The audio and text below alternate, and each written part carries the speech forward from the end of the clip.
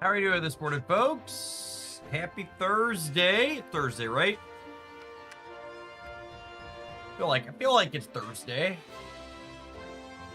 We're gonna kick things right off with some supporter lobbies. Just drop the code in the Discord server if anyone wants to come play with us this morning. Neon Taker, thank you for the baker's dozen. I appreciate that. Welcome back. Good morning, good morning. Beep, beep, beep. Do, do, do.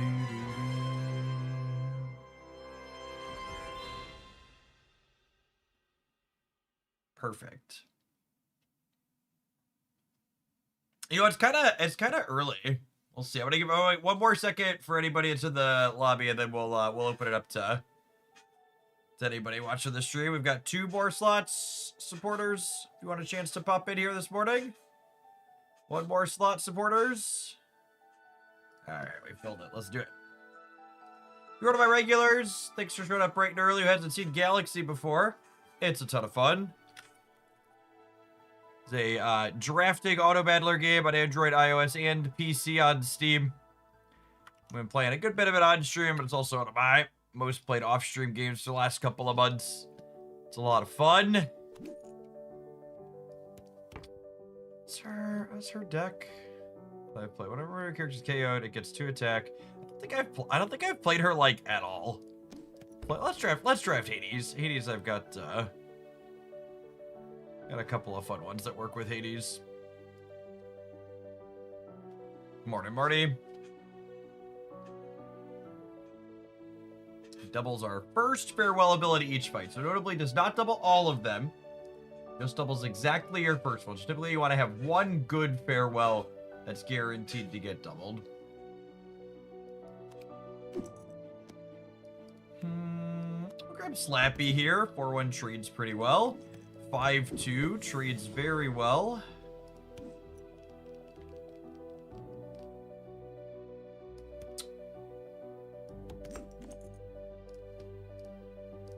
Prickles with Silver Slappy. That is a solid opener. And Busted Bot is lovely here. So that's a farewell that summons a 2-2. So when that dies, we're gonna get 2 2-2s. Be a little greedy and grab the Mysterious Egg in the back here. Is there a certain point where you unlock custom decks? I don't seem to figure that out at all. So whenever you finish top half, first, second, or third, in a regular async draft, you get a random card for your deck. And then that, when you collect enough cards for a custom deck, that option opens up to you.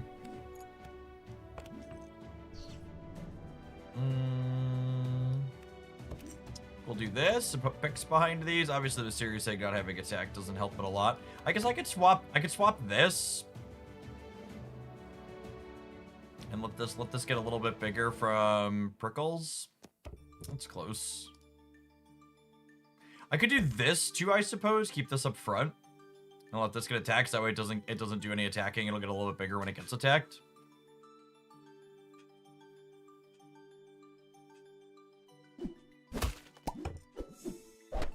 Oh. That's unfortunate. Losing our second bot, I guess, is a bad what's it called? Maybe that means I do want to do it this way. It's probably the case. We meet in a tavern. Yeah, none of these are very exciting. Let's grab a random one coming. 5 health is an upgrade from 3 health here. Silver Moon. I would love to silver my egg. Make our egg a little bit bigger.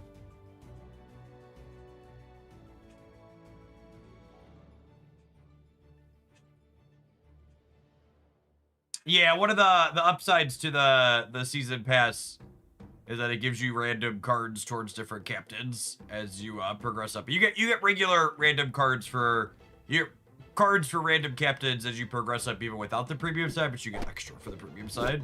Poor Pickles. Bad monkey.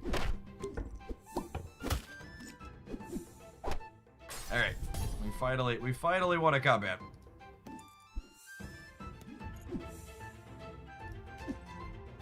You get a treasure, get an extra shop for the turn. It's not terrible. Rage Mage is nice. Not Rage Mage over Prickles? I think I might.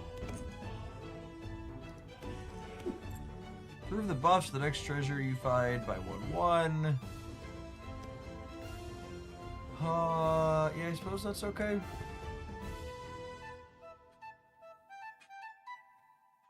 Kind of a mediocre start for us here. We have some, like, okay-ish numbers. Nothing too crazy. Yeah, losing a full heart there's sad, but not unsurprising. Next 3 characters recruit at 4/4. That sounds great. Okay, Mechanical Dragon's a good payoff for our captain, and it'll make her treasure hoard go up. Yeah, Mech Dragon with Hades is good. On a Silver Moon, the Mech Dragons. That way, if we can hit gold on it,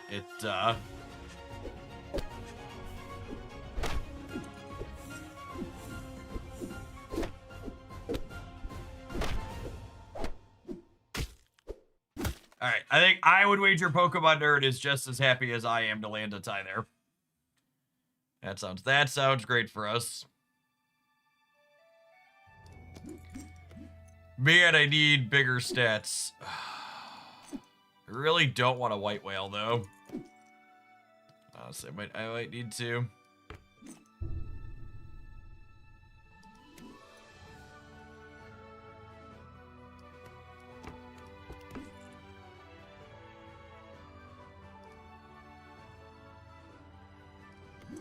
So if this manages to die first somehow, it's exceptionally bad for us.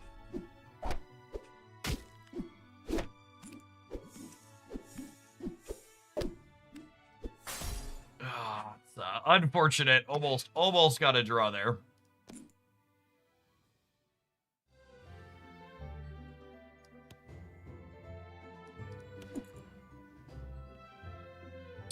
Snapping Hydra is kind of appealing. It uses up my, it would use up this, though, which I don't love.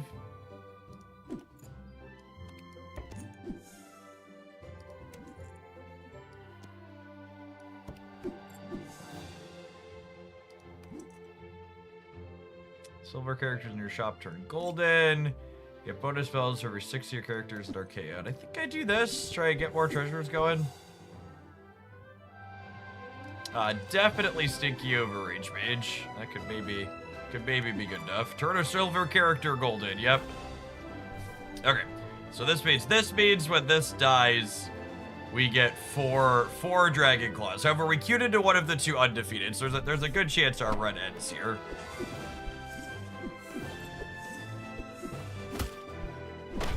Oh, that was a terrible 50-50 to lose. I'm so sad. The only solution is to hit play again, but I'm sad. I'm sad that we lost that 50-50. We almost stabilized this draft. If they would have attacked Stinky instead of Papa Bear there, we would have been able to hit it. All right, subscribers.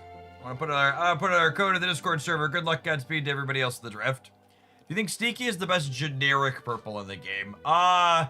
He's probably up there in terms of raw power. I think there's a lot of value in any cards like Stinky and Wicked Witch that can just answer really large things potentially. Wicked Witch is a collectible card though. That's a little different than Stinky just being in the regular card pool. As far as regular card pool epics, he's probably the best, yeah.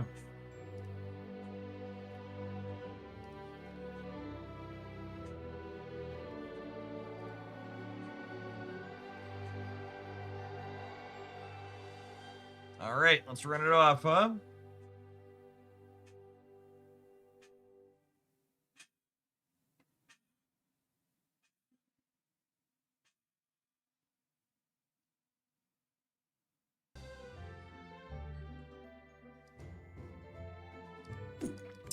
I do enjoy Zagreus. Speaking of Wicked Witch.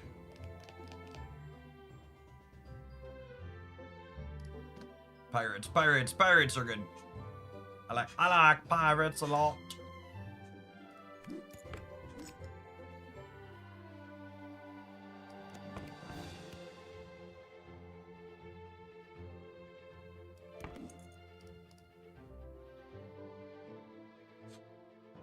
I'm actually really close to Daytona. The fact that they were undefeated that last draft, my mediocre draft that was starting to recover, like, almost tied them.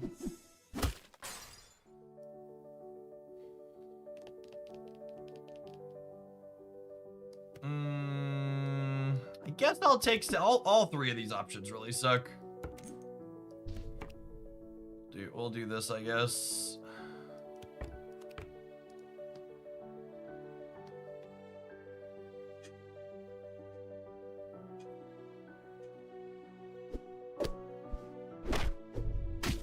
Alright.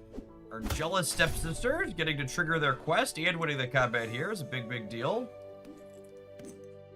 I'll happily take all my characters at +2 health. Ideally, I want to be really defensive early with this character because we want to specifically we want to have our hearts lose later, so that way we get better treasures out of them. So drafting more defensively early has a lot of value.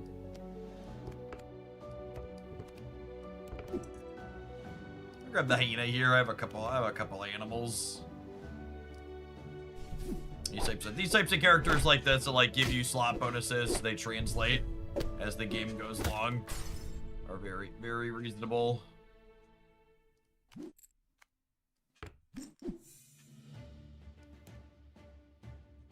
We need some more pirates, but there's our first one. First slot is 5 health. Can I take that character? Shop have 2 attack. That's close, actually. I'll take characters in the shop have 2 attack. Let's grab the Minotaur here. I'm gonna shuffle these around a little bit to try and make sure that I get a buff at every slot, so that way if we find the ship-shape inspector that has the quest to have a buff at every slot, it's triggered for us.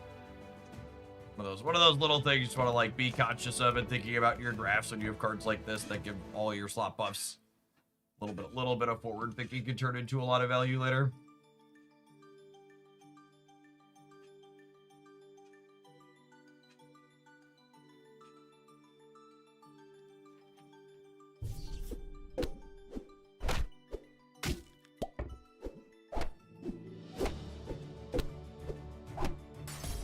We get the win there, which heals us back up. That's excellent. Do I want Blackjack? I kind of don't mind Blackjack. I might put him in the front slot, honestly.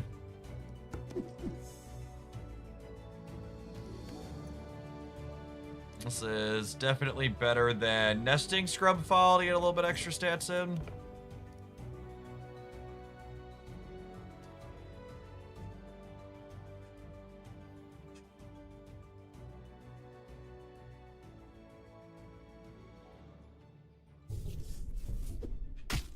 Alright, so Blackjack's gonna go ahead and get us a treasure here. Lovely. First time this survives damage each fight.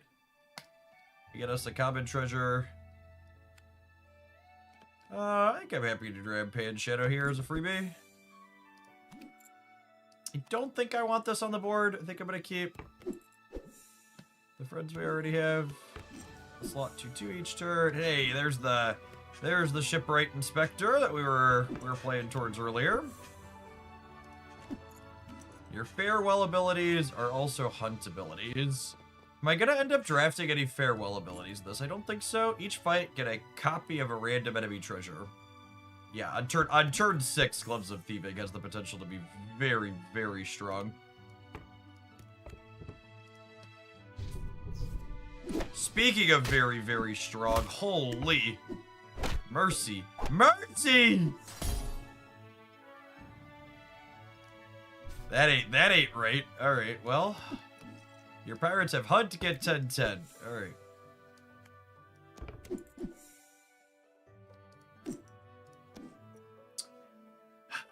With the Potion of Treasure Finding, I kind of like taking Scarecrow here.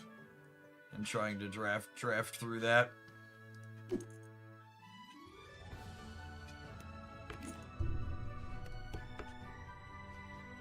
Let's look at this. Let's look at the legendary treasure.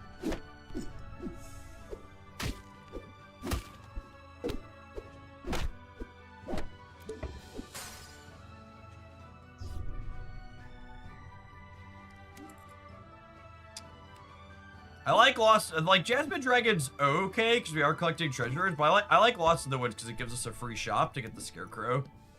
Scarecrow, trickle it in more. I don't have a good direct way to scale my threats here as part of the problem.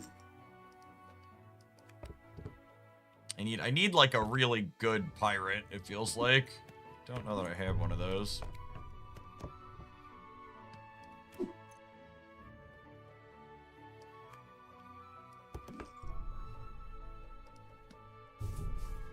Yeah, we're so outclassed here.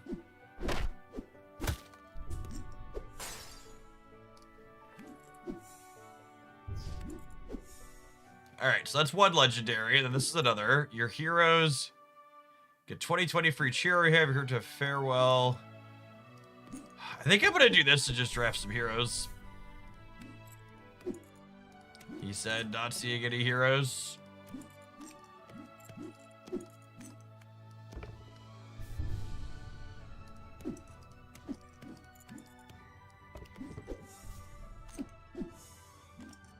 Your next shop is a secret rare character. Your legendary and secret rare characters have 10/10. Lowest rated character shop is 50/50. Man, this is kind of close. I think I just need to take this because I need numbers.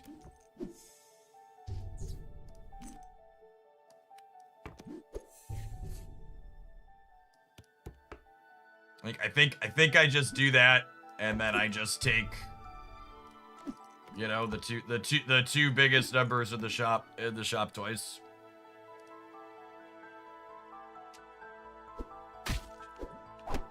We're gonna be giving up blackjack here.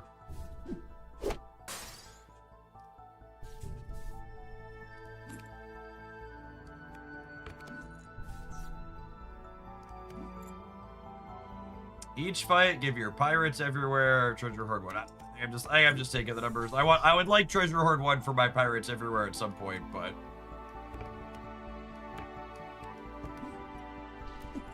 and then Tin Man triggers here.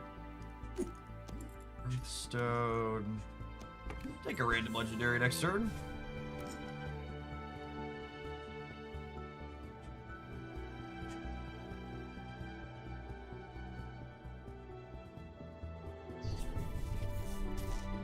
Alright, well, if we don't kill Natterjack here, they are probably playing for first.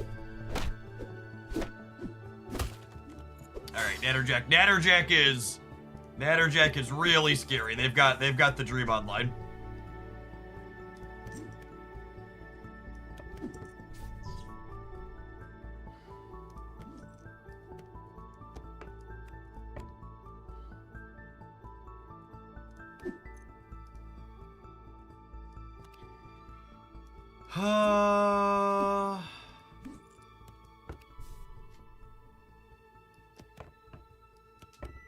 Gets this order still.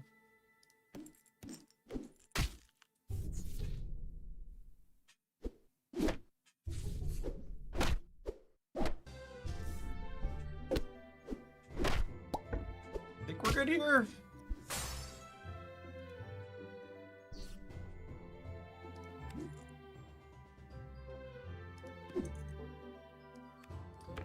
Silver our friends. Tink. Honestly, I was gonna draft Jolly Roger to get the guaranteed first attack this turn, I think. Are you bullying Jeff this morning? I did get last place in our first draft, but this one's potentially looking okay. Never mind, I lied. We're third. If we're lucky, we're third. Tie. All right, we accept. AK is online though with Artemis. There are two people who are scaled really hard in this draft.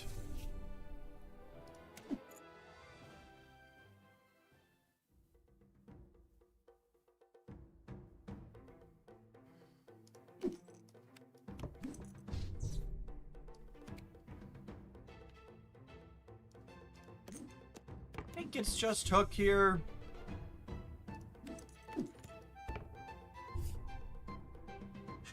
Yeah, our gloves have not been particularly good. That is accurate. Our gloves of thieving, I was like, oh, gloves of thieving this early are really good, and then they just like literally haven't done anything. Yeah, there's the worm scale tinkerer. Like I said, this was when I saw their draft, I was like, okay, we're playing for.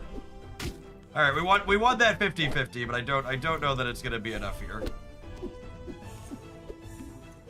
All right, we made it out of that one alive, and then we made it out of that one, and we stole another freaking common, what's it called? LOL.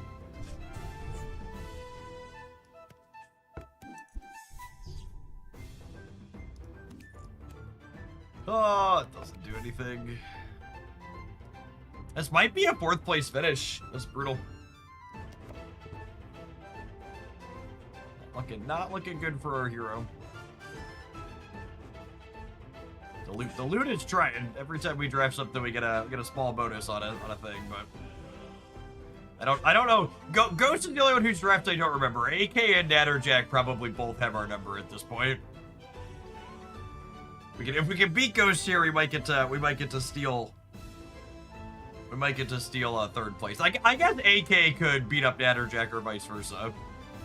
Artemis is always strong for me. Artemis is one of those champions that's typically feast or famine. You gotta make it out of the early game.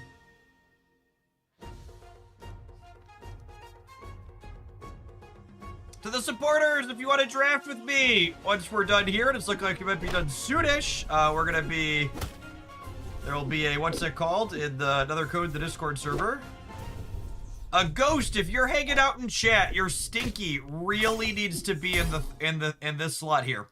I think I probably lose this if your Stinky's in the right slot. Oh, I get to steal an extra captain. Get a bonus shot when you level up. None of these really do anything for me.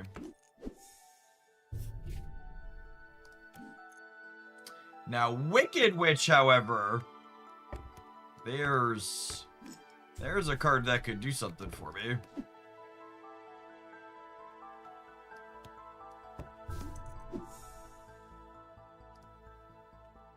All right, we're gonna get to attack first, and Wicked Witch is gonna hit the center, and then we're gonna win the round.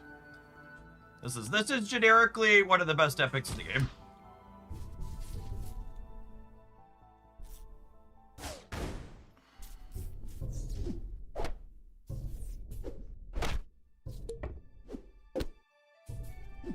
Still not gonna be enough. Ooh, I get to only lose half though. If what's his name? If Captain Hook would have hit the Zeus there, we might have won that.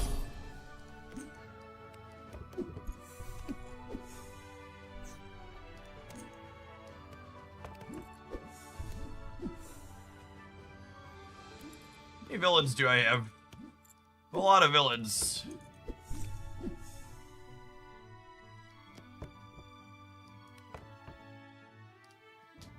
All right, we've successfully top half, which means I think we're actually beating expectations.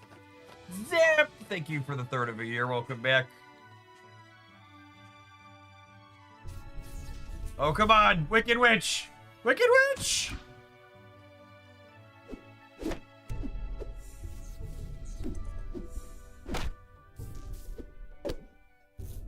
Oh, no! Oh, we were so close. We were so close. It's a tough draft. If these attacks had gone slightly different, I think we could have taken if the attacks went slightly different, I think we could have taken 3rd there. Our Captain Hook had really bad variance in these last couple of rounds. He just didn't get to hunt anything. We needed him to land a hunt on thing, and we got a 3rd beating. And look at all these good treasures here. And we got another freaking beating baby. World's worst thief confirmed. All right, lobby code's going up, gamers. I'm gonna tap an advert while I post this lobby code so something happened in the middle of the draft. Thanks everybody for hanging out. Happy Thursday morning. We're doing some Once Upon a Galaxy to start today.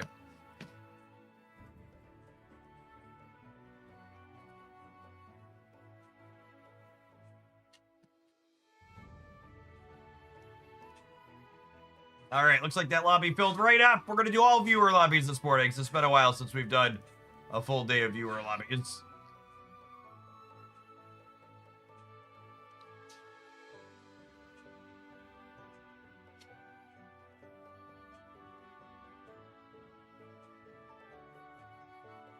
We're too honest for that treasure to work. Yeah, we have to avoid gloves of thieves in the future.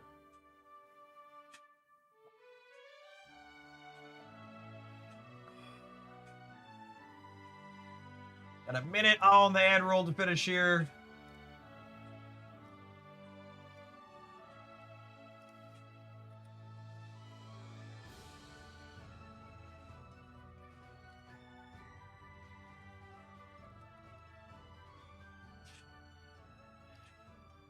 Yeah, usually we have enough people that I ask everybody just to queue up once. We're gonna do all viewer drafts for like 2 hours this morning, so maybe we'll hit the end, but usually there's enough folks that I ask everybody just rotate through one time.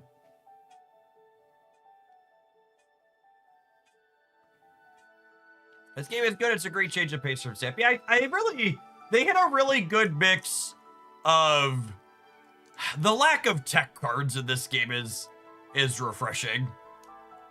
It's a very, very reasonable get to do your big thing type game, basically.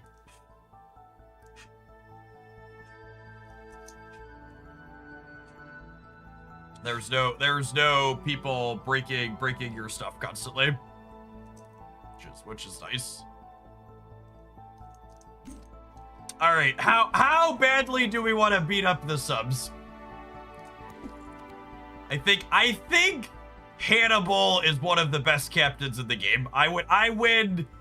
Hannibal's probably my highest first place captain. Skip's a little bit more fun though. I'm gonna draft Skip. We'll be more fun. We're not gonna sweat the subs too hard. Skip can pop off. So Skip, you skip your first round of drafting, but then you have uncommon things starting on turn 2 instead of 3. And then rare things starting on 4 instead of 5.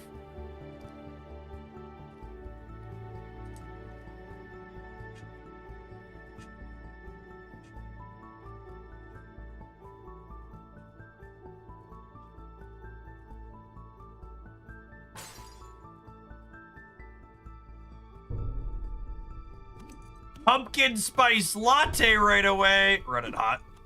Into a toady.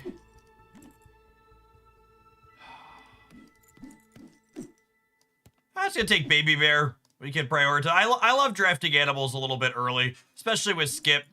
Animals are a great start your draft here and pivot out of them, or remain in it if you hit the right payoffs. You get like a mama bear and a papa bear into a what's it called? You'll go plenty.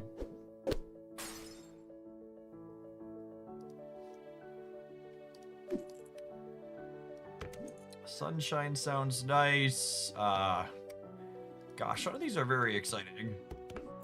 I guess we'll take Snowball. We're early enough to start building that up. There weren't any animals in there either for Baby Bear to work with, which is sad.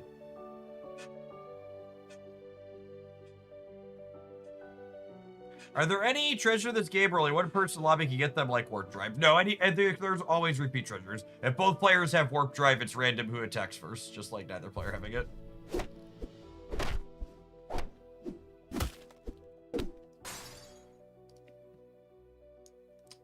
Real good start for us. Yeah, I think I'll take Two-Headed Wizard. Double up our next spell.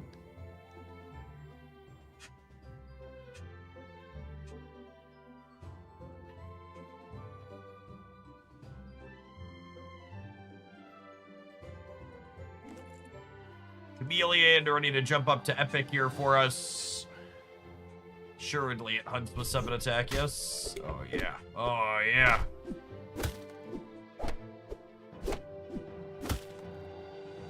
Happy to take a tie there. Ninja in training is a stellar hit. That is a very, very good one.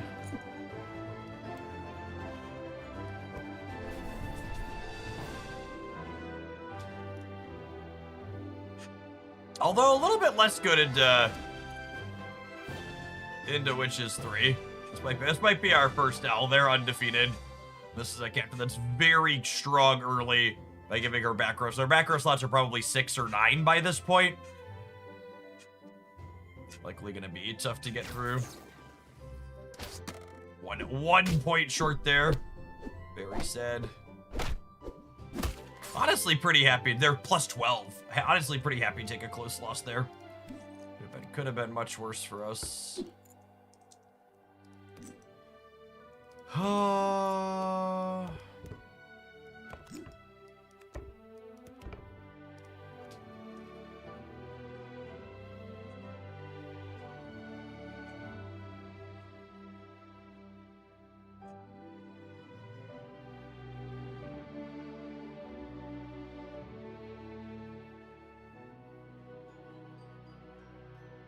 Can't believe you passed up Rage Mage. I just don't have any other spellcasting synergies at the moment. It's like an alright card on its own.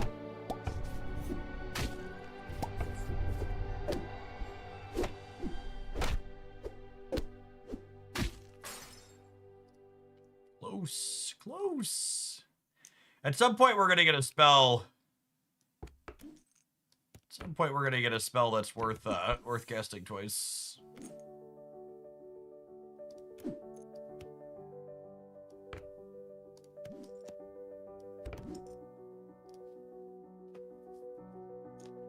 I think I'm holding on Maverick and Icewing for now.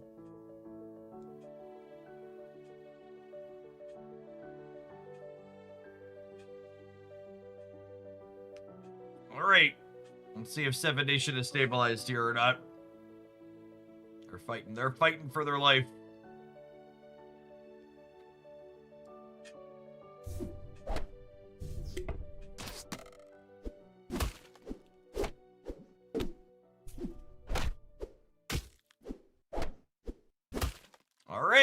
All right, they're still in it to win it.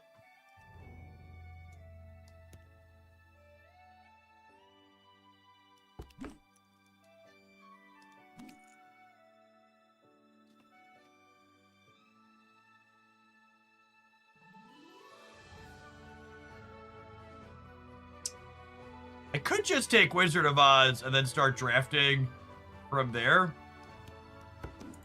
Start prioritizing some more spells from there. Yeah, just the base 30-30 is a lot of stats, yeah. You know, I don't have a solid direction that I'm building in at this point. All right, actually, I gotta lose a full heart here, yeah?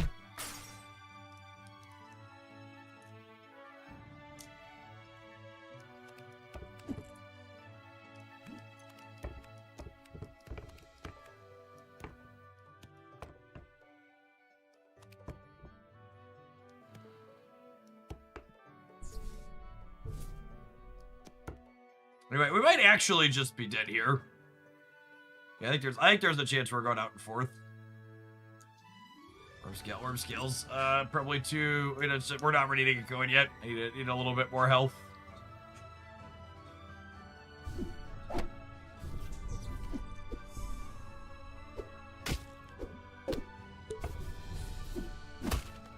Yeah, we're not even making out of this with a half heart.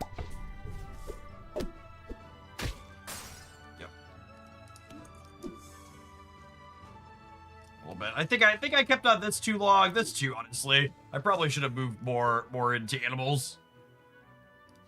I didn't find any early to mid game. If I did mid game stuff, our early game was actually okay. If you haven't had a chance to play yet, there's a new lobby code up in there. Once we busted out in fourth. Appreciate the folks that are drafting with us this morning. That popped right up. Look at all our Hoagland needs ready to go. Some drafts you start opening synergy payoffs. I think that last draft was more on me than anything. I was like, I'll take skip again, actually.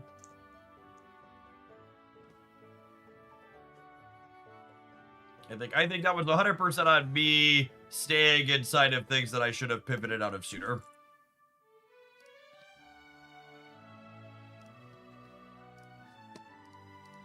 You are right that sometimes you just don't find the synergy payoffs you like explicitly set your mind that you wanted, but you should be moving out at that point.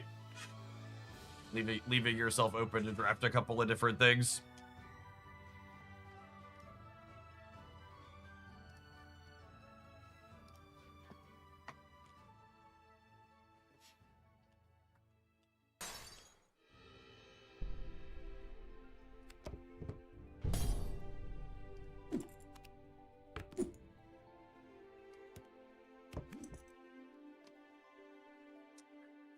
Okay, turn 2.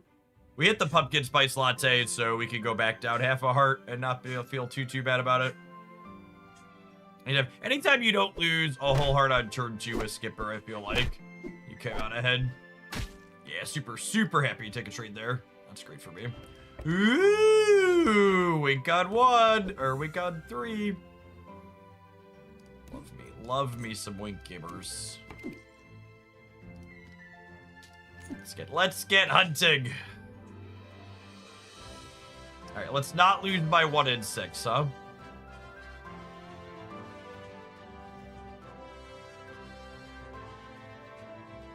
Jace has the silver border on their captain, meaning they've unlocked all 80 custom cards for it.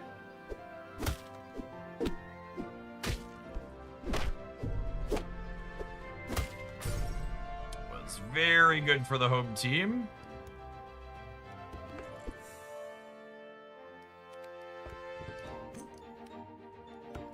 I like taking Navi proactively here. Blackjack's kind of nice too. I don't hate giving attack though. I'm gonna grab Blackjack, and then once the Cowardly Lion gets us a treasure this turn, Copium, we will we'll trade him out and put Blackjack in the front row. Farewell, get +5/+5. I love that for Wink. Boonwell on the back. Who's in the tavern, eh? Combustible Dragon's actually not bad. We get Blackjack going here a little bit.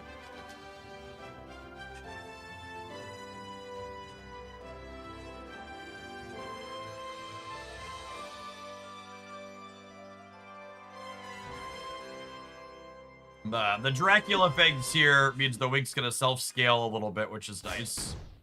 He's kind of getting to the point where he can't keep up with things, so he's going to get bigger or get swapped out. Ooh, Pisces is a wonderful pull. The character for the attacks, it gets 6/6 now. Who are we meeting in a tavern? Stinky. Yeah, I'll replace Combustible with Stinky for now. That gives me a little bit more sustain.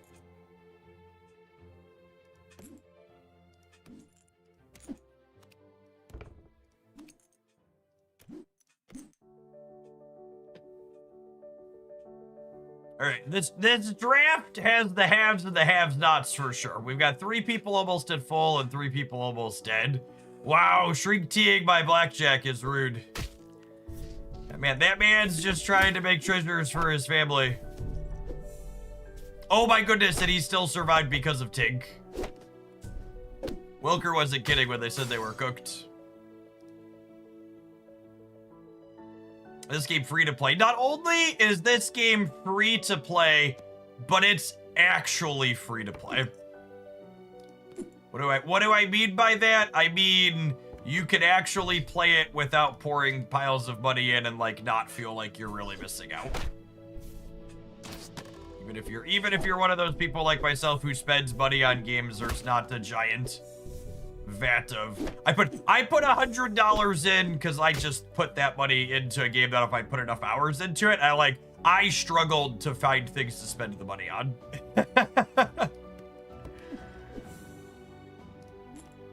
Hunt, give my slot 4-4. I love more things to power up Wink.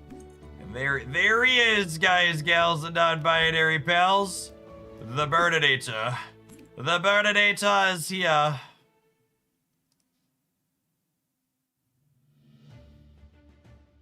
I agree with that. I feel like multiple shrink teas should probably have multiple things. It'd probably be like highest power thing that doesn't already have one. I just need... We can still lose this, gamers. We're in a position where we could play for first, but we're not a guarantee yet. I really need I need our Dragon Fae. It's the friend we're looking for at this point. Mix and match the Boon Willow here. Maybe get her some stats.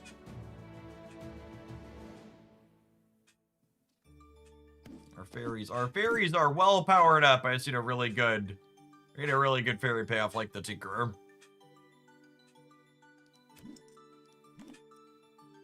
If we golded anything, the Burninator starts to snowball for us too, because we'll get to keep all the treasures from it.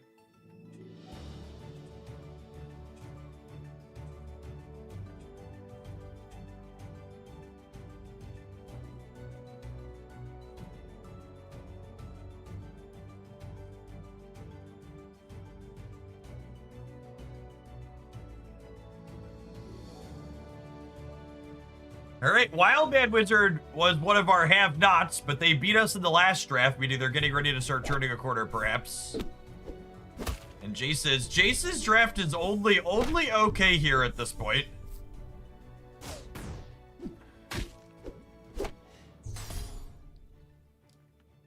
Is it so early access? No, it is a full release. Each fight, give your characters 12-9. I think that's better than Boon Willow at this point, yeah? Boon Willow is giving +8/+8. This is gonna beat that in one turn and it gives it to everything. This isn't the Tinkerer that I'm looking for, but it's a payoff for the fact that Wink has given our fairy buffs extra. Normally this gives 3-0, but Wink's been hunting, and every time Wink hunks, all of our fairy buffs get better.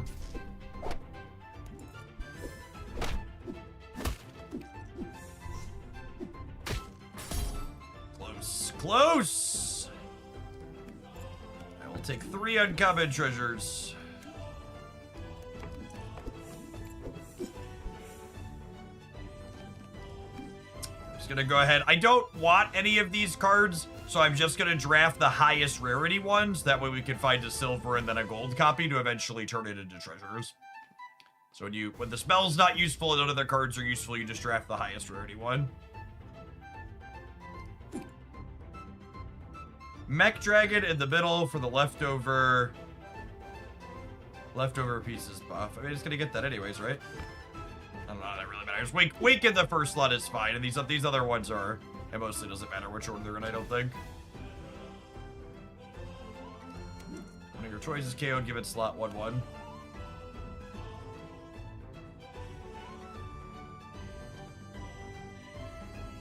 Sparkle's gonna keep powering up all our friends. Wink continues to hunt every turn. Oh, it gives us slots behind it? Oh, I misread that. I thought it gave its own slot. No, you're right. You're right. So movie that's the center is strictly correct.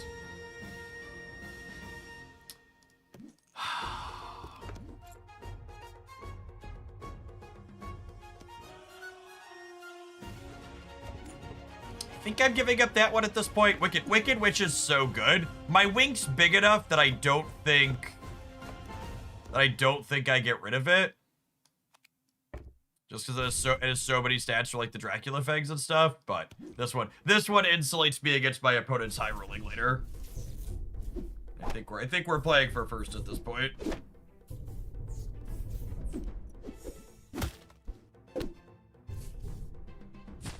Ooh, Morgan Le Fay might get us here. Yep, okay. Morgan Ranger really good. 3 epic treasures is really good too, though.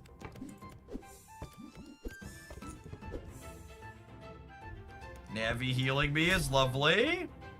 Again, don't really want any of these, so I'm just going to draft the highest rarity one to work towards legendary treasure.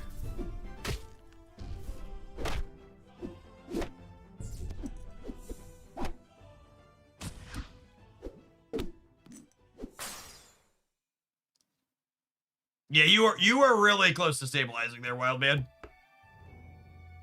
Agree. Nothing too exciting here. Thankfully, and our draft's in a really good spot because we've got Sparkles, who's giving us guaranteed scaling every turn, but we also have explicit pieces we can look for to make our draft better. And this is kind of like that ideal place to be in, like the early end game, where you're like, I'm still getting numbers every turn, even if what I see in my draft options brick, but there's also key ones that could be good. Oh, yeah, that's true. Maybe through the looking glass and wink is an okay idea. I could buy that for $1. Ooh, I think Jason's got me again here. This being 5 points short on there is tough for us. Yeah, Jace got us again. Those ranged units in slot 4 are real good. Okay. Whoo, doggy. Well, I mean, we're definitely drafting this. I'm just debating if I'm replacing anything on the board. Part of me wants to give up Sparkles at this point. Is it the mechanical? Do I give it the mechanical dragon? The random dragon claws from this don't really matter much. I guess this isn't that much bigger than this, but I guess it's going to scale more with the treasures, right? I want to replace that. I want to replace that one. After you lose a fight, get an epic, rare, and legendary treasure. Oh, man. Oh, man. All right, well, Jace beat us the last two. Does Hephaestus change the dynamic here?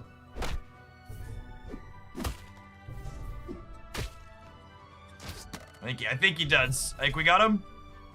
Yeah, that 50-50 win means we got him. Cool.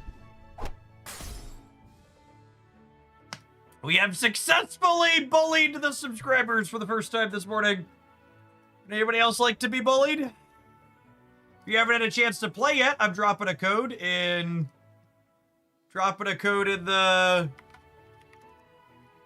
the Discord channel. Again, if you've had a chance to play a lobby already this morning, I ask that you give other folks a chance to pop in first.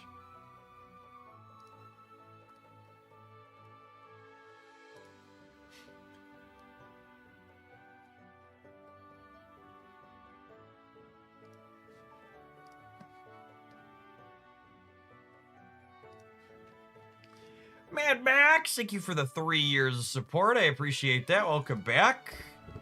Little Genie's usually a favorite of mine. We got Wink and Pisces with Wormscale at the top end and Floopsy. Who's not badass? Another Floopsy build. I think we're gonna be Floopsying in some way. Let's do Spells Floopsy, I think. Love me a Plunder Penny Open, chat. It's my favorite. The old Plunder Penny Open.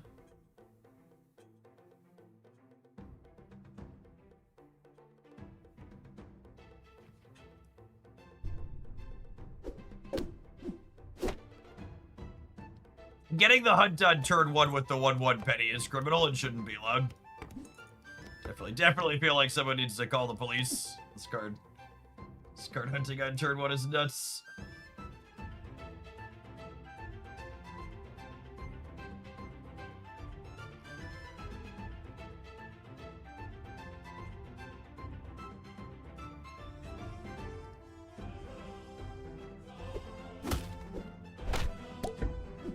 Penny not getting to attack there is sad. Is not getting to hunt there is sad. Oh my goodness. We're gonna take a full heart loss? That's fucking brutal. Alright, we've been punished for our illegality. Where's the Galaxy code? Get posted to the Discord server in the Once Upon a Galaxy channel.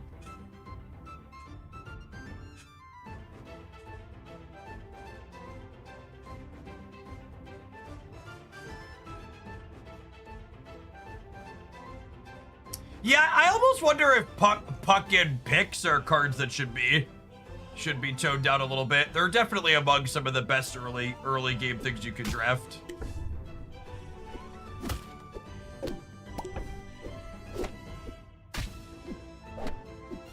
Really happy to trade even there, I think.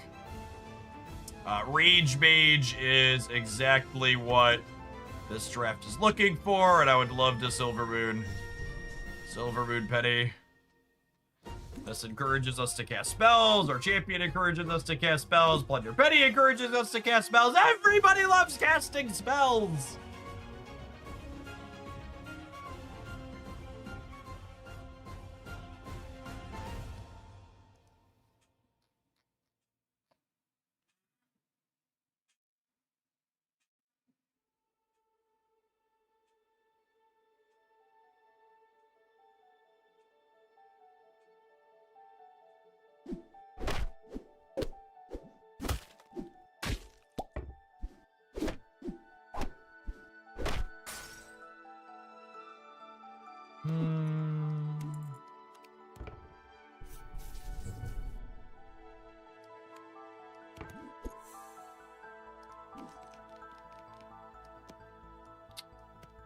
$12.9. I think I'm doing this. Getting him scaled is nice. Would be nice.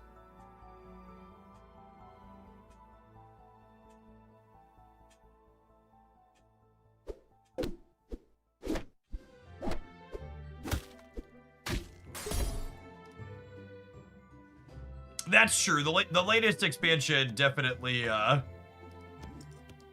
pushed the gameplay in a direction that was a bit faster. I assume that was intentional. I'm supposed to power up Greenbeard a little bit. I don't know. I feel like I'm still in the all-in on Penny Plunder portion of the game.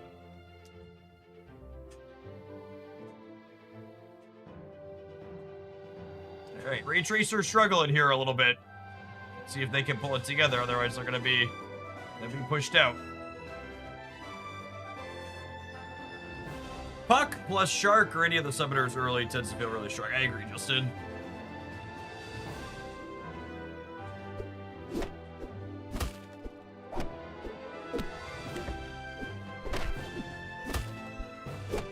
All right, Ray Tracer lives to fight another day. Giant grow the Greenbeard, I think, so that way hopefully it can hunt a little bit.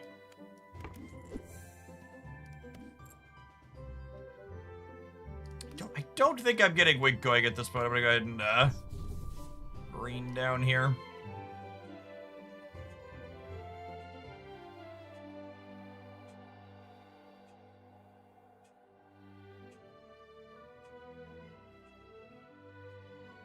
Twitch auto-scaling really likes putting you down to 360p. Yeah, that's more about Twitch wanting to save bandwidth than about wanting to save you anything in particular. Oh, Penny getting to hunt twice feels like cheating.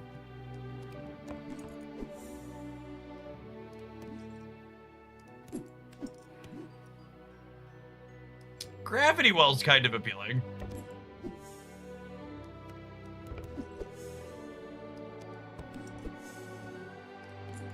Give your character 7 water, then your silver characters get an additional stat. I've got so many silver characters, chat. Very, very solid aggressive start for us here. Greenbeard big enough to hopefully get to hunt from the center is quite strong too. GG, Ray Tracer. All right, we're queuing into the undefeated gamers. This will give us. This is a good like, you know, measuring stick for where are we at in terms of can we win this draft still.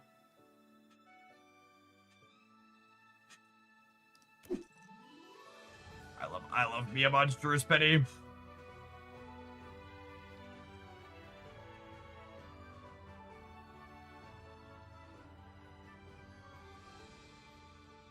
The random goodie bag for value here. That's just been like Neo dodging my my little GD buffs is sad. Hopefully she could grab a Greenbeard bonus here soon.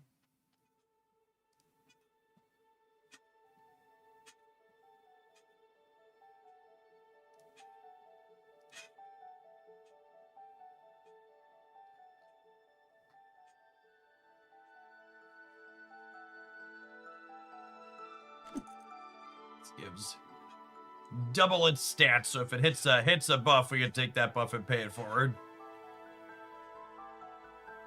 Uh-oh, gigs!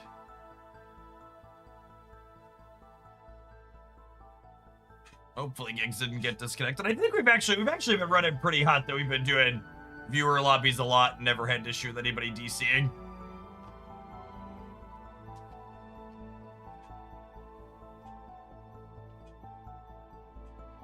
Had a pause for a minute, but he tagged into the Discord server.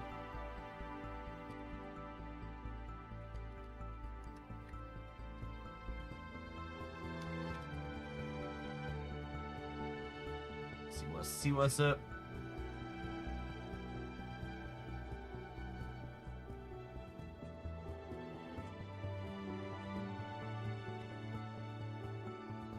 This game needs a non-fungible trident.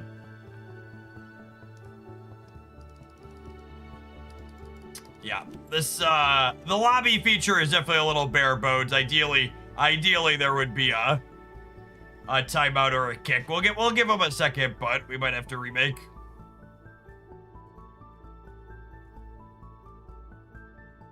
They got disconnected or pulled away.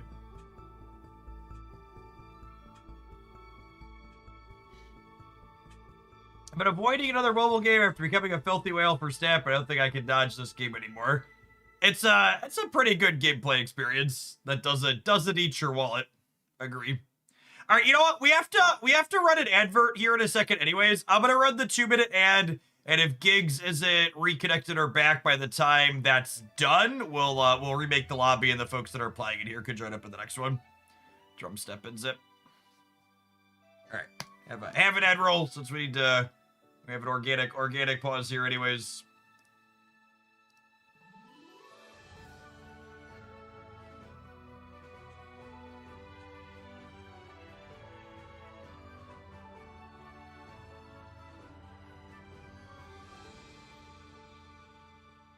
Can you? I'm pretty sure there's no way to. So you can concede the game, and I can back out to make a new one. But there's no way for me to like force the person who's timed out of the lobby, unfortunately.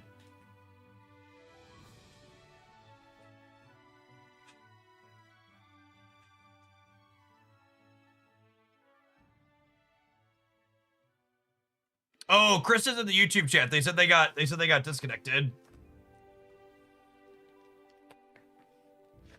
If you relaunch and hit join and put the code back in, does it work?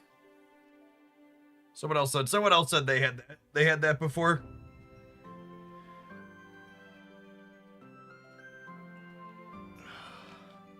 Yeah, I'm sure extra features like that'll be coming to this eventually.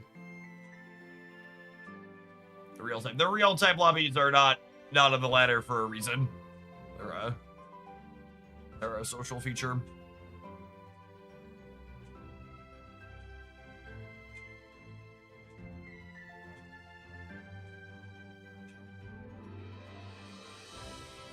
All right, Gigs is gonna give it a try.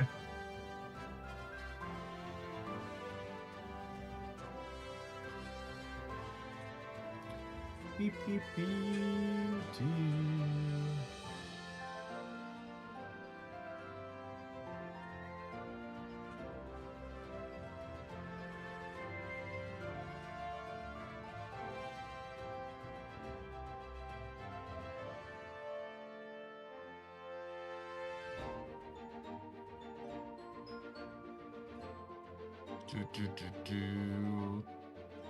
All right, Chris is trying to get back in. I got another count of 30, and then we'll kick it and restart.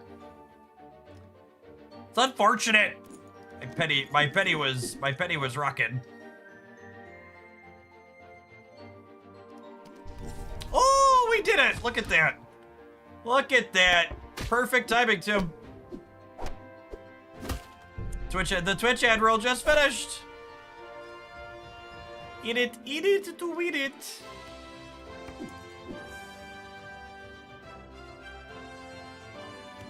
So Puck's not doing a lot at this point. I think I'm gonna put Ninja and Trading in the back here. Get us a solid ranged unit. Lovely. Lovely, lovely. Oh, you know, maybe I should have giant crowed the ninja. Yeah, I'm just like on autopilot. Targeting.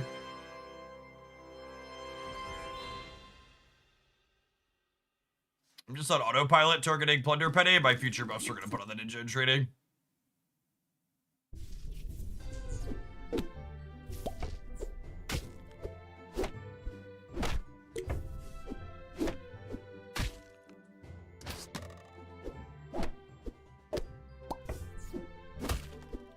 Penny surviving to getting a hunt choice always feels like cheating. My golden gal.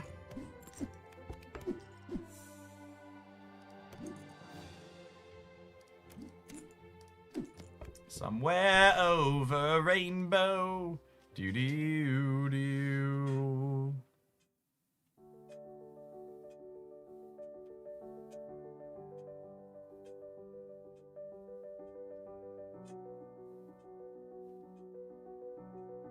So our draft is like a solid like 6, maybe 6.5 out of 10. But it doesn't look like anybody else in the draft has put together a 10 out of 10 yet. Oh, Chris, it didn't actually let you in? That's weird, it did 2 rounds.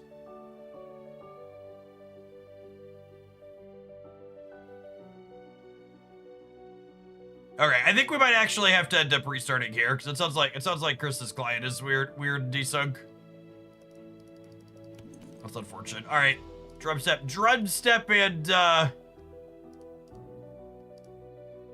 nope, it's going. That's so weird.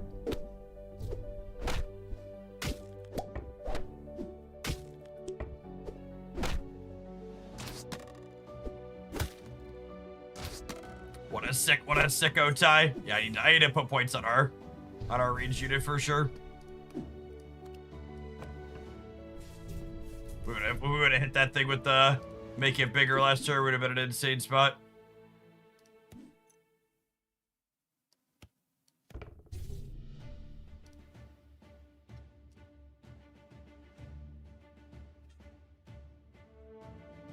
It's doing some kind of timeout because I conceded my thing. Oh, that's interesting. But like here, it's not waiting for you. Is weird. Like what it waited for you, and this one it didn't. Whatever. If it's letting us play through, I'll take it.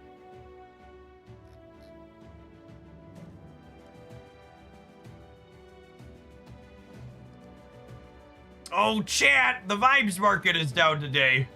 Who let the bad vibes in the room?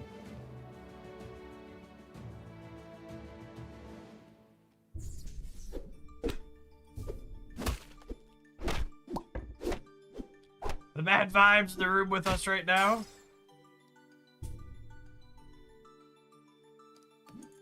My front row slots get 14-1.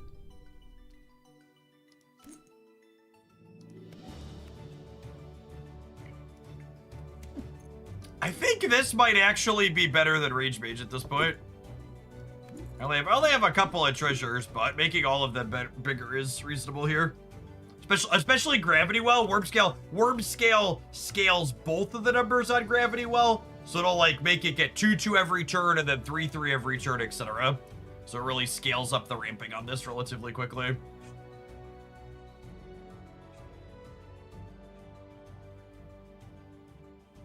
You might have done Flopsy. I just don't have a big slot bonus for Flopsy. It would take me a while to get Flopsy going. Hitting Poxitawny there was so bad. Holy.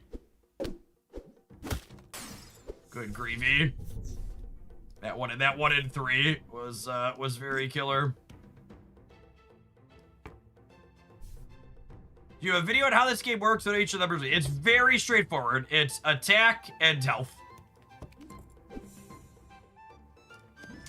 That's all there is to it. Your pirates have treasure hoard 2. I have 1 pirate. I have 2 pirates? Alright, sure. None of those are particularly exciting for me. We're definitely playing for first against Zip.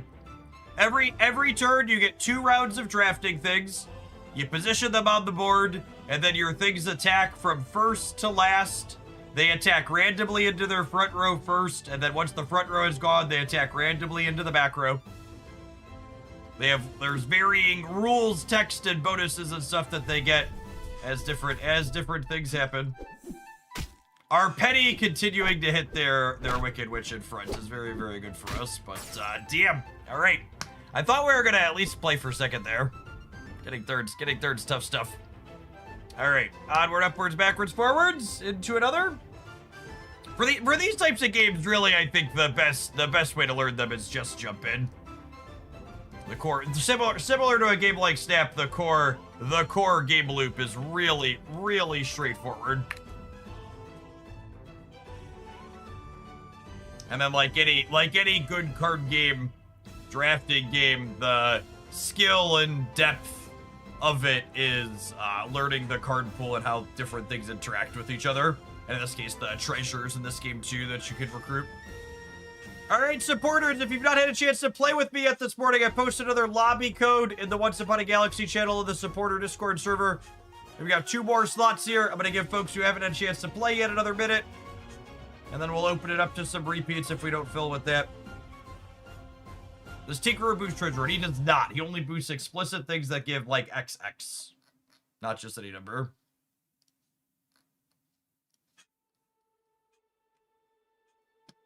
All right. Fill her up. Shout out, as always, to our community full of adults who are responsible. Let folks get a chance to join. I know we just did spellcasting, but what if I did some more spellcasting? This one's a little bit more dedicated spellcasting. When you cast a spell on a character, casting it on another random character. Loki loves Plunder Penny.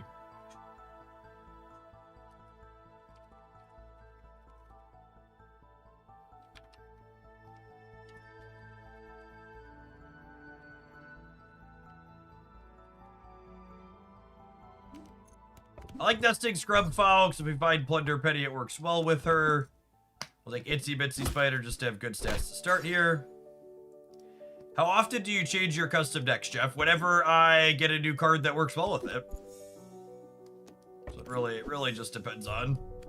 It's a lot of silver for turn 2 gamers, holy. So it really just depends on which cards you're getting.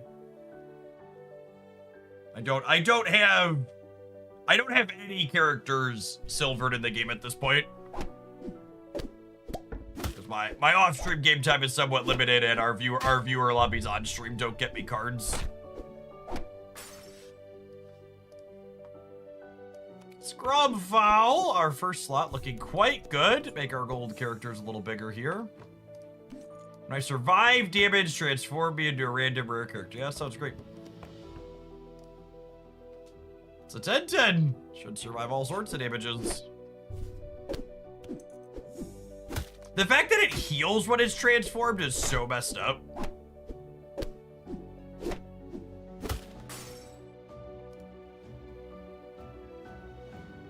It's so good. Let's grab Rage Mage, because Rage Mage makes Loki kind of nuts.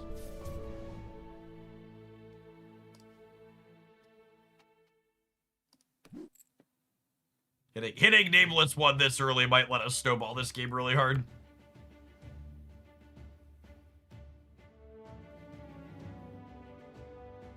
Don't ask me how many captains I've already silvered. Yep. Yeah, there's Jason, chat, believe it or not, has all of them silvered at this point. They've played an incredible amount.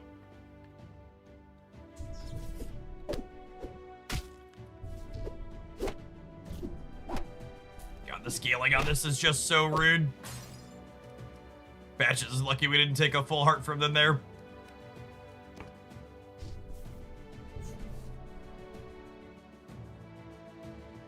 We have a good number of animals. I'm gonna take Two-Headed Wizard here, actually. Because I think we're gonna be casting a lot of spells with Loki, so getting this in play and letting it scale up as we cast more spells sounds great.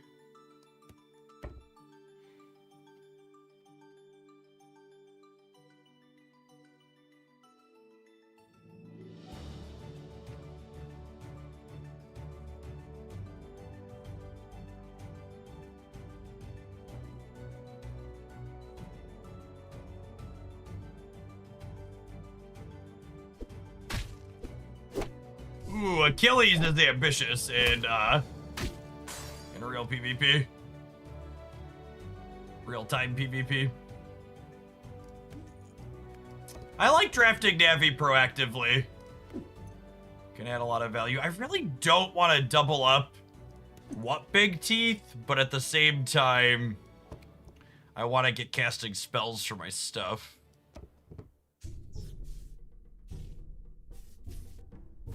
Did I give both of those the nesting scrub fall? It's kind of annoying. Eventually we're getting rid of this bird. Birds gotta go eventually, gamers.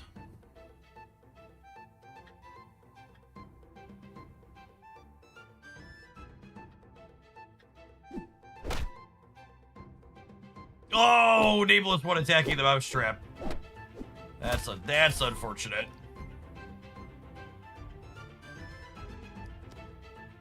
Ninja in training sounds lovely. I would love to cast bonus spells on that one.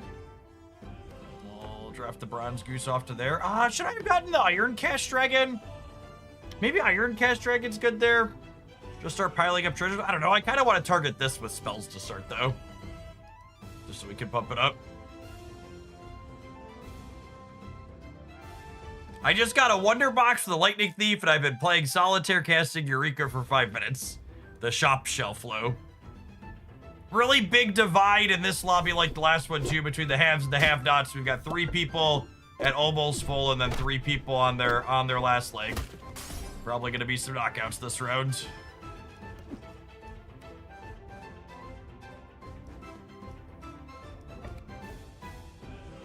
You see chat, greed, for lack of a better term, is, well, good. Hearts will be broken. All right, this is Medic's chance to stabilize. And then I have to deal with Patch's adjuster.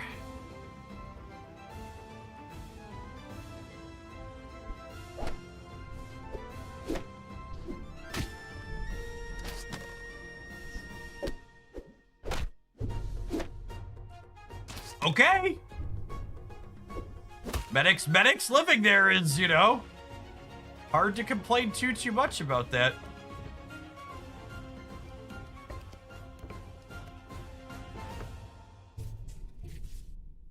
Oh my gosh, the double hitting ninja and training and this one is such a good beat.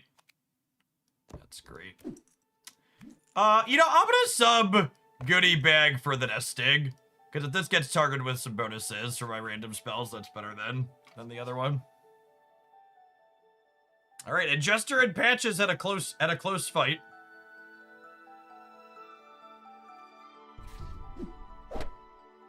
Stop attacking the mousetrap!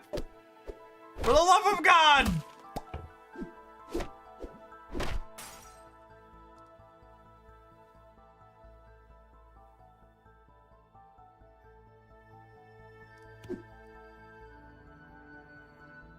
I wish I had some legendaries for that to hit, but I don't.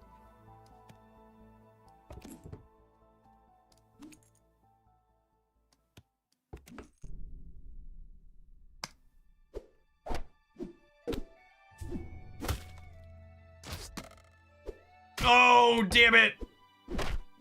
Fuck you. God damn it, Patches. That was so fucking rude.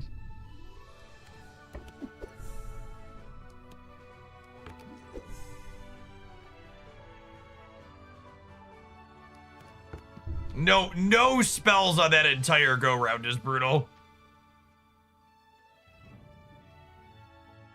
Really needed some spells there.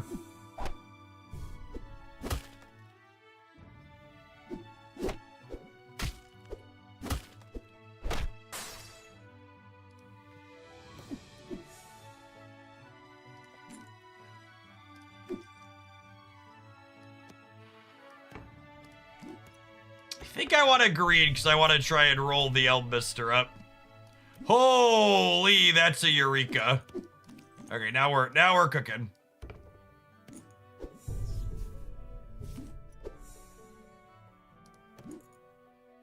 Each fight, give your characters 3/3 for each shop you had last turn. Yep. The first 5 times you recruit a mage each turn, cast a random spell. Yep.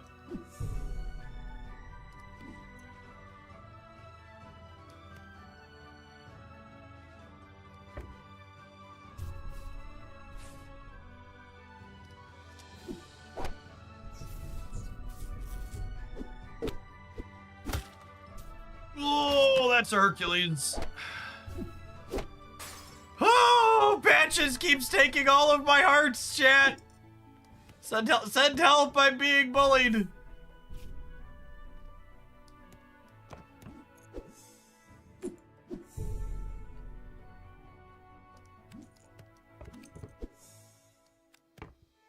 Oh no. Oh no! Mercy, mercy, Patches, mercy! I think we're cooked. I think we're cooked.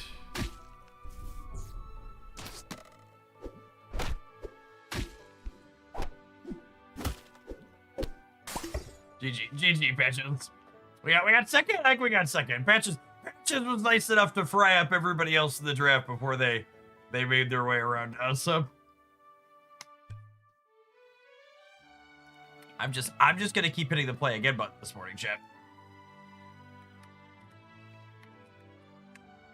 You've not had a chance to jump in a supporter lobby yet. There is a new code. Oh, in the wrong channel Discord server. There's a new code in the Discord server. Give new folks a chance to join, and then we'll open it up to repeats. Looks like we've still got first timers joining in.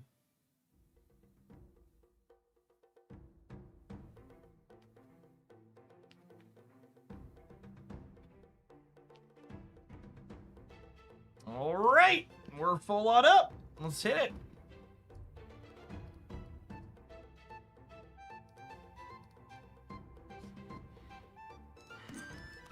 I do enjoy The Boy Who Cried Wolf.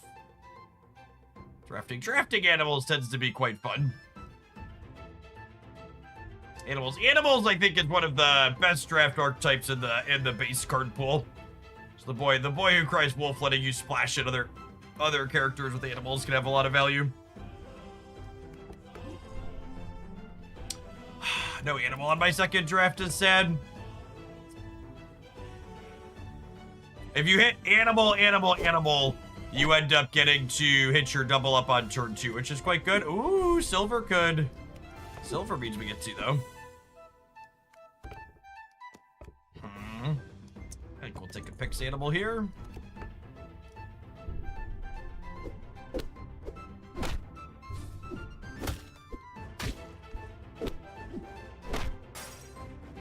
Okay.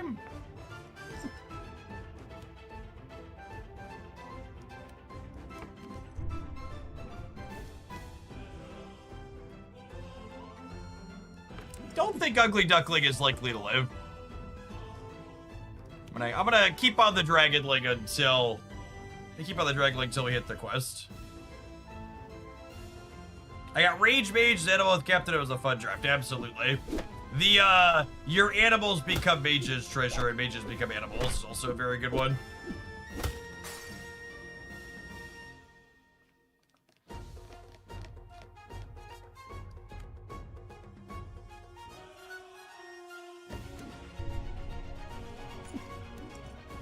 Monkey and front. I have a lot of units that are competing for my front slot. Like some you can tell once Upon a Galaxy is a real game because I got a comment from someone letting me know I was doing things wrong the other day for the first time. They're like, it hurts me how often you're putting your hunts in slot 3. It's like, well, in a game like this, like I have 3 characters that all really want to be attacking in the first slot, right? So like I order them. Like, is this an ideal slot to put Katamari in? Absolutely not, but I think Katamari's attack is worse than these other 2. So ideally, my composition changes eventually, but for the current composition that I have, that's absolutely the slot Katamari deserves to be in.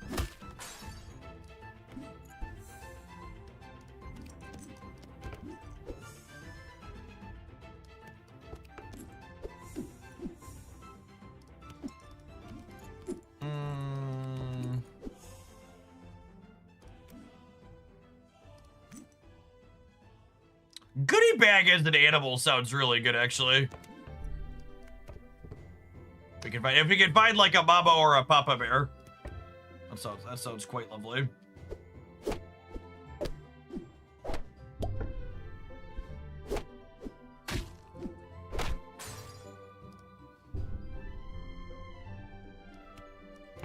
Two blind mice would be nice eventually, but for the time being, I really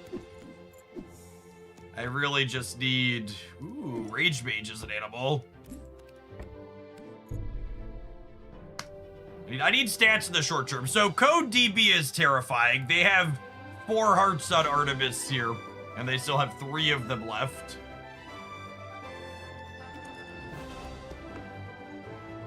I really need a mama bear or a papa bear, though. I need some way to start scaling the stats of these characters. Rage Mage will help us with that a little bit at least. We can keep an eye out for some spells like Grow the Pyrat or something.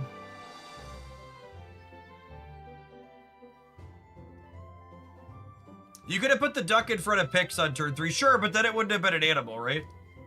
Which doesn't work long term either.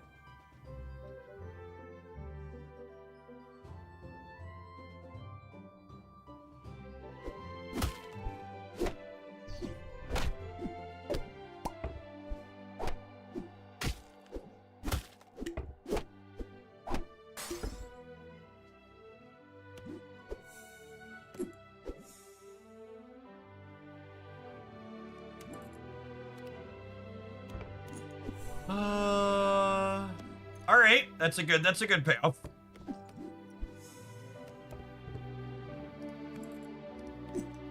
That's a pretty good payoff too, potentially.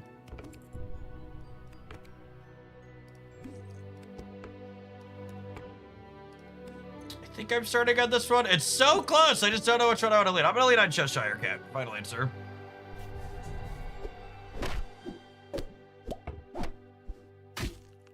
I think we're cooked, gamers. Oof.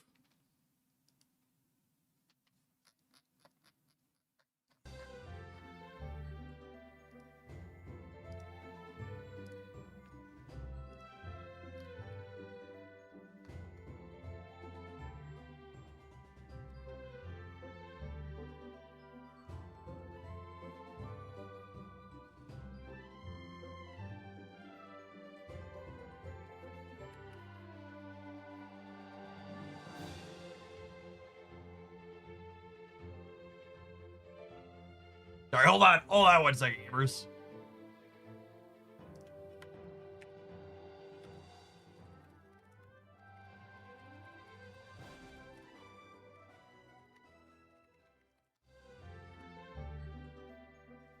All right, put a lobby code up here again.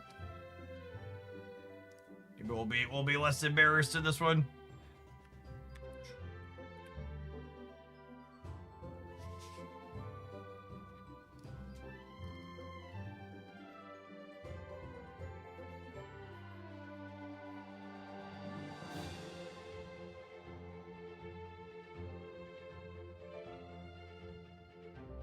If you haven't had a chance to draft with us yet this morning, looks like we've got 3 slots left here still. We'll see if we fill them up before we open it up to everybody.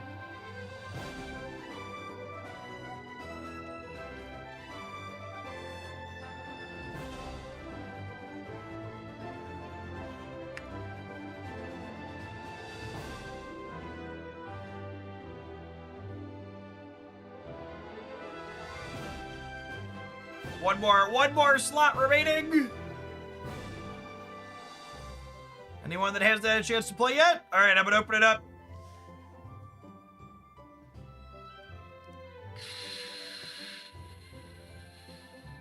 Hit it. Hit it.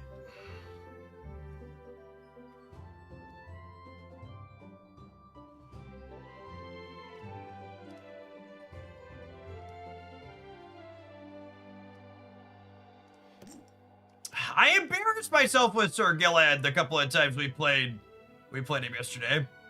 How's lobby play work? So there's no ranked and you don't get rewards at the end KMS. So just like a casual social feature, basically.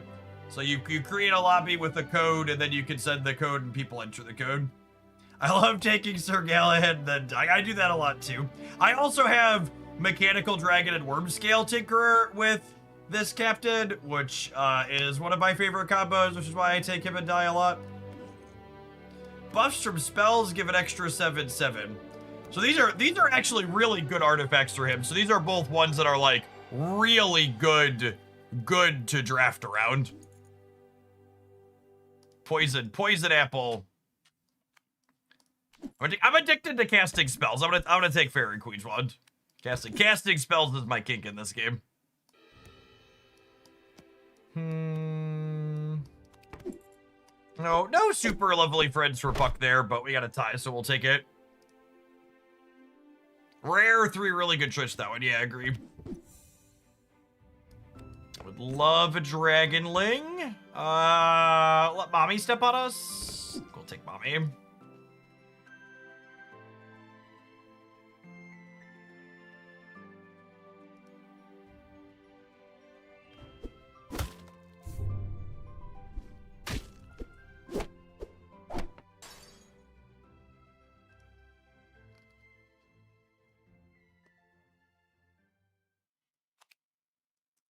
No villains here.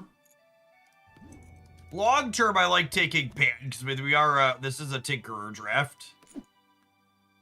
Do I have enough animals for Hyena? I don't think so, and I want to take the silver out here, so I get a redraft, and look at that, I get to have my Hyena and eat it too. Lovely.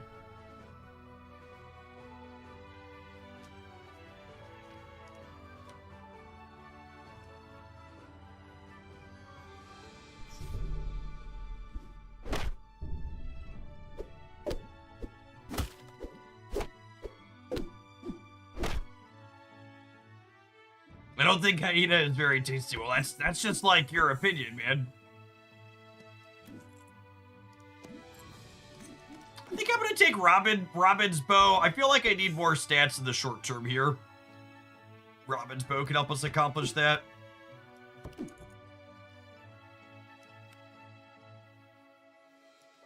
So I'm gonna grab Ahab. One thing I want to try and make sure as I shuffle things around is I want to get a slot bonus everywhere.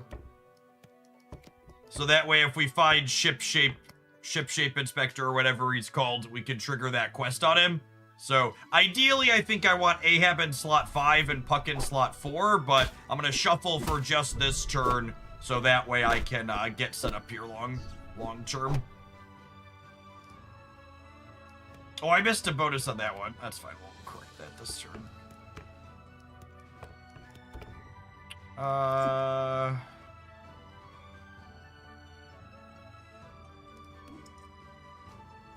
Love any of these. Improve the buffs of the next treasure you find by a little bit. That seems fine. We're not transforming anybody. Honestly, I was gonna take the lightning bolt. We're early enough in the game that this lightning bolt should murder something. And we're just trying to like make it through without losing too many hearts in this early game.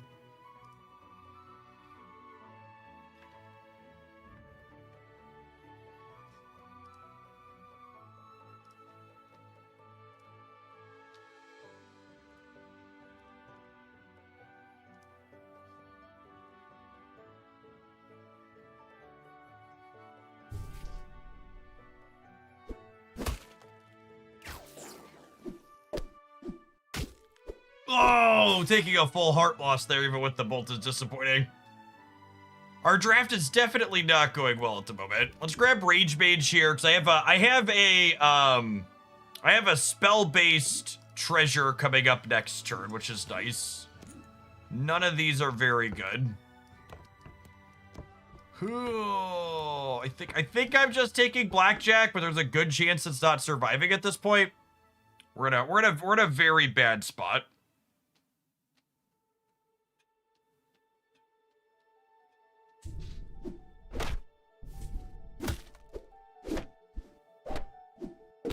Yeah, just gonna take another full heart loss here. Your Buster spells give an additional 8/9. So, what's the plan here? I can give a 10/10 on this slot. I think I just need to do that at this point.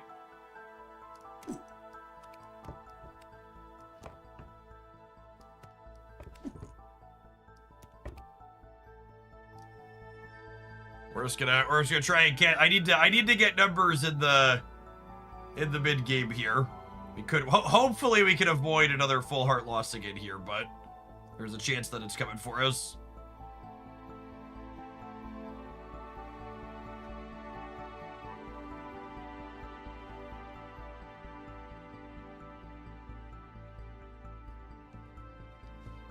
You can leave the game in the top right from the menu.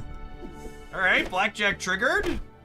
All right, so unsurprisingly, we didn't win the fight, but we did survive, which is all I can really ask for. There's a queen of hearts to make a bigger number.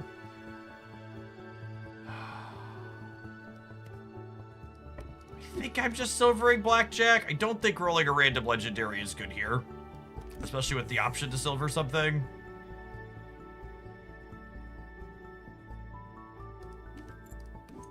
Man, I really want to take Mechanical Dragon, but I just don't know.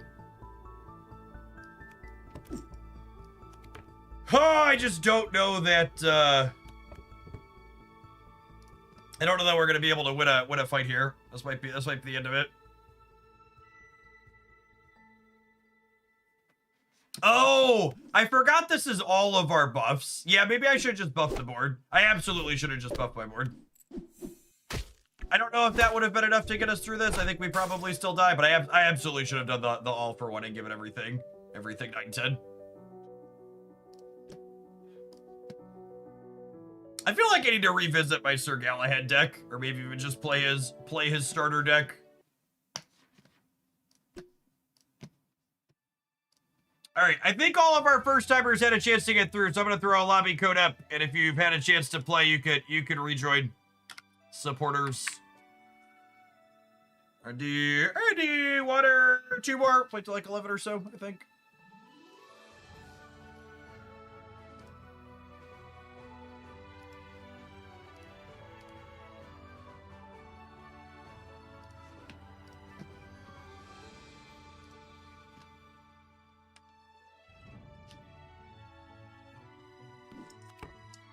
Enjoy the collector. Mostly because it's another good cart. Which one good with? I enjoy the captains that are good with the toy dragon. I haven't gotten a good blackjack game in with him yet. Blackjack collector sounds sick.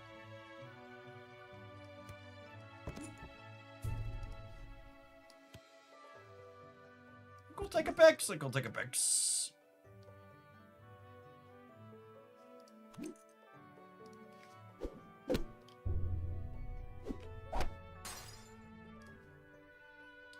Clean win to start. Shmee's okay. Silver Scrubfall is stellar. I'll put this here in the middle so it has more toughness with picks, so that when it gets attacked, you can maybe get attacked twice.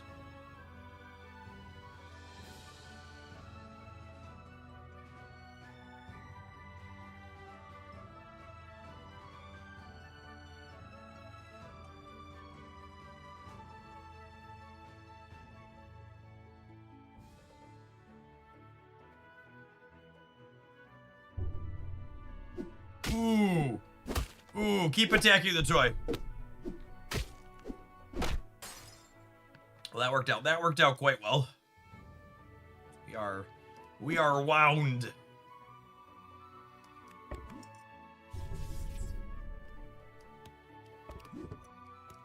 Wink sounds lovely.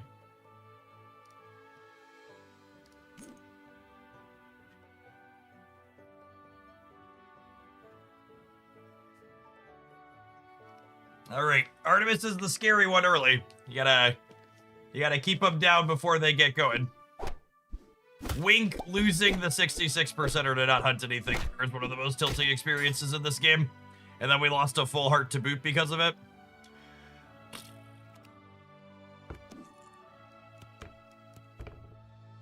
I guess we'll take Jill. And again, this is one of those instances where I don't really have an ideal character to put third. All of my characters really want to be attacking right away, which ultimately means I probably want to trade some of them out. But for the time being, I think this is the order I want them to be in, because I would like Wink to most get to attack first to get our various Fey buffs up for the rest of the game.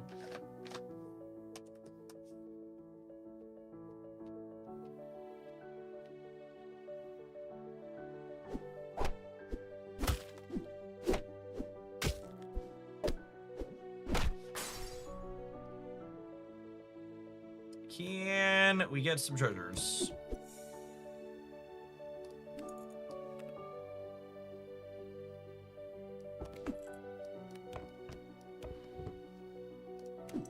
That's a Fey and a pirate. Fun mix.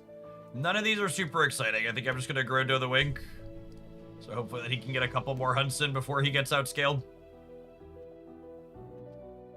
Really looking for an upgrade to the pirate at this point.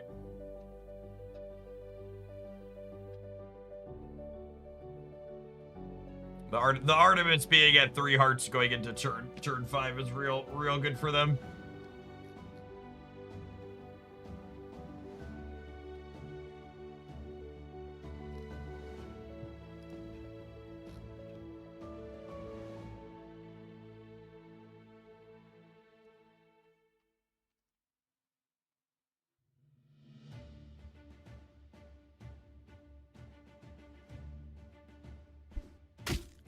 That is a lovely 50-50 to win. 1 in 6, better than 50-50.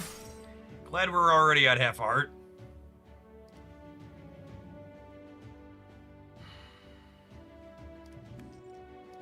Resilvering someone? Mama Bear. Oh, I think I'm taking Mama at this point. It's not terrible, honestly. I'm doing this. We're flailing a little bit here.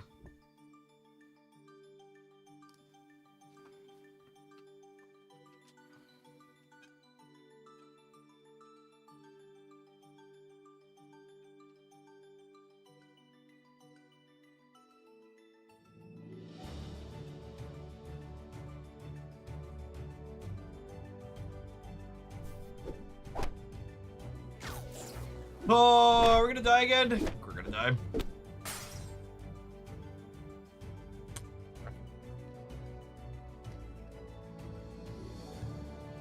Alright, I have one more embarrassing loss in me. I have one more embarrassing loss to me. I have one more embarrassing loss to me.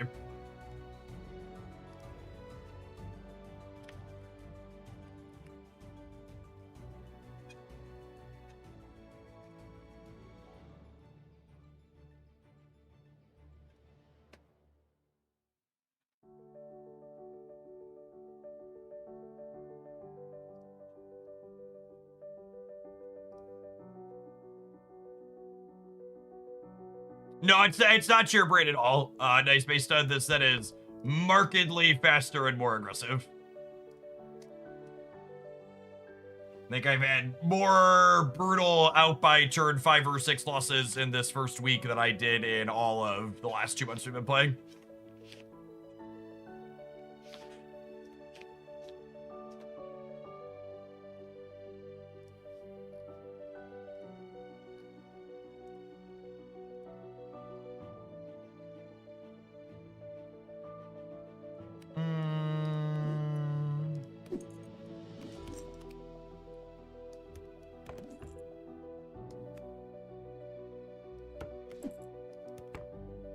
Yeah, I agree with that too. I think from a timing perspective, it was a little. I was very surprised they elected to shake up. I was very surprised they elected to shake up the pool of cards before the new expansion released. Like, I agree with the comment. I'm waiting. Someone in chat says I'm waiting for Candylar to really fully judge it, and I agree. I agree with that. I assume the texture of these cards is gonna feel a little bit different once there's other added cards. Because I assume this base set of card pool is structured to be drafted with the what's it called? The upcoming ones.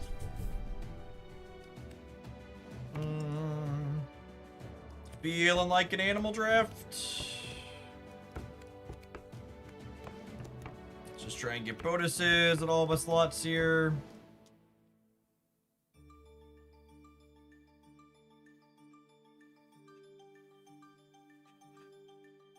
That's true. It gives you kind of two format differences as an upside that it has for the structure they've chosen.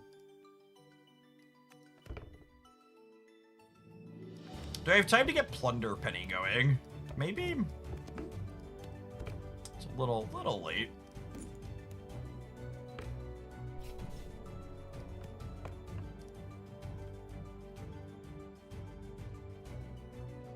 The devs actually commented that this new base set without Candylar was not tested. Okay, that's interesting that they chose to push that live. All right, Penny hitting the 1 and 3 to hunt there. Some good variance for us for a change.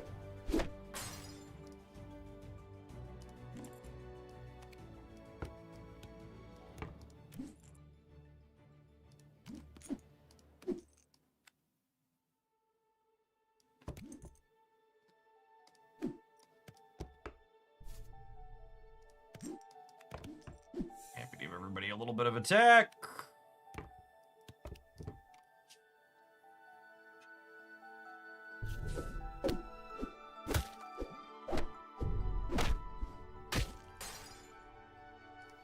At least we're already missing part of a heart. Take the scrub foul, makes that first slot bigger. I think I'm gonna grow into a penny. Just gonna get moving on that. She got hit by our captain bonus there too. That's real good for us.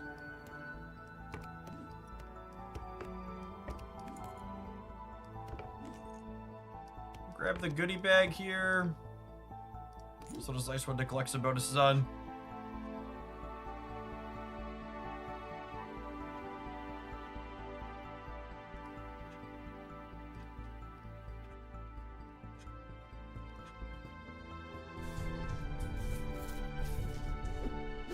Right, Penny's guaranteed to hunt, and naturally she chooses to hunt Philip. Stop it!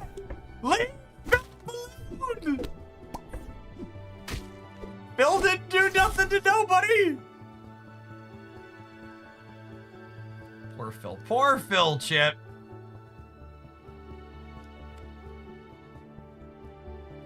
Just none of these are very good. Genie the Lamp. When you cast every other spell on me, double my stats. Yep. That's more of a long haul kind of payoff, but I don't have a direction that we're currently building in.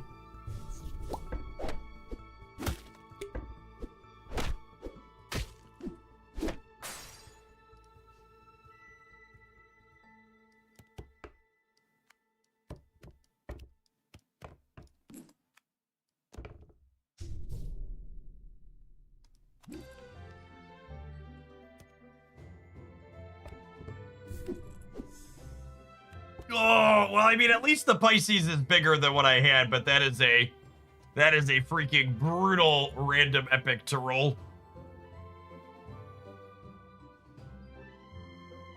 All right, we're queuing into someone else who's also on 1 heart, so our odds of hitting a close fight are more likely, at least. Fingers crossed, Copium.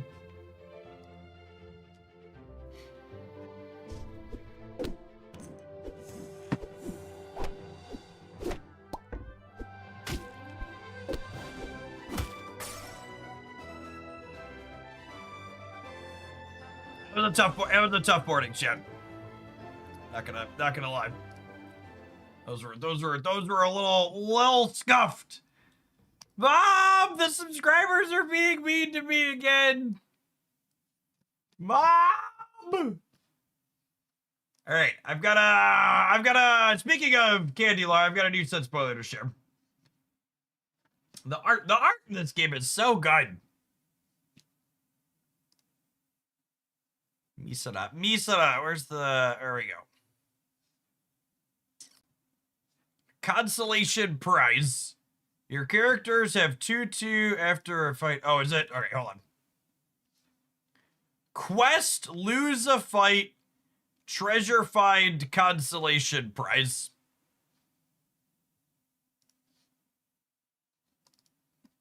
Your characters have 2/2. After you lose a fight, get a copy of this. Man, that's really good.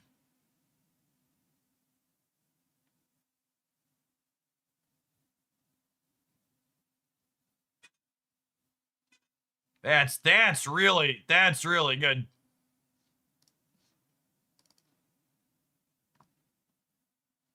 Yeah, so if you, I assume the copies have the copy text. So like if you lose a fight, you get the consolation prize. Then you lose another fight, you get 2 consolation prizes. Then you lose a third fight, you get 4 consolation prizes. So if you pair this with things that that heal you or whatnot.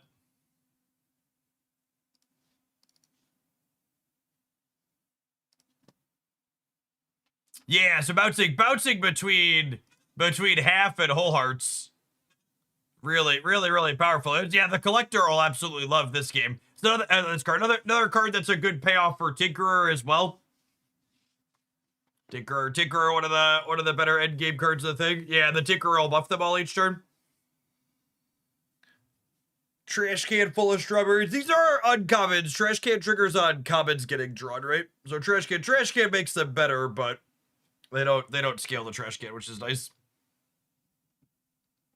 Yeah, one that's good with Eladrake. Agree with that. All right, gamers, I need to take a pause for the cause, let some adverts roll. When we get back, we're gonna dig on into some Marvel Snap statistics, and then we'll queue up some stuff over there. If there's anybody lurking that has a sweet Snap deck, I would take a viewer submission or 2 today.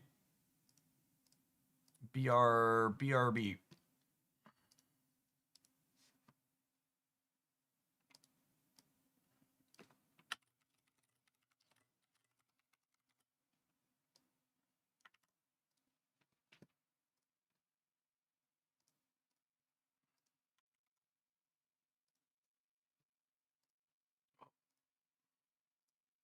Swap over to the Snap music before I run and grab my lunch.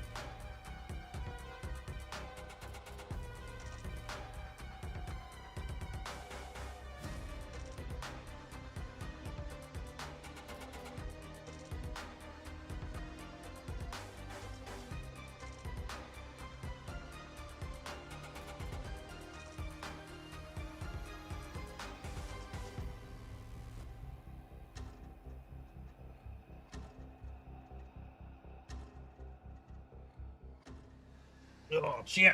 During the summer, I had to keep my office door closed to keep the noise from the children out. During the winter, I had to keep my office door closed to keep the heat in.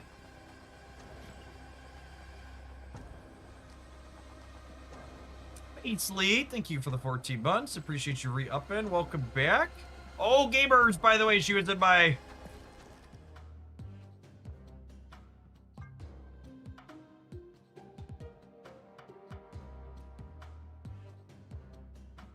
She was in my shop last night. Finally. She was finally in my shop last night. Isn't she a lovely lady?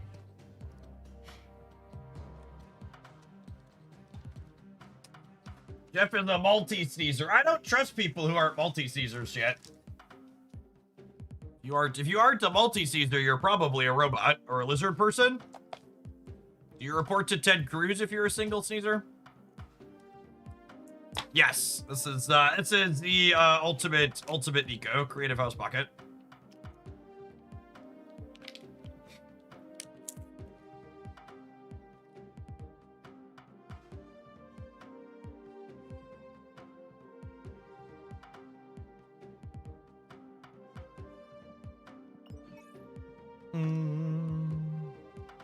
I would love to split this toxic piece of trash.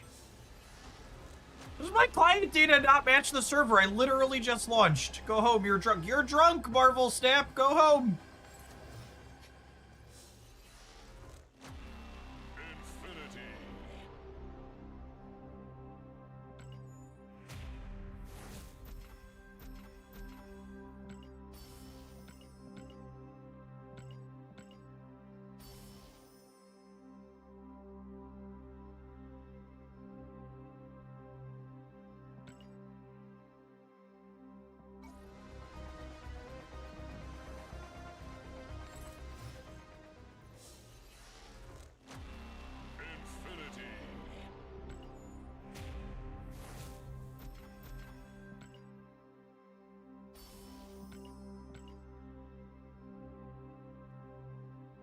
You know me. Thank you for the tip, Brad.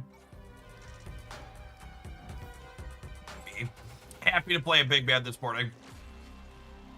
Do you have any preference on your big bad of choice, Red? I feel like I could do some Thanos this morning. Could be fun.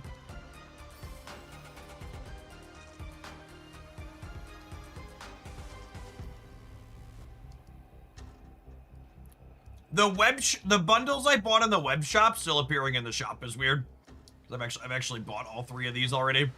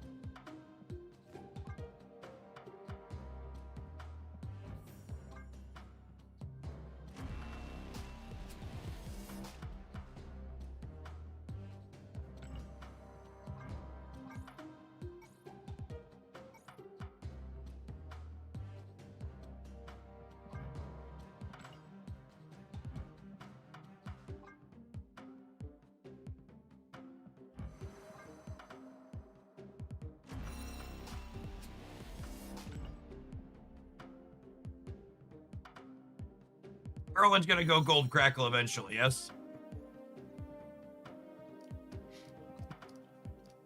Assuredly, he's going to go gold crackle eventually. Alright, let's see if, let's take a look at some stats here real quick before we dive into our viewer piles. Agatha, Hella, Zombie, Power Man. Absolutely not my dance. We can make some people's lives miserable.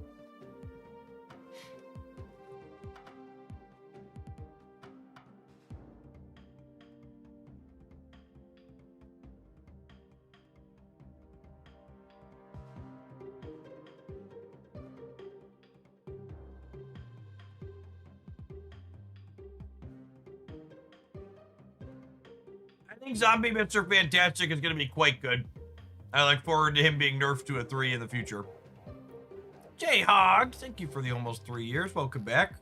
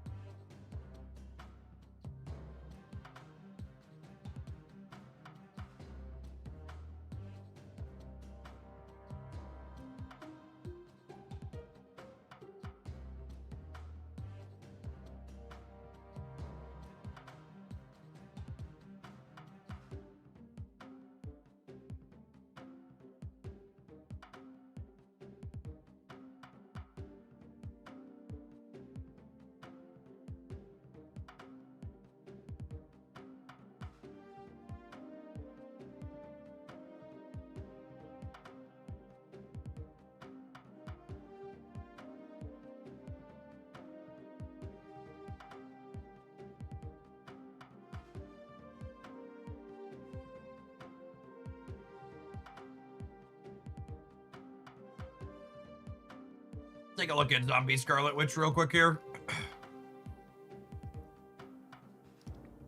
Just sort by game count.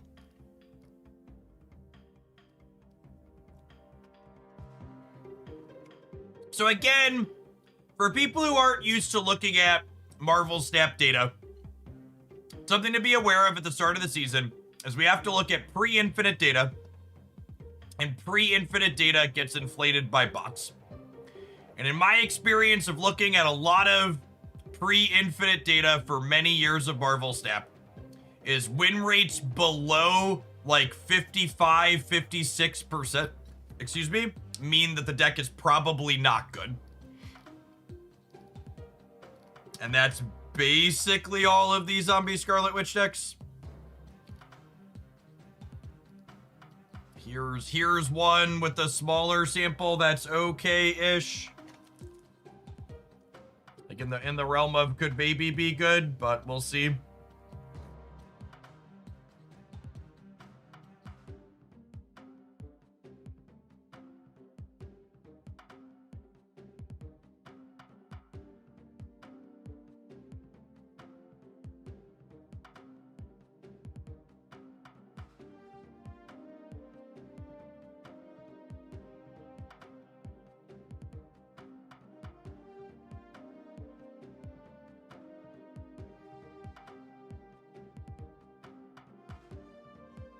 I think kitty decks need more low cost support. I think kitty decks just can't compete on rate with most things.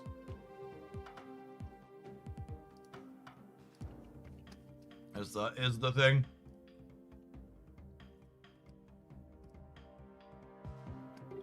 Jester, thank you for that exhibition, by the way. You'll be our third one today. Good morning, good morning.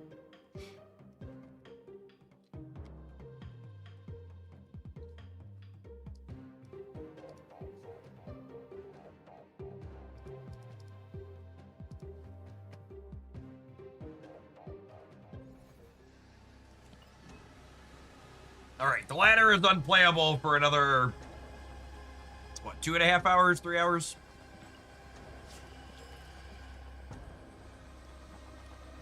Where's my Galactus deck? Under the Breach.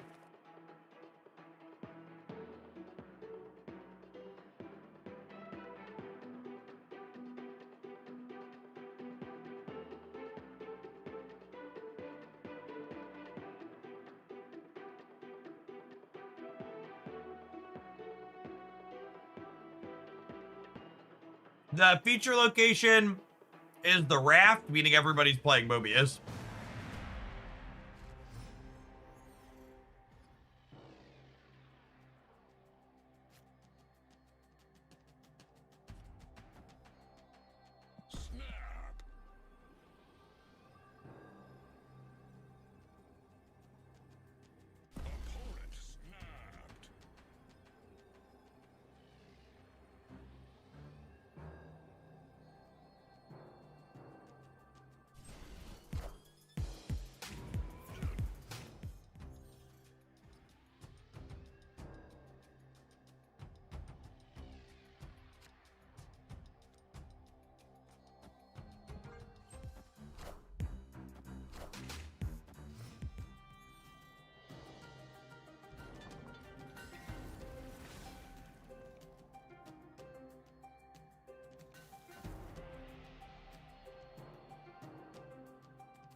We probably have a hard time filling this lane, so I'm just gonna go ahead and reroll it. We getting Red Guardian tier? I'm trying to think what 3 they would play in the center instead of on Angela. Feels like Red Guardian.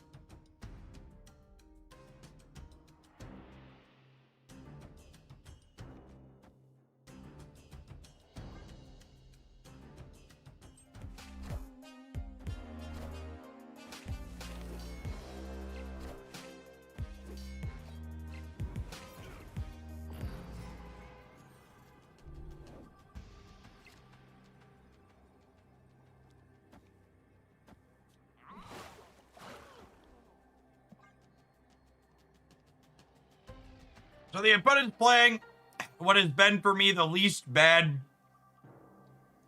They mentioned they were in chat. Yeah, this is the opponent's playing what I posted as my least bad build of Zombie Scarlet Witch, which is in fact a bunch of tech cards because you need tech cards to kind of keep up. Our red Hulk letting us sneak this out. Should we have been a raw Galactus left? Ooh, maybe. Raw Galactus left would have been cheeky. I didn't think about doing that with the New York. We could have, though.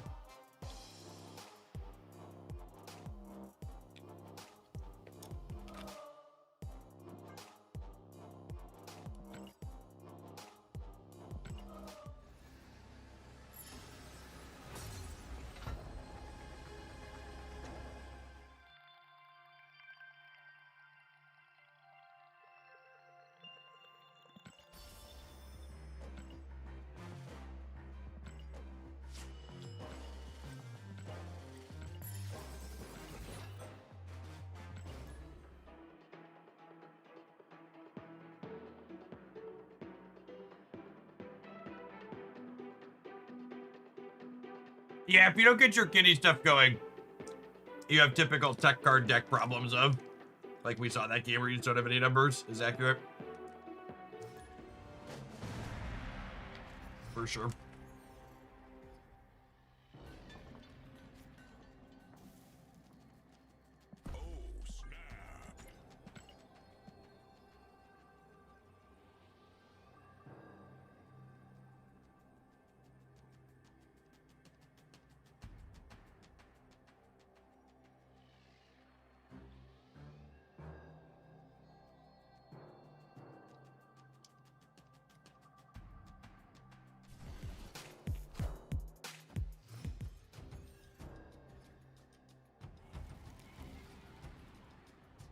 Breaking news.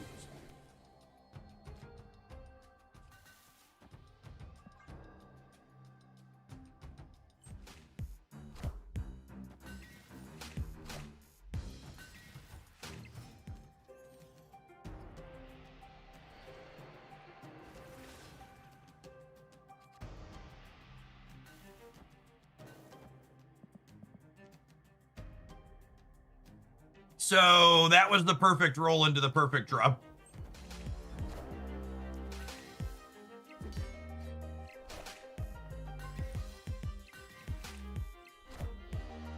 Because now we get to do this.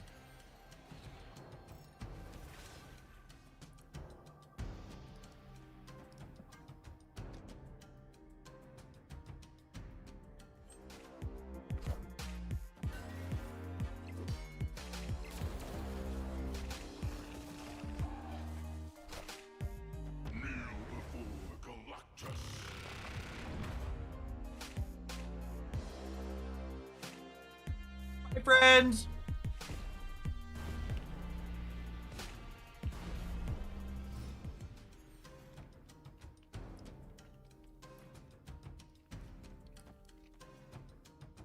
We'll roll Galactus to a 7. And we'll put Warhead down, and then we have Red Hulk.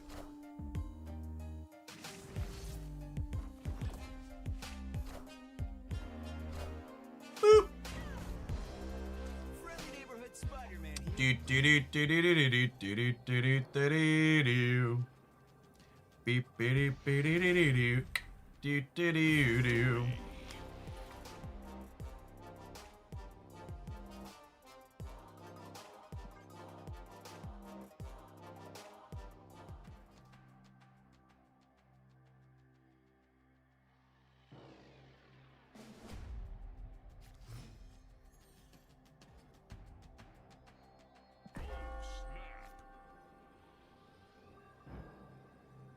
Oh, it's sad that he's in our hand.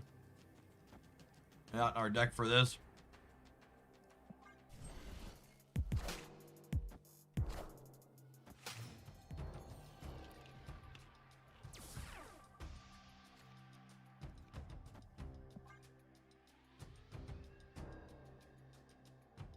Jeff, you're very good at drawing in back. It's one of my best skills.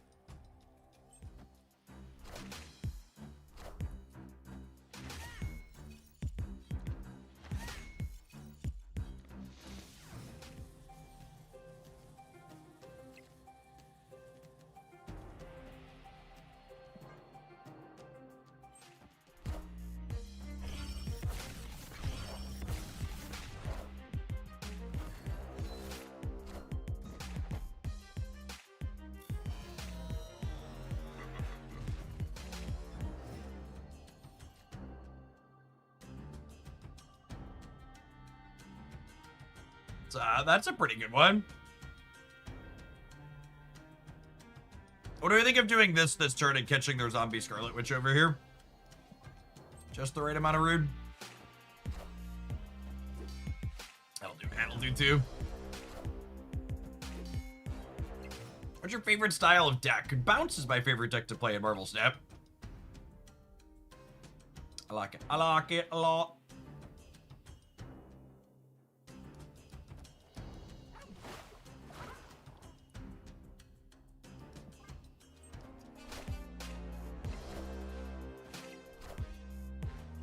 Friendly neighborhood Spider-Man here.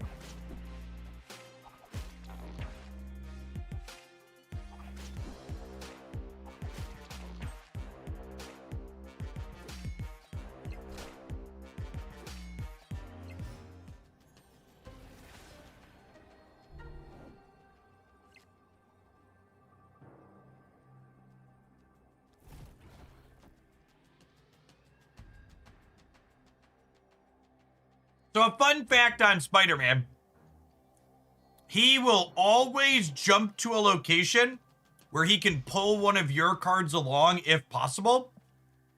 So he was guaranteed to jump center and then jump back left here when I filled the right side location.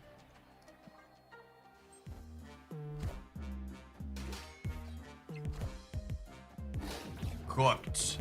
Cooked! Watch this be like World Ship. Dude, we would deserve it to be World Ship.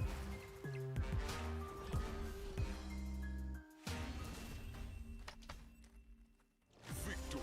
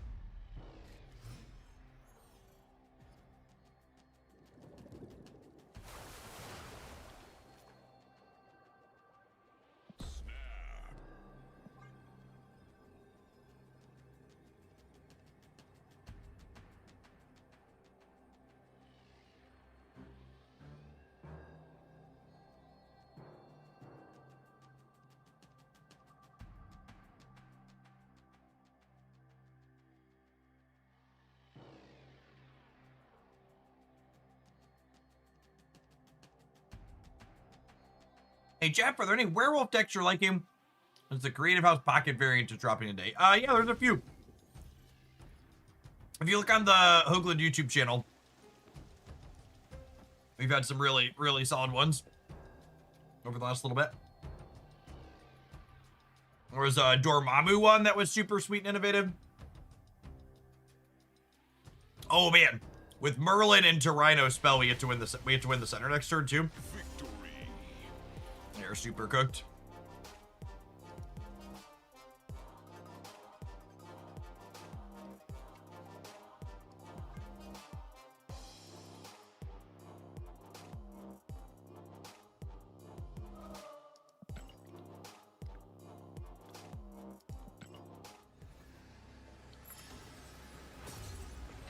Merlin boosters, yep. We're going for it. We're going for that gold crackle split side.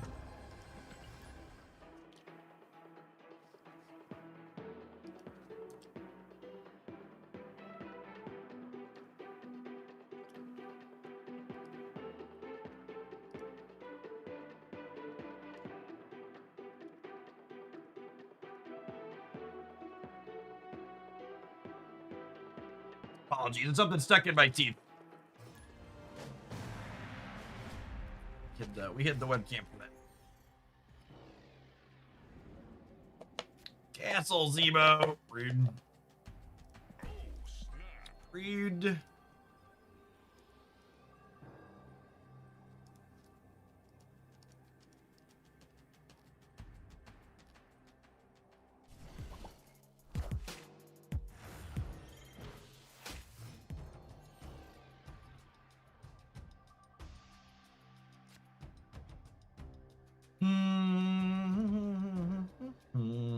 Koi Fastos Curve sounds lovely. Griffin Bruce, one of the few proud members of the triple digit sub club.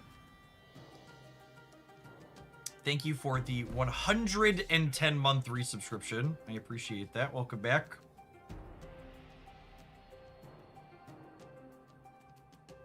Brick Turtle, thank you for the 7 months.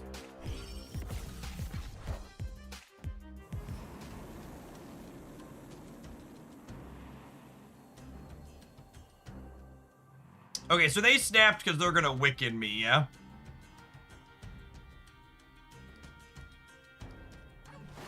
So I should do this. This gets me to 11. Which means I'm beating the Wiccan in the center. Yeah, they just thought we couldn't compete.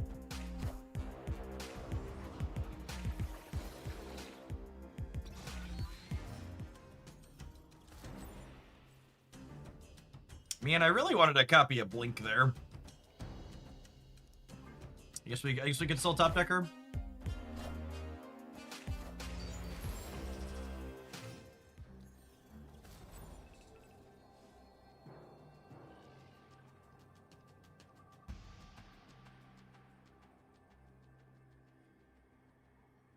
God, Blink would have been nuts. She would have turned this into a Red Hulk and then given us a 10 power Baku for the lift. Are we cooked? I think we're cooked because I can't play Giganto into the castle. Is adding Joaquin to bounce stupid? I don't think Joaquin adds anything of value to bounce, no. They might just not be able to beat 16 on the right here.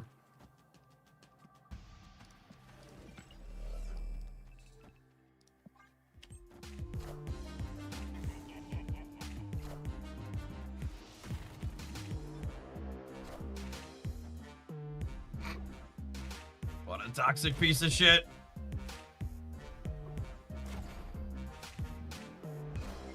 Hate fucking Gambit so much shit. He might be my most hated card in the game at this point.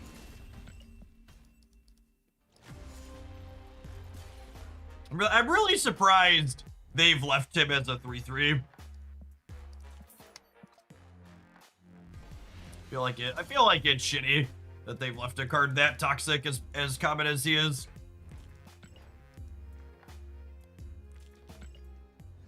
Gambit totally hit his lane. I just want him to not be reasonably setted. He wasn't always a 3/3, right? They made him better at one point. They should put him back down.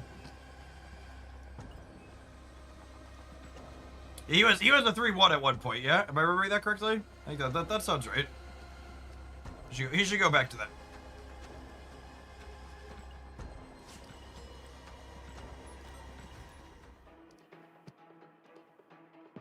There's no reason for him to have a reasonable stat line with his effect. You wanna be a chode and do that to people, you should have a bad static card while you do it.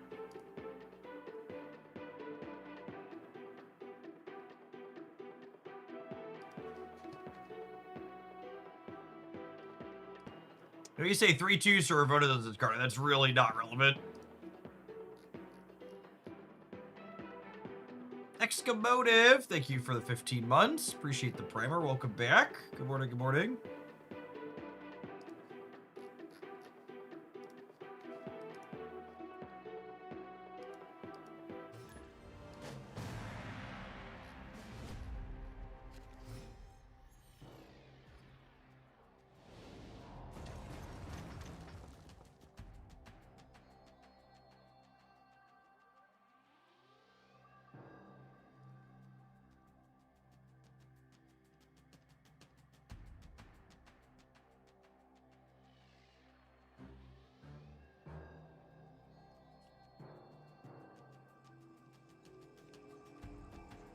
Get Mr. Baku down so that we could Merlin him back in, ideally.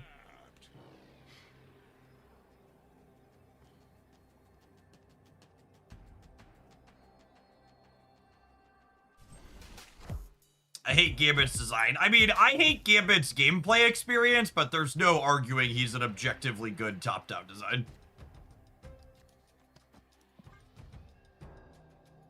Verma, does this card do something that represents the character well? The answer is absolutely.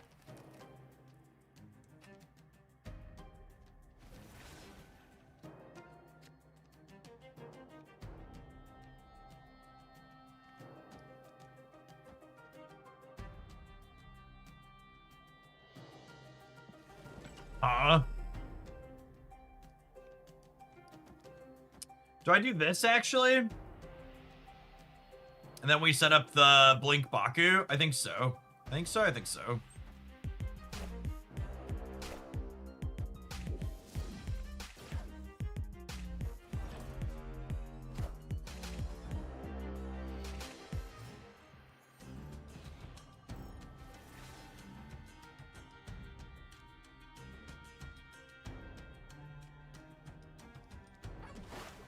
Order in the court!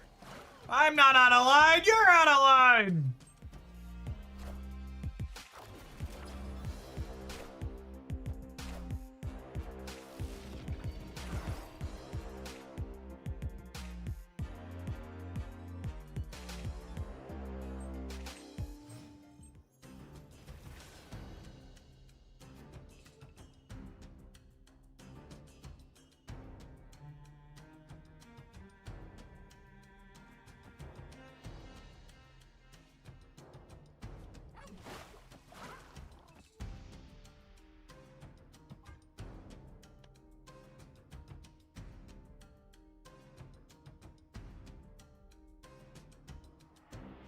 I can't blink anything because there's a Stardust in play.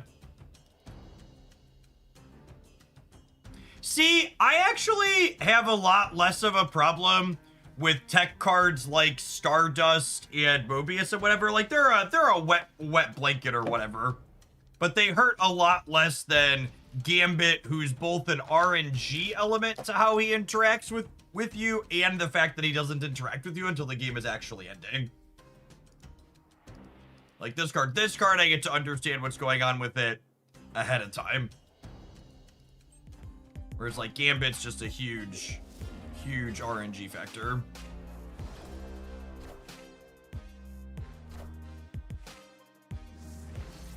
Yeah, it's face up information is the best way to put it. I agree.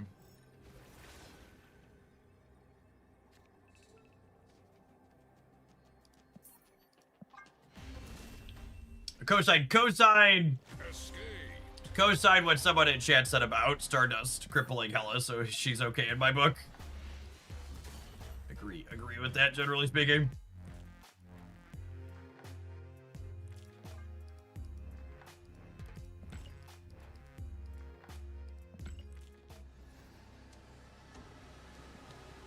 All right, tough set for our Galactus pile this morning. That one's been good to us in the past, but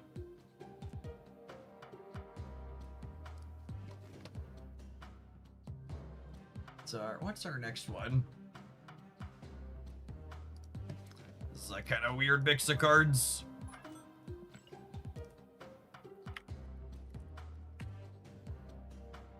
Not my dance. Are you here, by the way, still?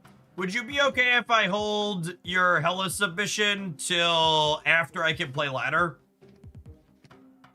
I feel like that'll be a good climbing deck. Will you be here this afternoon? Would you be okay with that? Deal? Okay. Perfect. All right. We are gonna try this Moon Knight couch. Look at this. Look at our lovely variants. We're gonna try this pile of cards when we return. Thanks for hanging out, gamers. Don't go anywhere. We're gonna take a brief pause for the cause. If you're watching on YouTube and you enjoy the daily content, make sure you tap the like button. Appreciate everybody that's hanging out today that's already done that. BRB. I'm gonna put my leftover hummus and cheese upstairs for my lunch.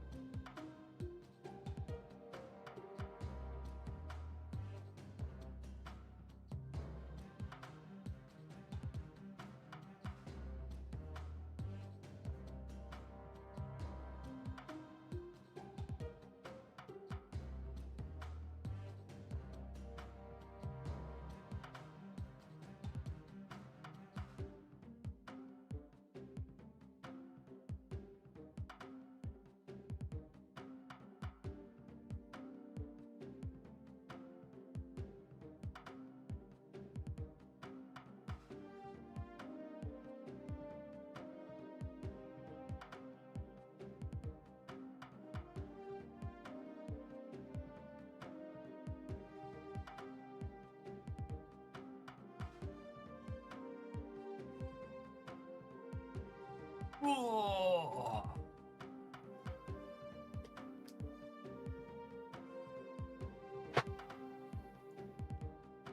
I send Jeff money regularly for deck submissions, but in actuality, I'm paying him off so I don't get banned. Promise not to tell anyone.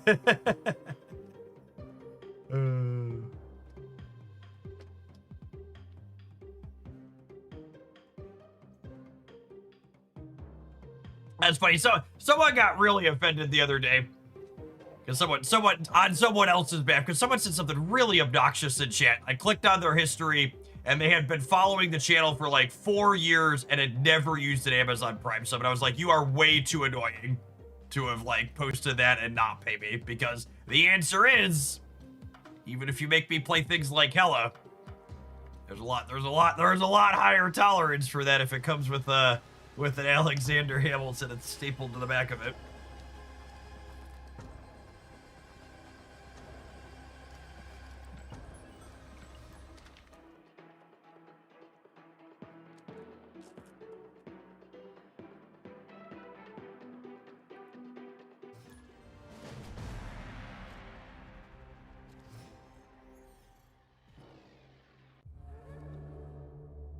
I am Ego, and this is All right, Ego, as you will, bud.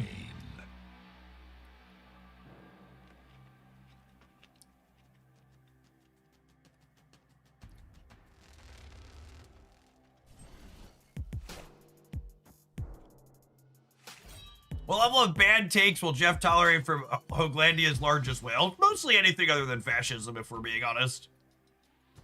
What are the odds?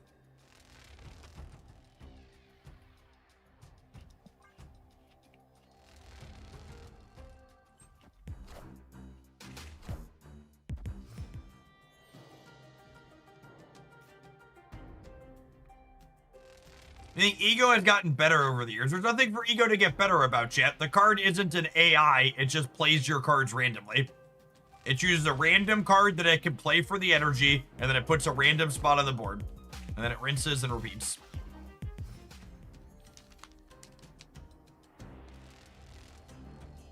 Oh, yeah. Well, let's see. This set is off to a pretty rocky start here.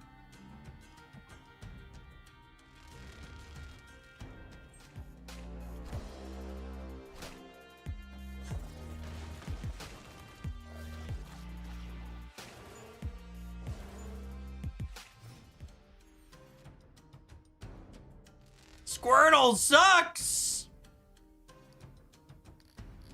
I know a timeout request when I see one.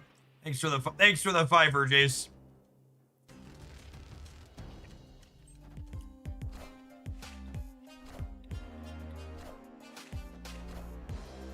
I am Iron Man. All right. The opponent has no cards in hand. And if they play their one card that they drew center, we win the game. Or if it's small enough to lose left. Unlucky. Unlucky. Holy. What a top deck.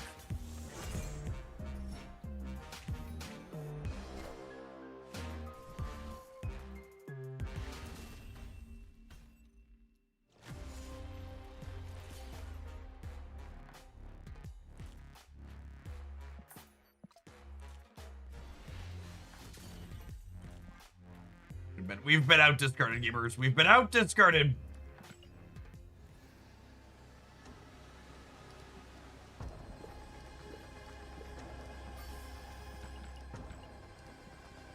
I'm back. Yeah, you could thank Not My Dance for that one, Jace. He tried to be extra mean to you, so I just decided to fix it.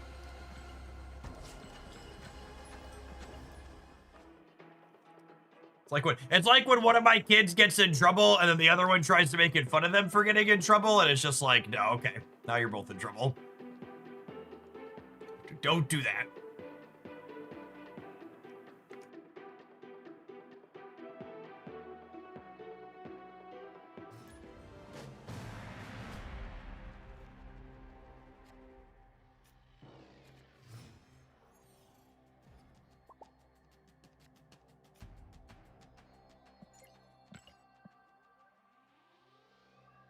Are we blading the Iron Man for Khonshu, the Khonshu top deck? I think so. I think so. Snap. Opponent snapped.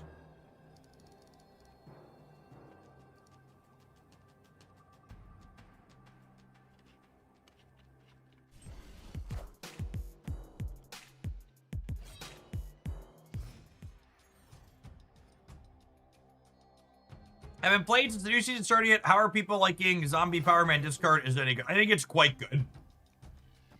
Actually, I was actually a bit surprised at how much better it felt than some of the other payoffs.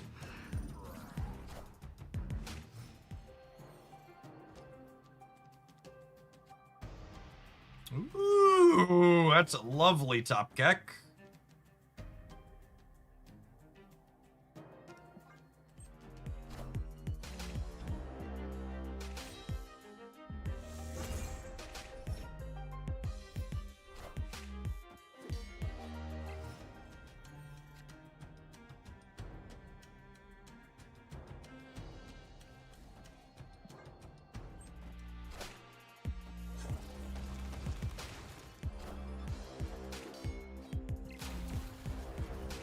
I can technically Darkhawk Pit of Exile, yeah?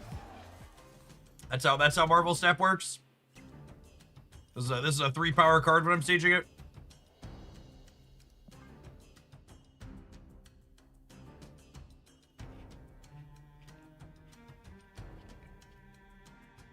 Ongoing cards technically don't have their power in their hand. They're just showing you visually how big they would be with their ongoing effect.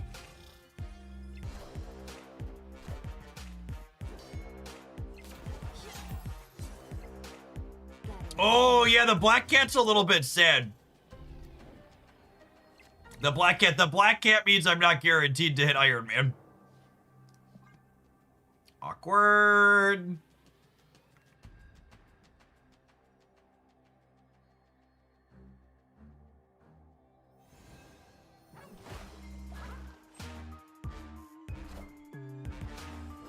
That's fine. We're just gonna die to Shang-Chi anyways.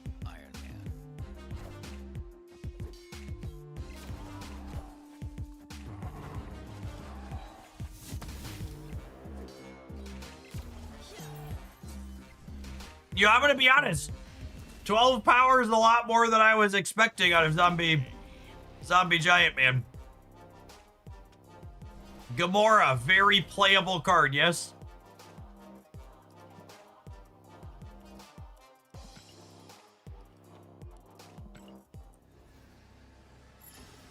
I guess technically it was 13, right? It added one to a zombie horde somewhere.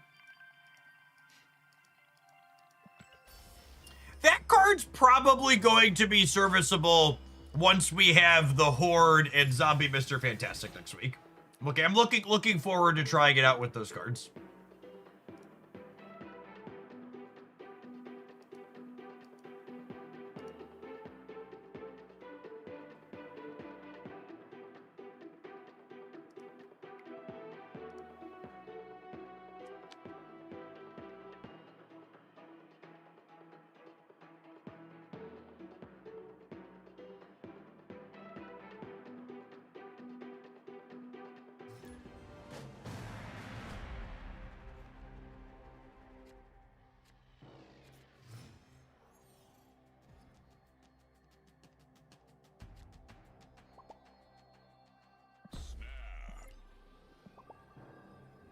Opponent snapped.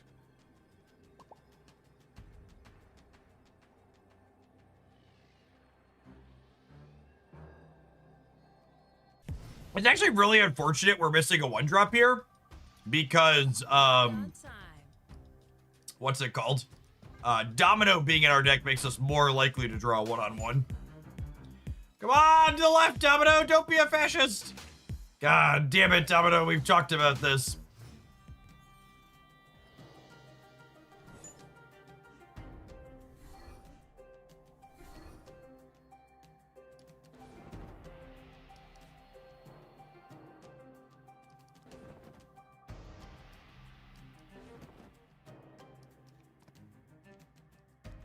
I think I give them 2 rocks and us 1 rock.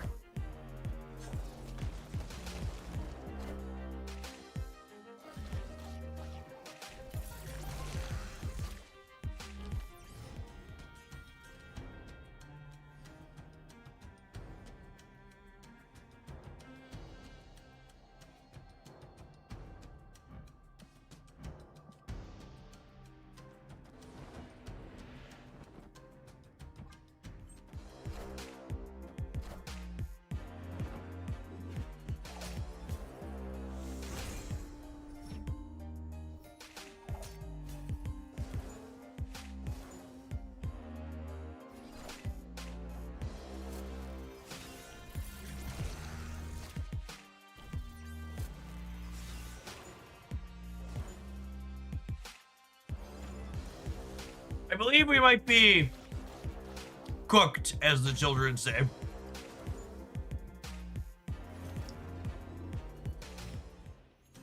Draw the Iron Man here at insult to injury. Esme at least.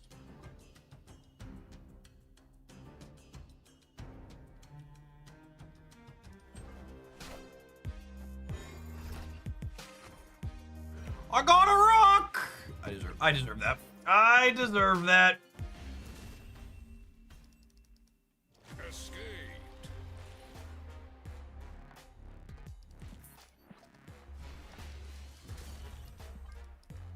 The Joaquin Torres at Moonstone, the hunger is 12 power. That's true, you know. Just the facts with Steric there in chat. Assuredly, the hunger is the card that finally makes Joaquin playable.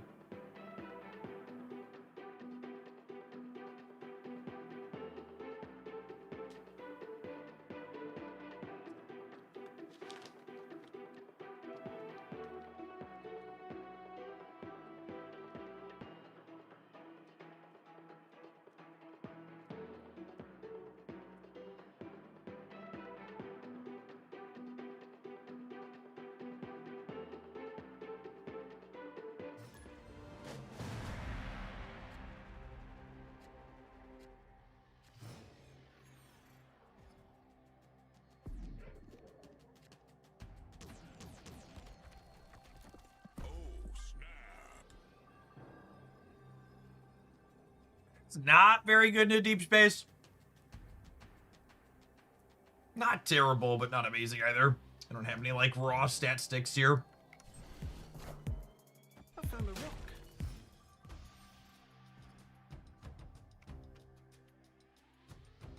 Always lucky. Oh, Domino's actually not bad in deep space.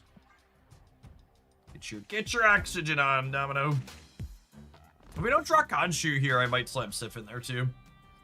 It's probably Esme. It's probably Esme.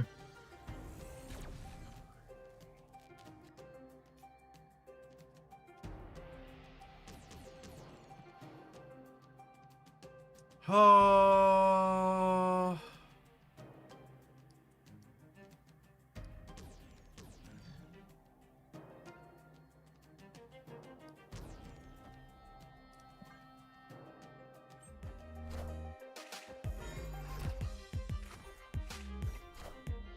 I like the Esme angle of this deck generally.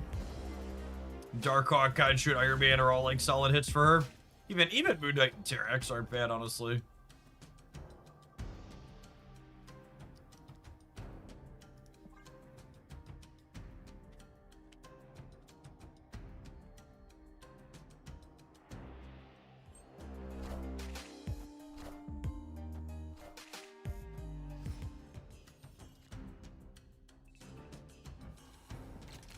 Moo Tribunal actually makes the sand attack quite good. Oh, let's undo. Let's Moon Knight and then him.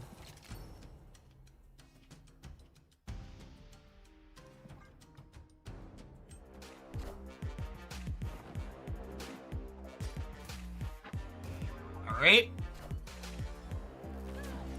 One combo piece down. Now the question is, do they have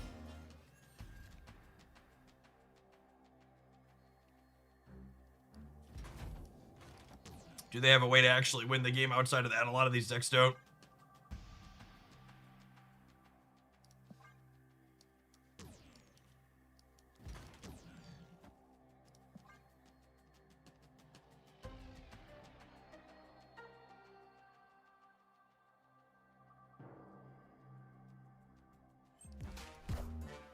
I mean, if you can't access your Nintendo account or your Google or Apple account that your Pocket account is linked to, you can't really do anything about it.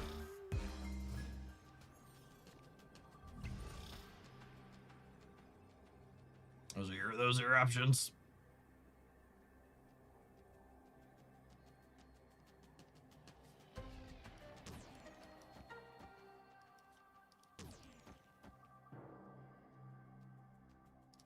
I think it's this. I think it's this.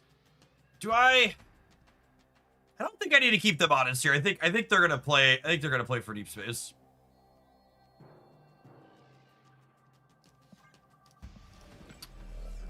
I guess with Sparky not being used yet, they could move this out and then back.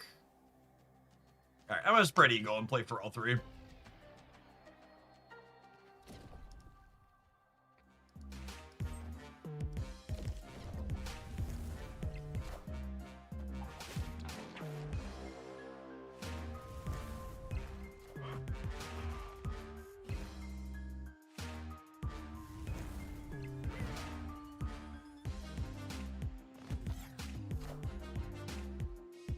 Got him.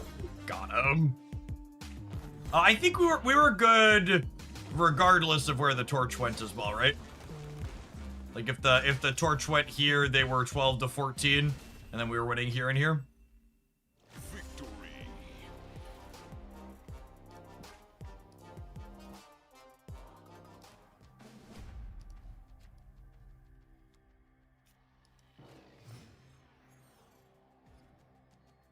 It looked good though. It did. Yeah, that was definitely a game. The hand attack looking real clean there. The Moon Knight in tandem with Spider-Ham, quite strong.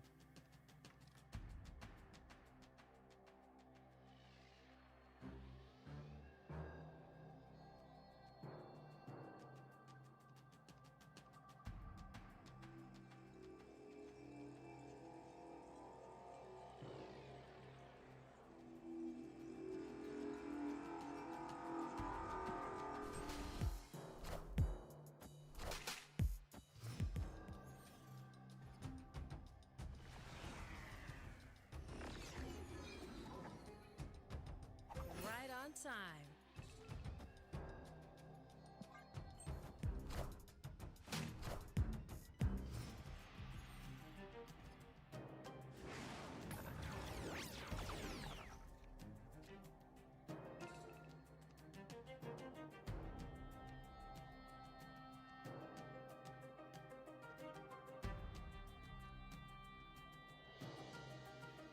I think I want to wait on this to give me more chances to take what's it called out of their hand.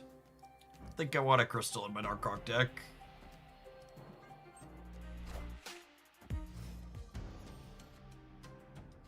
Yeah, literally unplayable Great Portal card.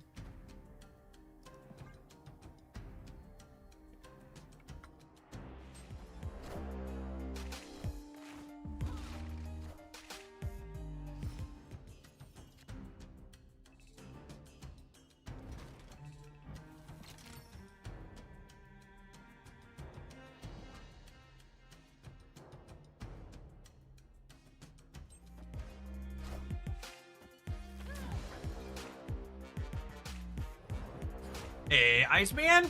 Be happy to do some Super Giant. Thanks for the submission.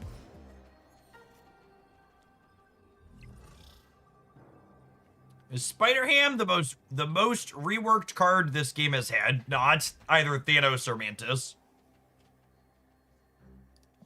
One of the two.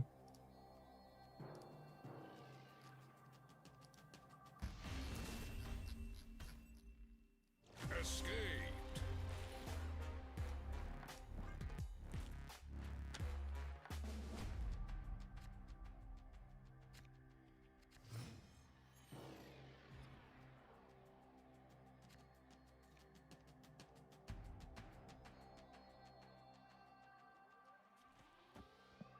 Snap. Mantis's time will come.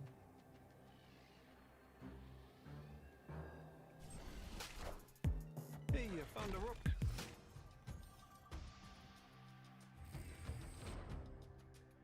What are the odds? What are the odds?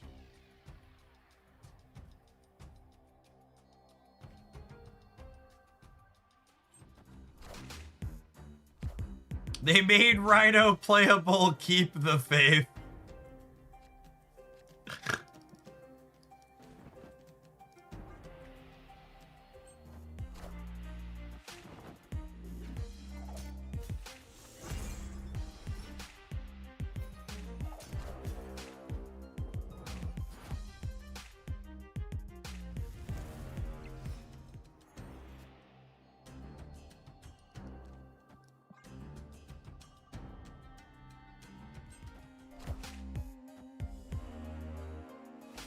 like a man-up weapon in the center.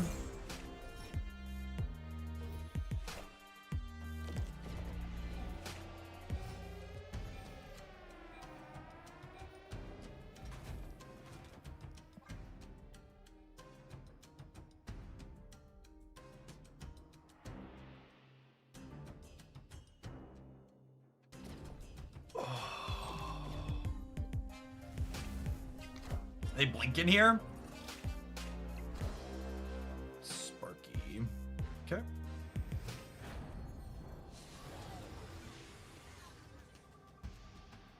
Oh, wait, shit. I discarded their Doctor Strange, which means they get to conjure it. That's funny. I wasn't thinking, I was just assuming they were going to get rid of Mindscape. I think we're actually cooked.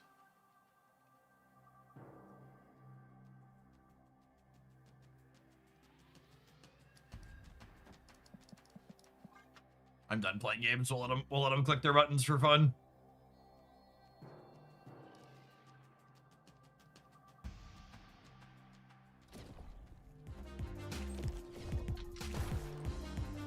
Such is my judgment.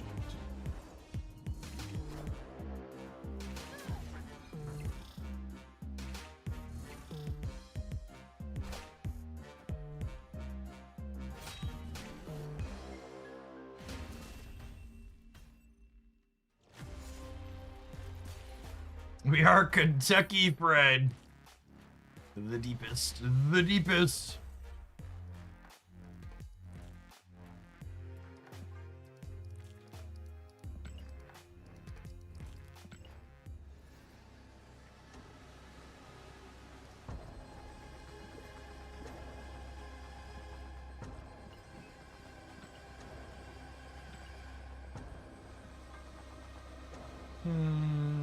We are playing 5 costs.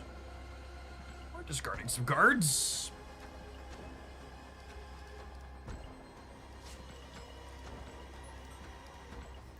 Enjoy discarding cards.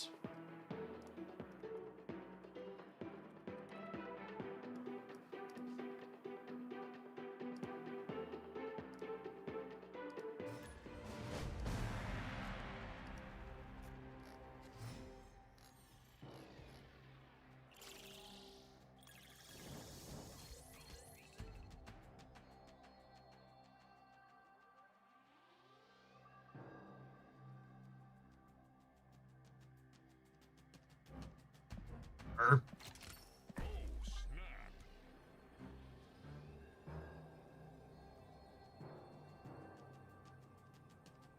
Hey gamers, if you want your fun stat of the day, a report from Brown University estimates that the United States has sent on average $45 million per day to Israel. And for those not keeping track, Israel has subsidized childcare, free college, social welfare programs like healthcare, universal healthcare.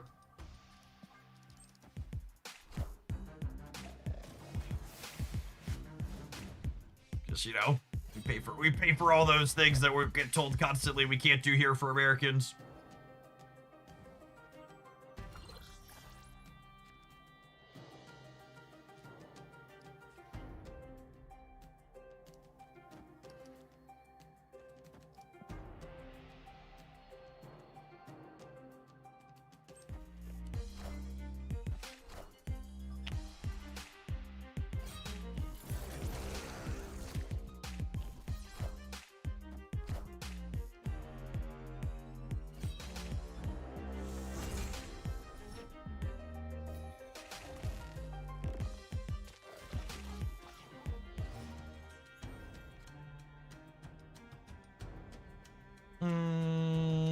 So, Moon Knight into Esme?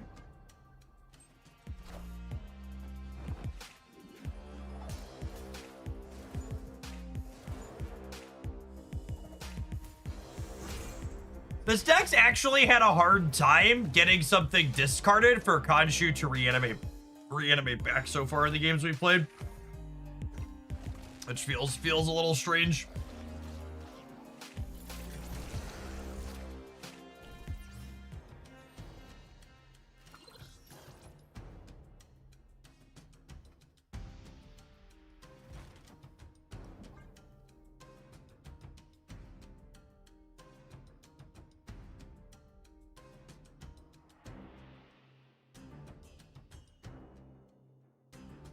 Oh yeah, by the way, I haven't called it out.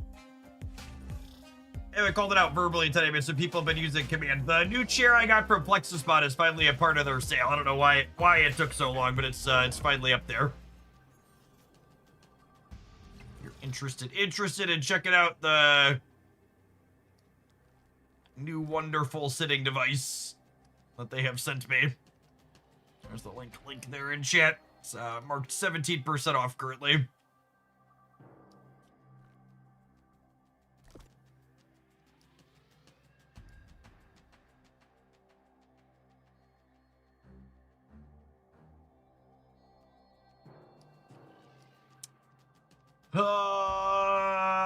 Feeling pretty dead, yeah? Feeling pretty dead?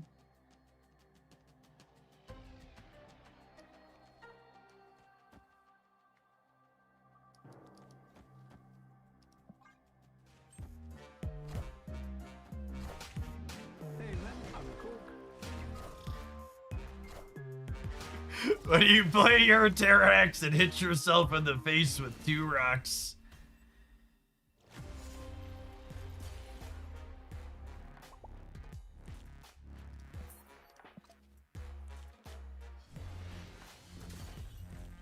Cook up Black Cat. I mean, Black Cat's a free way to have something to bring back with Khonshu. Some amount of the time.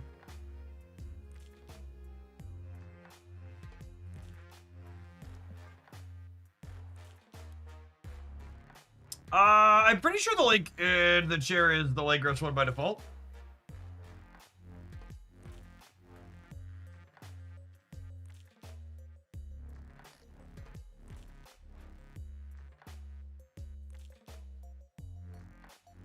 Yeah, I think this one. Pretty sure.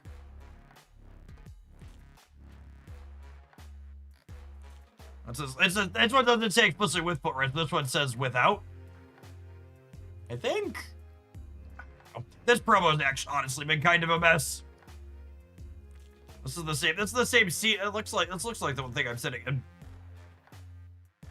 Although I guess the footrest on mine goes in this front spot here. Then it shows that it's empty on this one, I think.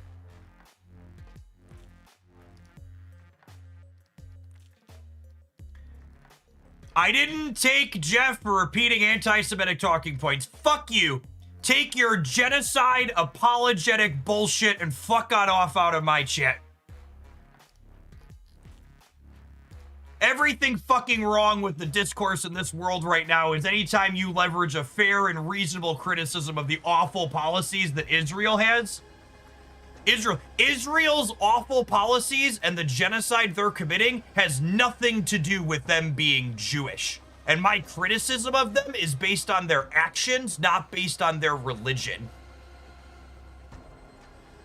And fuck you for supporting what they're doing by implying otherwise. So it's so awful how much of that is.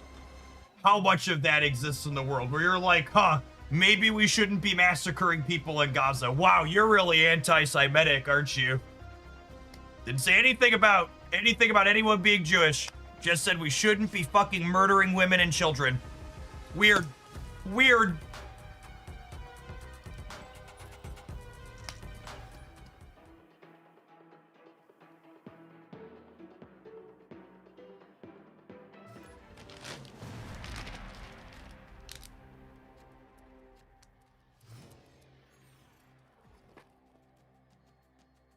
Opponent snapped.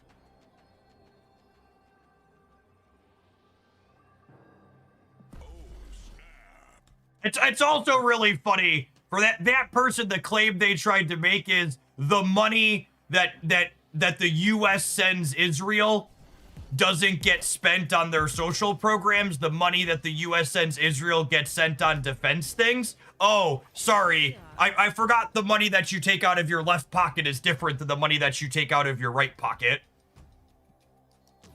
That's really interesting. It's not all your money, right? It's like what? Like, it's like saying my wife bought something instead of I bought it, or I bought something instead of she did. No, it's actually shared accounts. And that distinction is stupid and pedantic.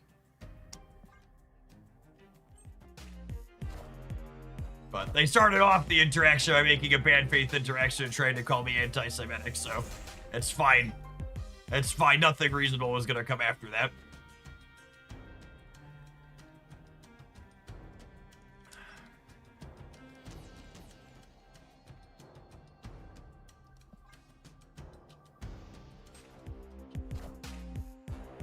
Yeah, that's also true. The crux of their argument was that money's not used to help our people, it's used to murder other people. It's like, that's one of those, you do understand how that's worse, right? Type moments. Oh, God. Humans were a mistake. Oh, we're such a mistake.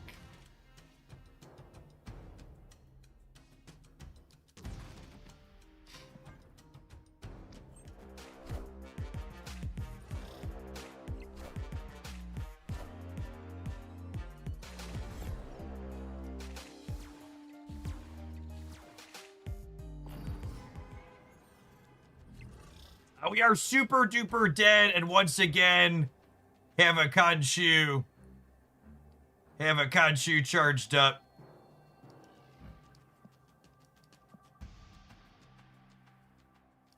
Instead of this. Yep.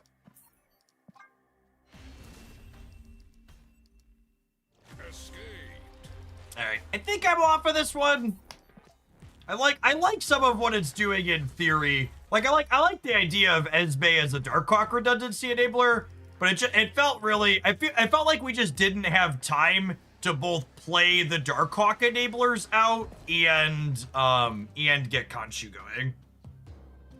And I feel like in order to be able to have a thing discarded for Khonshu more consistently, we would probably what's the word I'm searching for? We would probably have to give up some of the Darkhawk stuff. Yeah, I just like I feel like there's just not room to do both, and even if you like tried to fit cards for both of it in, you would have a hard time spending the energy on both of them over the course of the game.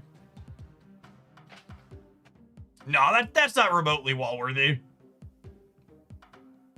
Not at all.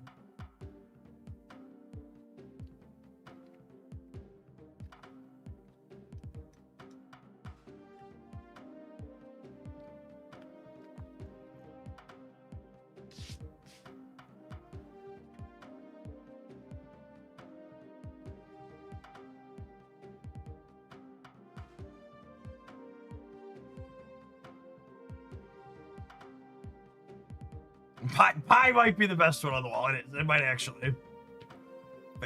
Facts might be the best one on the wall. All right, we have a request for a super giant deck.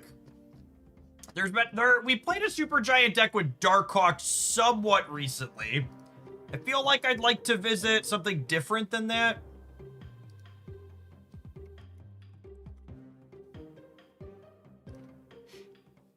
MAGA confuses me. They're like, these darn foreigners take our jobs and money and programs. In the same sentence are like, we should give money for those things to Israel and Argentina. I mean, to be fair, I think you would be really hard pressed to find many Republican voters who are informed on foreign policy and would tell you they want to send money like that to other countries.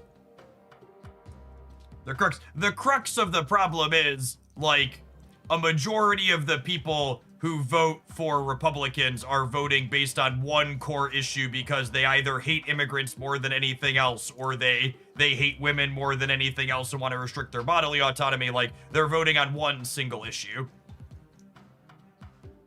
The handouts to foreign governments are based largely on the fact that those foreign governments line the pockets of our officials. Citizens United is a hell of a drug. This deck is very good, by the way. If you want what's probably the best known super giant deck right now, this deck is very good. There's a highlight of it on the YouTube channel. I'm gonna look for and see if we can find an idea for something else. I might look back at my my history too, honestly. I feel like played some in recent memory.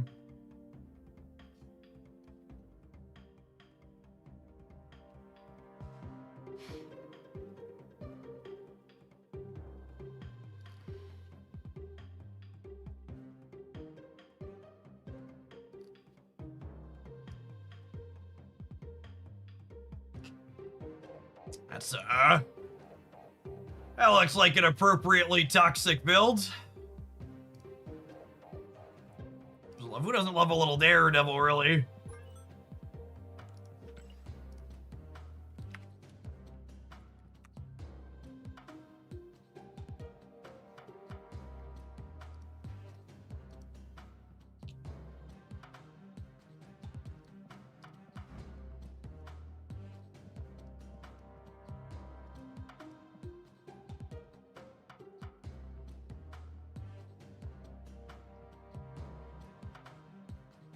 There's a Daredevil. Daredevil is a lovely, lovely line. All right, we're gonna take a brief pause for the cause. Speaking of lining people's pockets, I'm gonna line my pockets with a couple of ad pennies.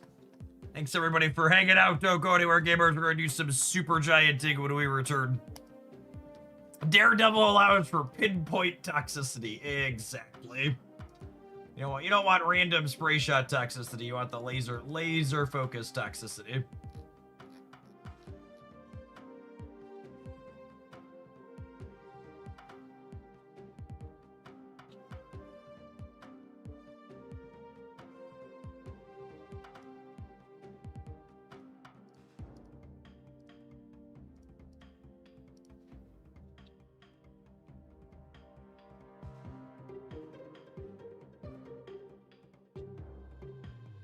Don't play this deck. I have been practicing with this for the Golden Gauntlet and don't want it shown off.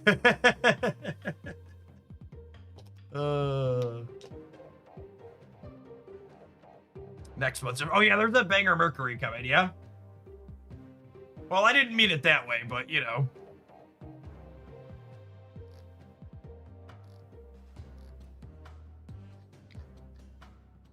What a lovely lady. Sure. I mean, well... What's a good Bob replacement in this deck? Black Cat's not terrible. You also play, like, Iceman.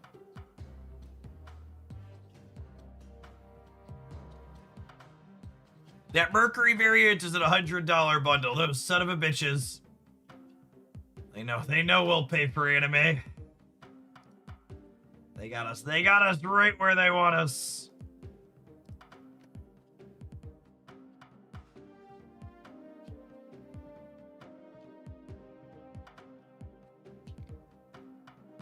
Oh, look at that. Jason's gonna sponsor my Mercury. Jace is my variant Santa chat.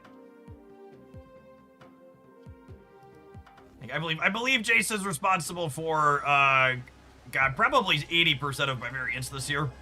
Maybe more? It's a lot.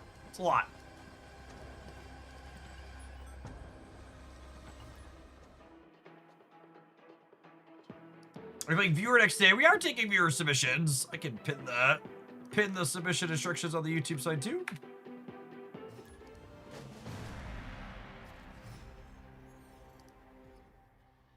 Giggity was our gold split king. He was. Hail to the king.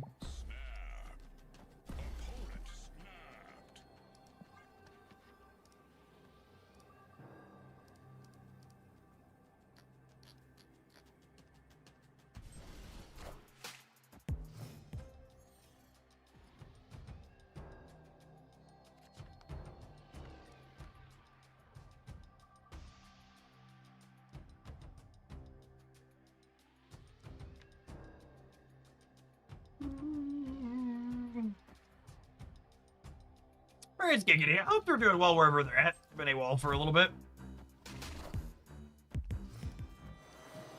A fun Merlin art.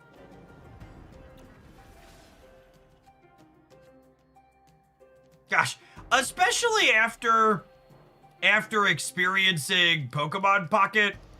Experiencing Pokemon Pocket really hammered home how right Marvel Snap got everything cosmetic related. Like as someone who's spent a lot of money on both, I feel significantly worse about the money I spent on Pokemon Pocket Cosmetics than I do Marvel Snap Cosmetics.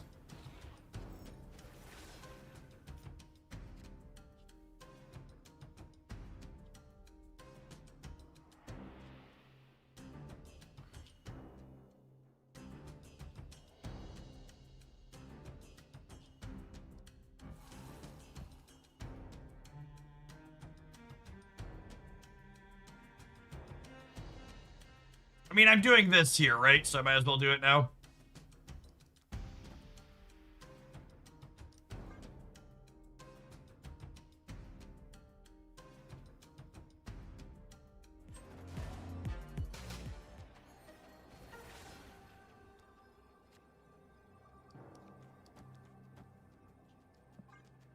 This may or may not win the game.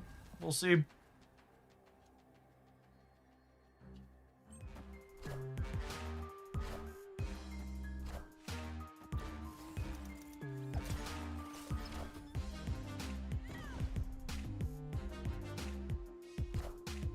I think this only moves Doc Ock, yeah? So I have to hope that 7's enough to beat these two. Narrator, it was not.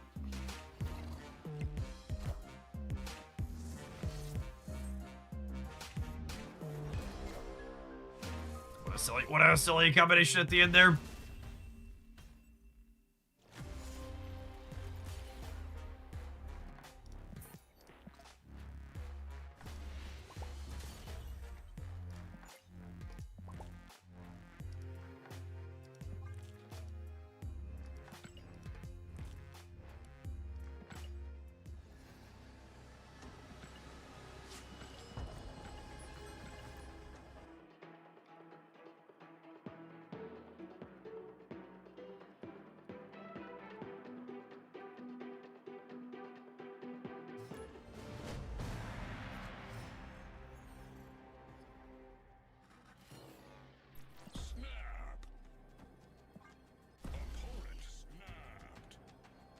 Sniper, no sniping!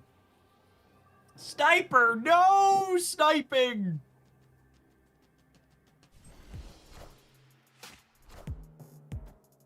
Squirrel girl! But that's so good against my deck that wants priority, chat!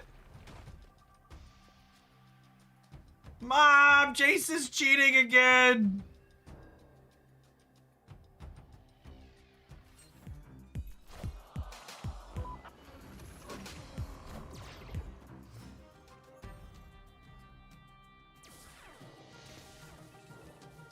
And to give a lamb, this is so rude.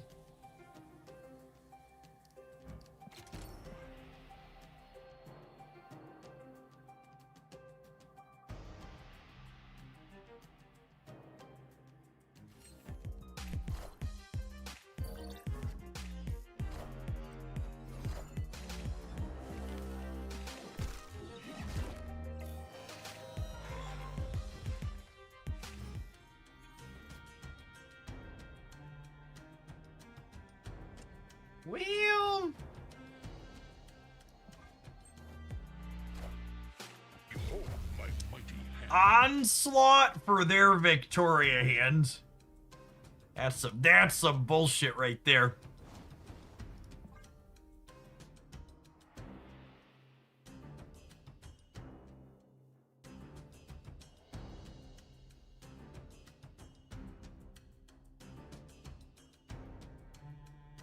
Cannonball!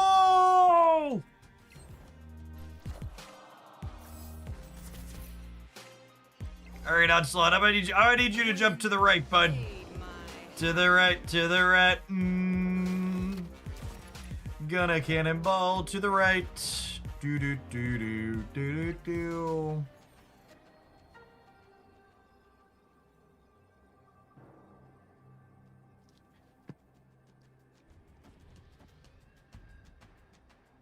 I mean, assuredly, this wins the game every time, yes? Every time has been declared. They've not triggered the warhead yet.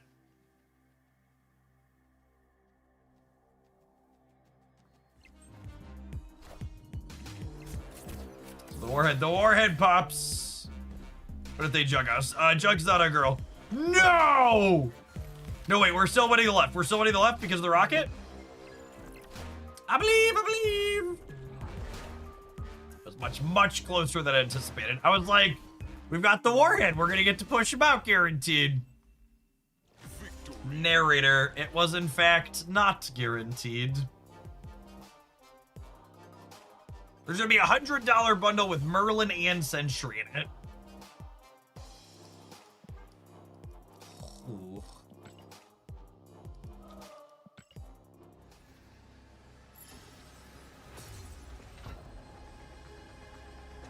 Should have known we were toxic, Jace. We queued up with Daredevil in our deck. Who queues with Daredevil if they're not planning to be toxic? No one, that's who. Man, I'm actually missing 700 gold variants. Feels weird, man. Feels weird, man. Missing 700 gold variants. Very weird champion.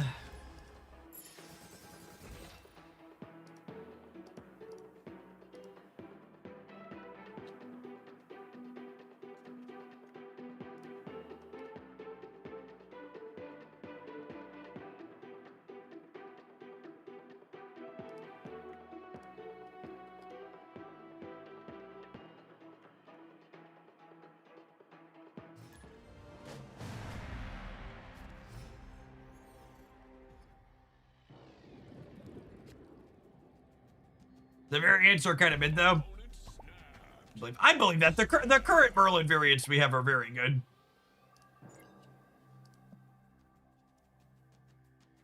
All right, now I gotta go look.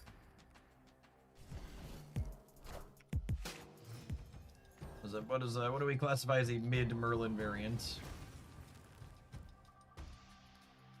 I don't think anything ever replaces the Creative House Pocket one for me.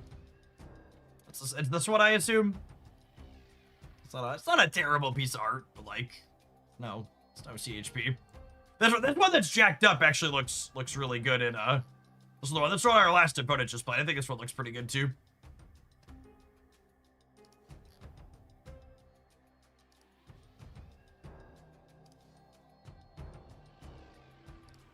Wow, freaking Brood destroying my curve. Unlucky.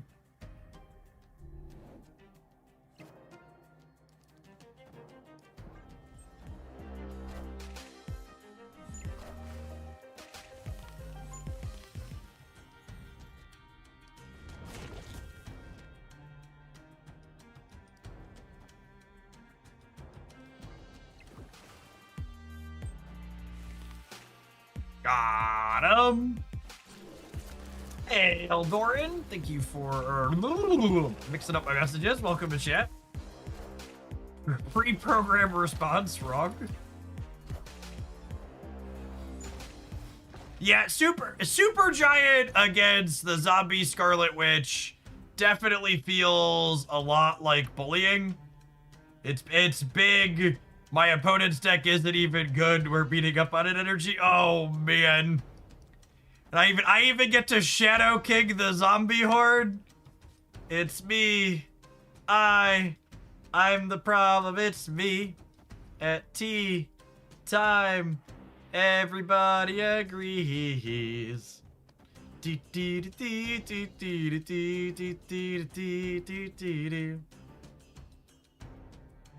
we Shadow King right and fill the left? Ah, my Rocket and Groots are gonna do stuff. It's fine. It's fine. It's not a big deal.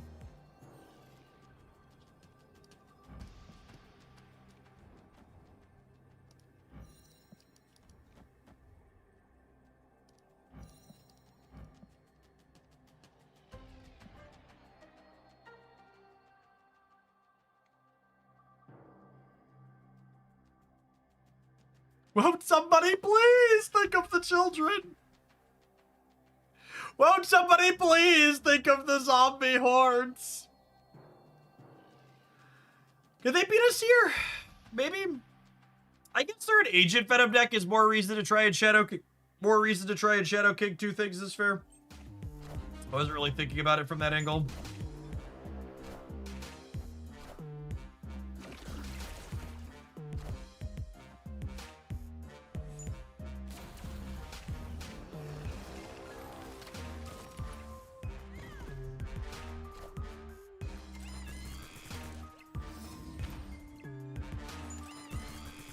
Man, what's her name is really going through it, huh?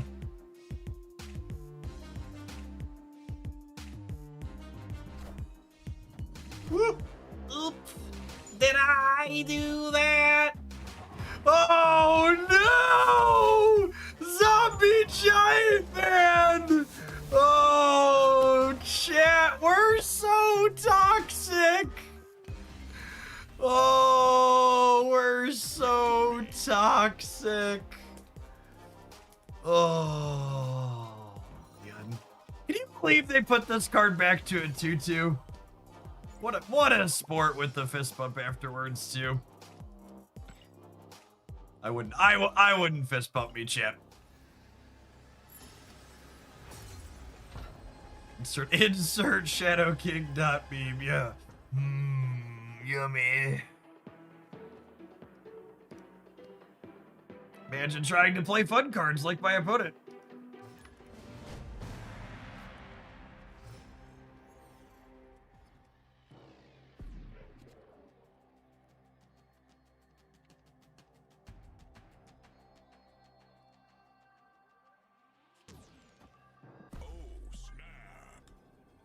This deck's pretty good in a deep space, huh? Got Hydration Robert and Lizard that both don't mind it at all.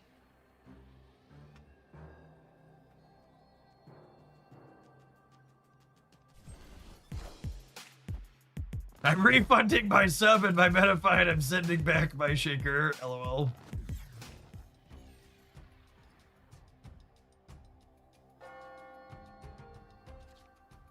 That's not the lizard I wanted for Christmas. Against a fellow Hydra Bob deck, I think I'm just playing the Shadow King on curve to keep my speed better. There's a chance this card doesn't have a ton of text anyways.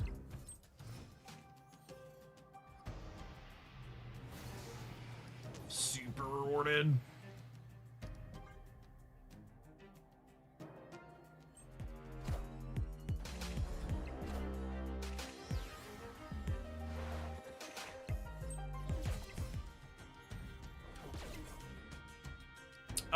This is definitely a Teenage Warhead into the Jocasta path angle, yeah?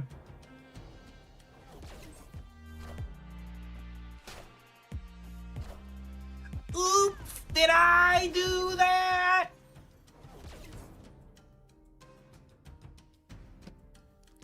We're so toxic. Where are they gonna play their cards, chat? Where are they gonna play their cards? You think they put a car over here, or do they try and play for the Adam Warlock path?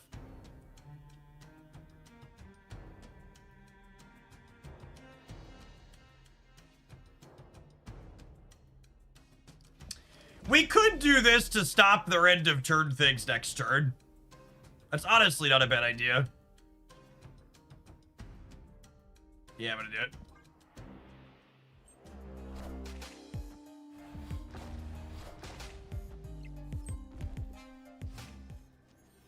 So this means they can't Fantasticar the end of turn things they play this turn. And their Havoc and their Theta don't trigger.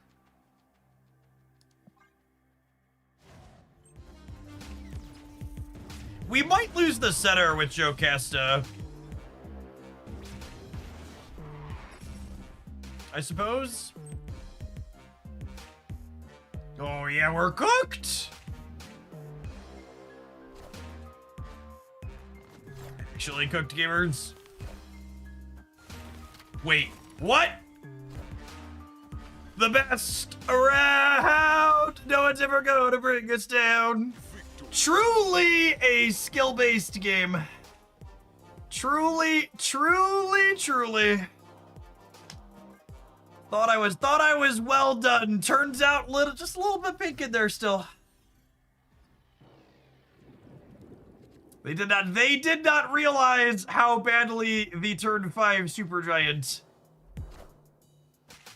screwed them.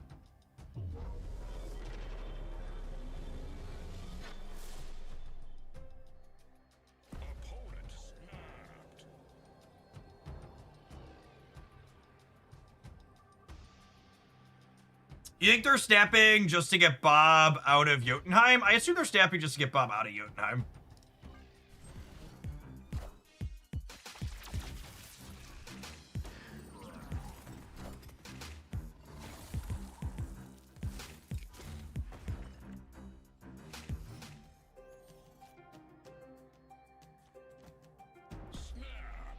Unfortunate to lose the coin flip here on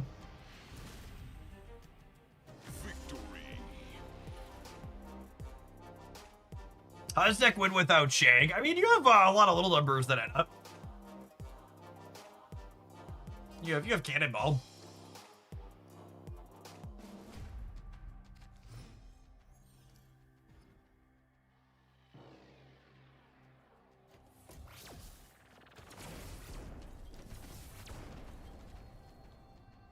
Huh. Oh, snap. What are my 4 best cards? Bob. Is it like Bob, Speed? Speed's gonna be how big? I don't know if Speed's gonna be big enough. I want to get Bob down, I think, in case we draw Rocket and Groot. Rocket and Groot's definitely on my list of best possible. No, I'm not playing Daredevil.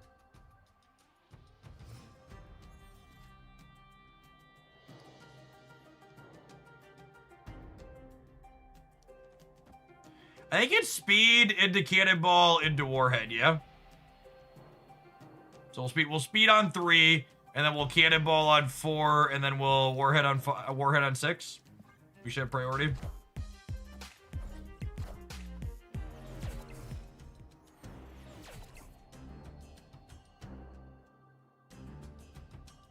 Is this better? This is what? This is 8? These are probably more than 8, yeah? I think these are more than 8. I don't think they've seen Cannonball yet.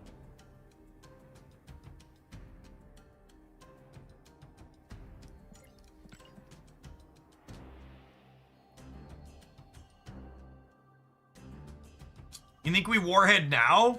No, I think we want Warhead going into the last turn. I think I should have priority going into 6. No. I want a Cannonball next turn, and then we should have priority going into the next one, right?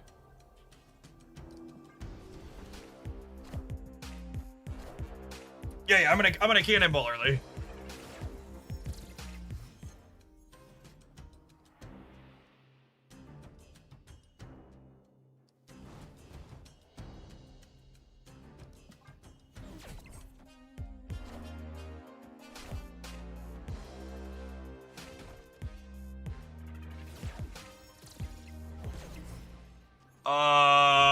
Honey. Victory. I don't know what the plan was there, bud, but that certainly didn't seem like it, huh?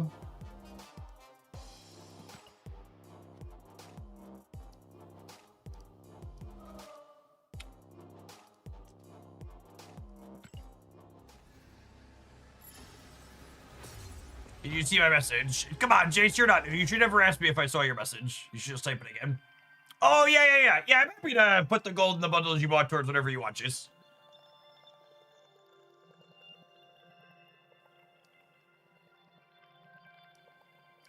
Absolutely. Sorry, I thought I responded to that one. Apologies. Let's see if the gold conquest doesn't always fire this early in the season. If we sit in the queue for 60 seconds, I'm gonna forfeit the ticket. We'll go back to playing the Proving Grounds, but sometimes they're okay.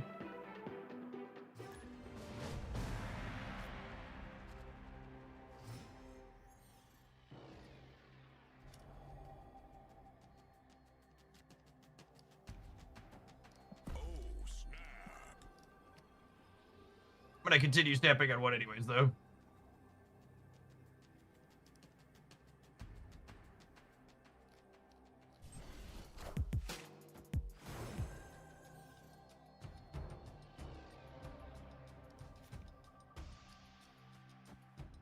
Whatever you want to use it on.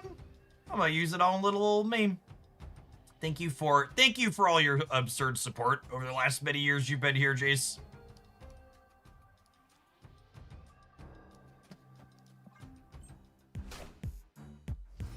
Crush that bits badge.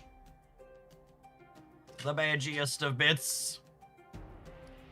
I think I want speed center. It's my biggest possible thing I can shove in the throne room in this deck.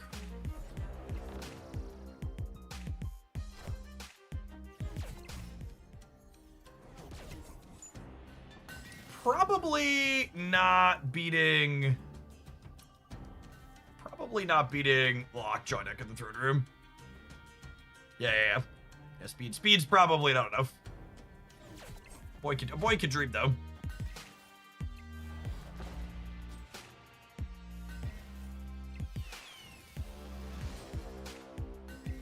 Hello!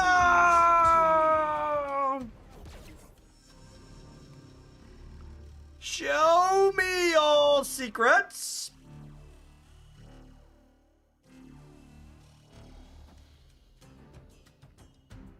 I wonder what this next Hella matchup is like.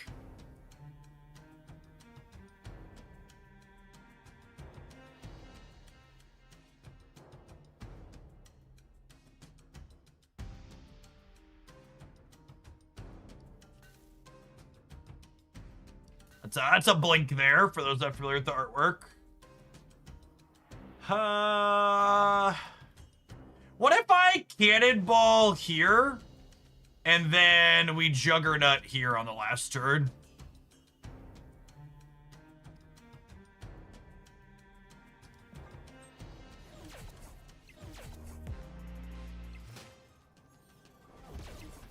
The blink won't work. It's probably not going to work, correct?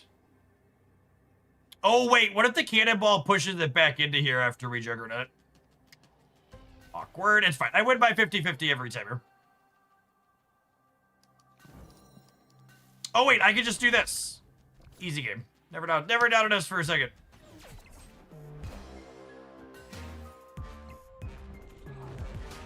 Whee!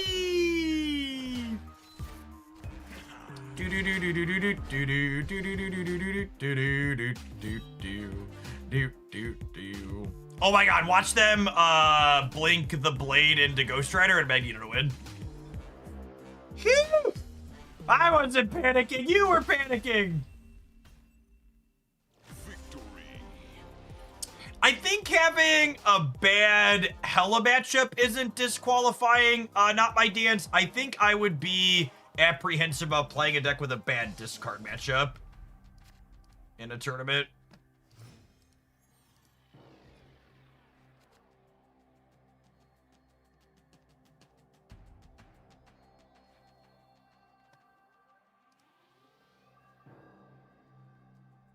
Oh, snap.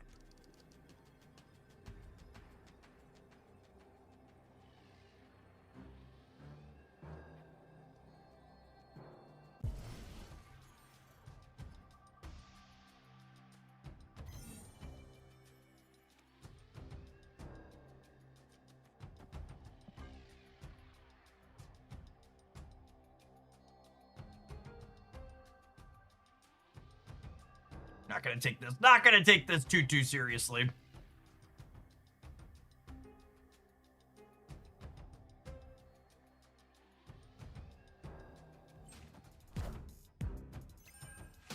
This is basically our ideal curve. I mean, we would have liked a one drop on one. But yeah, generally speaking, good curve here for us.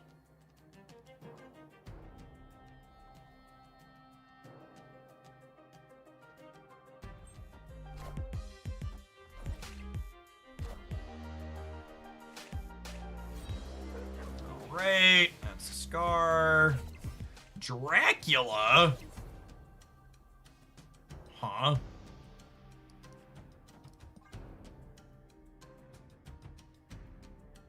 It's one you don't see every day.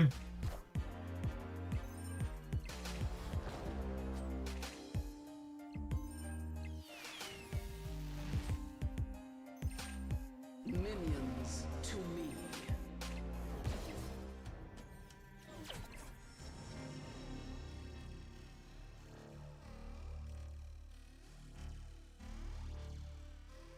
Show me your secrets.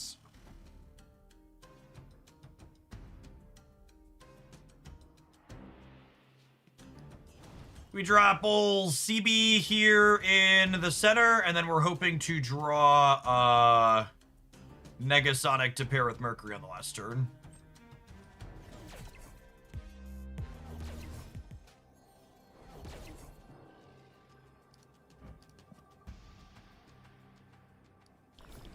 How do we feel about counting on Dracula missing? Mike Jansen, thank you for the 11 months. Welcome back. Do we agree that Dracula missing is the out?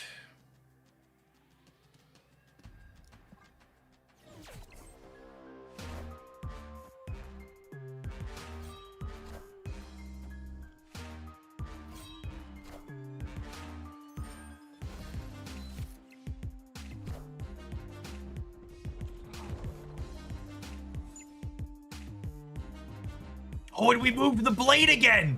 Holy! Their hand is empty, chat.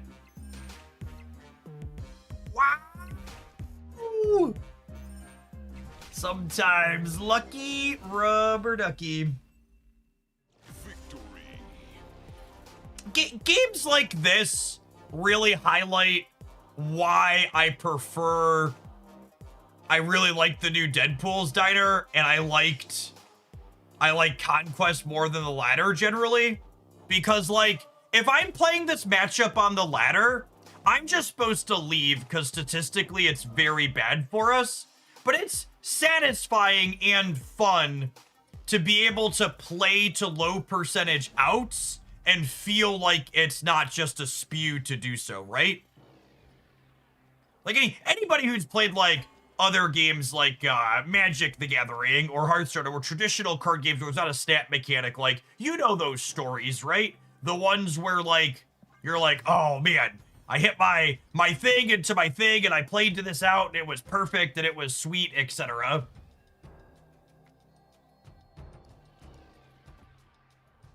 Those types of story narratives that you get in those types of games quite frequently.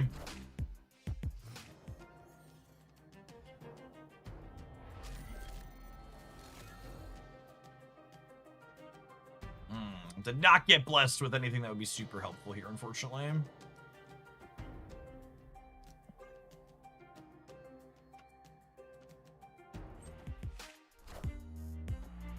This matchup is bad enough that we could lose 5 in a row. I agree, Deadly, genuinely. I don't think our opponent is remotely dead here.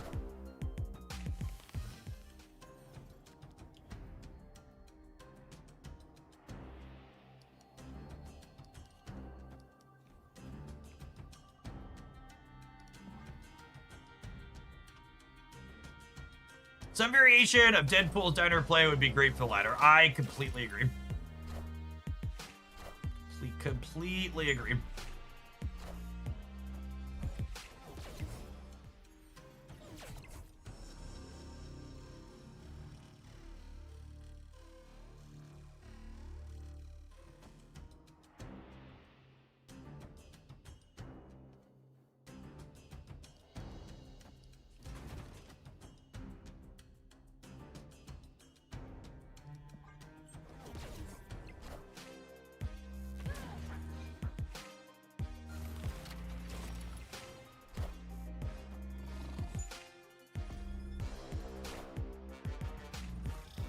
Yeah, we're hoping to top deck Mercury here.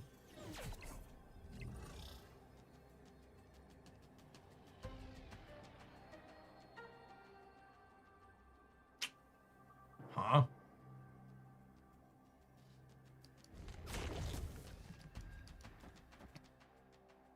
Oh, I just don't have priority either. Am I staying for one more here? I feel like I'm close enough to win this game that I stay, but I assume we're dead. Go left! To me. Unluck. Unluck. Honestly, I think being 1 and 3 to win the game here, it means we're supposed to stay.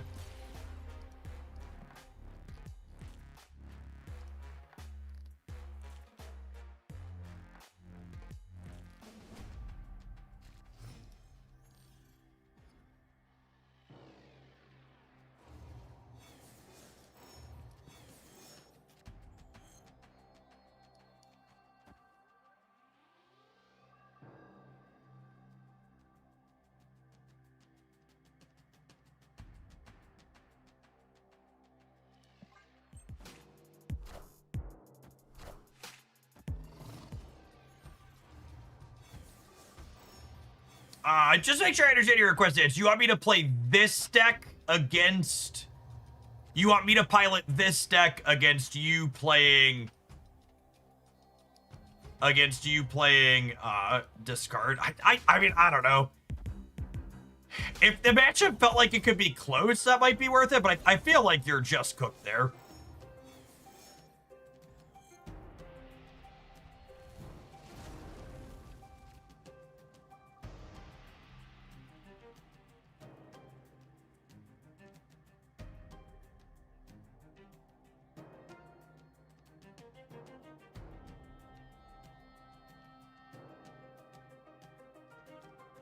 Do we Warhead now? I genuinely don't know. I feel like we're in an okay spot though to push the button.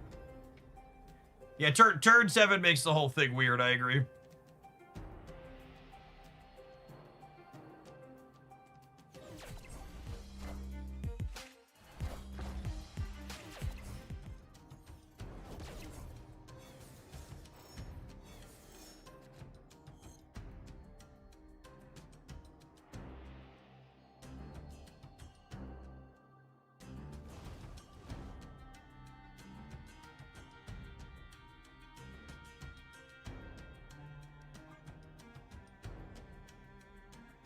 The middle could technically be at risk to Magneto. Ooh, that's a good call out, honestly.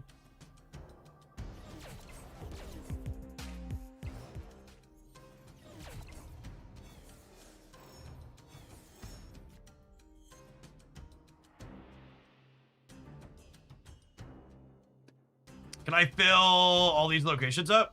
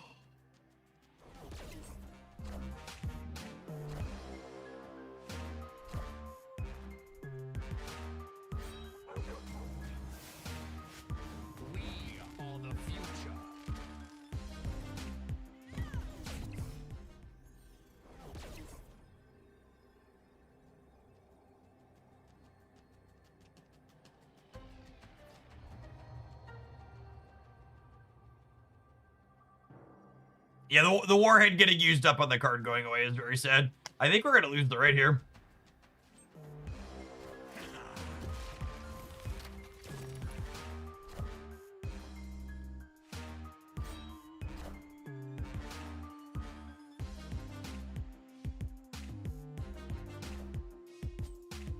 Oh, gosh. Wait, they discarded... Holy, did we get him? Guys, gals, and non-binary pals, we got him. Victory. Sometimes lucky rubber ducky.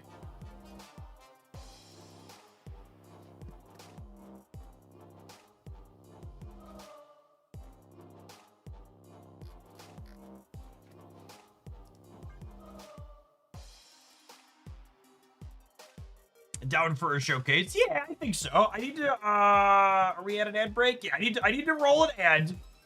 And yes, not my dance. We can jam. It's no different than a random, I suppose.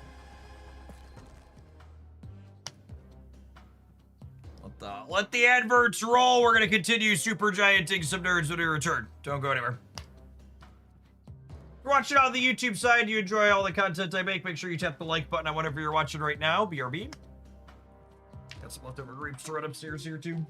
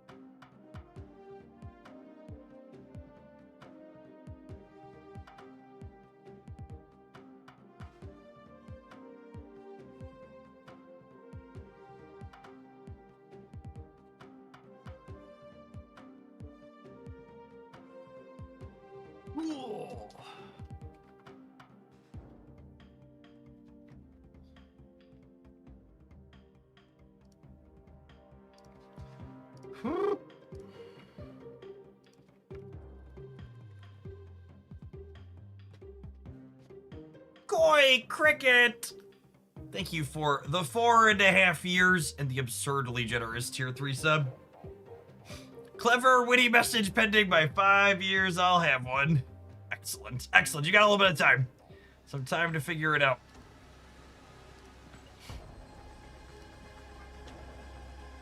Imagine the places we'll be and the things we'll be playing in 5 years, chat. Another year and a half? Who knows?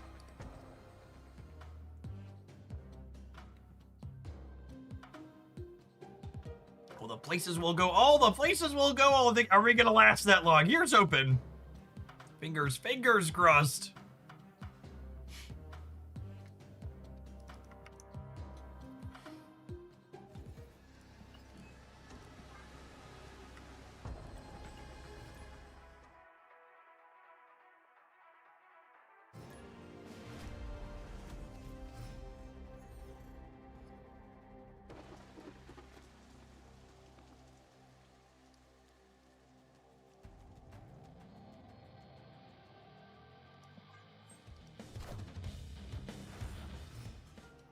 As much as the system of getting specific cards is nice, the rate of release makes me further behind in my collection. At no point in Marvel Snap's history have you ever been able to get every single card without spending money.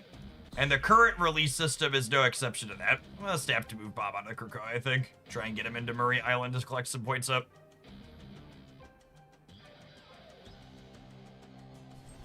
Which also hopefully help us grab priority for Rocket Raccoon here. It could also bounce him into the... Oh, I was expecting that to be the, what's it called, lane? Worked out nicely.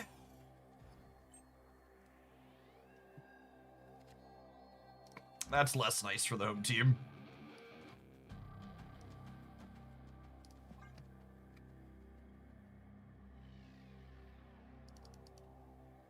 It's actually, I was having this conversation. I think it was with Not My Dance last night. Actually, we BS in DMs periodically,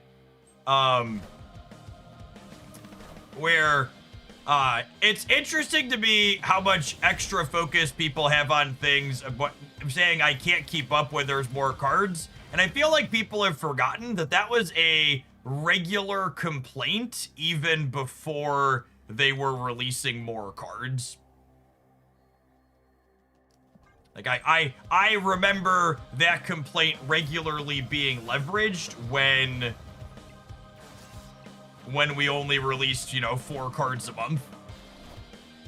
Because that specific complaint isn't really about how many cards are being released. It's about I can't get every card without spending money is what it boils down to. And I think the Second Dinner team has shown pretty clearly at this point that the economy is never going to be structured in a way where you can spend nothing and get every card the day it releases. All right, so they're gonna Khonshu. I'm just gonna drop a Blade into play. Do I want to kick Khonshu out of here after it reanimates? I don't think so. What if I cannonball here? I think I'm into that. Let's kick this Morbius into the center.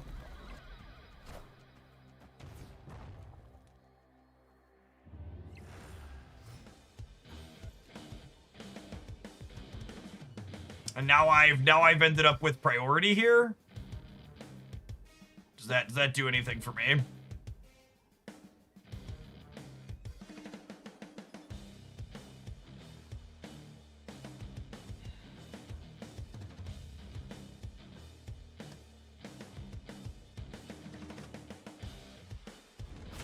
So this puts me to 25, 26.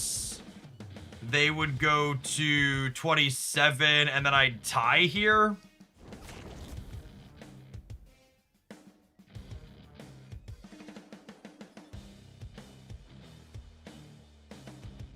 So it's just a coin flip on this guy, yeah? And this matchup, I think, is bad for us, so I'm definitely staying on the flip.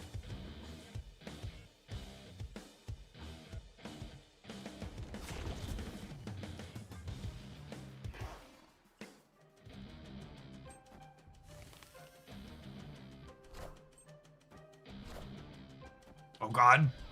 Oh, I forgot to play Shadow King. Watch that bite me. You've gotta be forking shirting me. This fucking guy.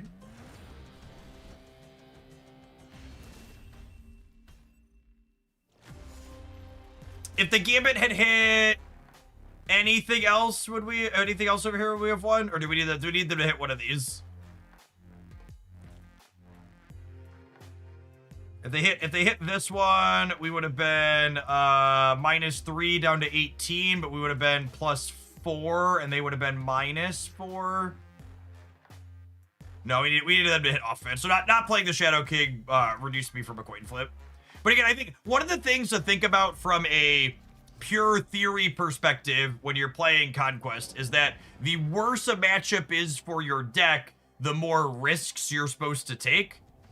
So if you're in a matchup that's bad for you and you can play yourself to a I'm a coin flip to win this game scenario, you should absolutely be staying in that moment.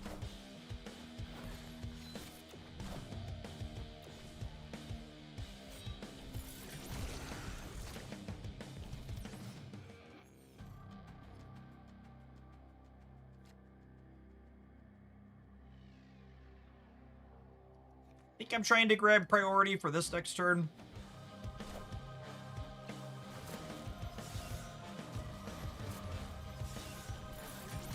Well, that's not going to be possible. I think we're cooked here.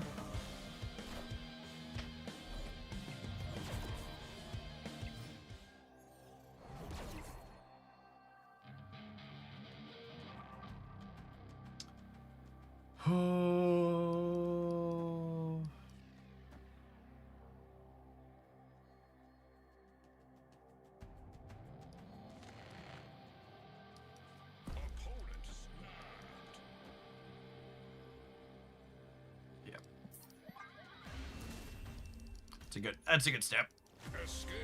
Maybe a turn late. It depends on how many bad hits they had for Corvus.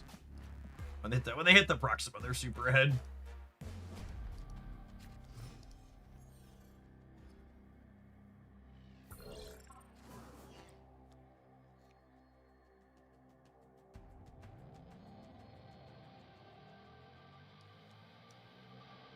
My number one eternal piece of advice for Marvel Snap always has and always will remain from the economy perspective is you don't need absolutely every card in this game to be competitive.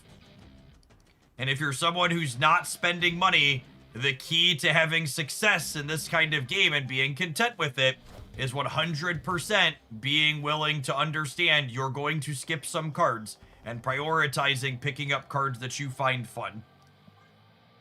Figuring out what types of decks you enjoy playing, and then getting cards for those as a priority.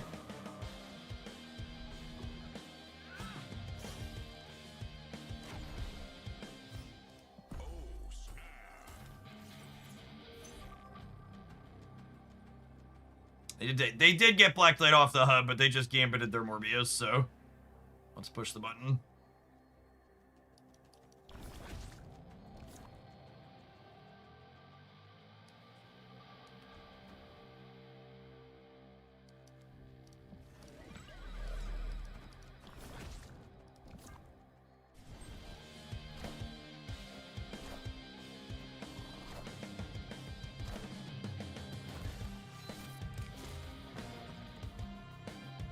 Oh, I forgot Snapping was moving Robert.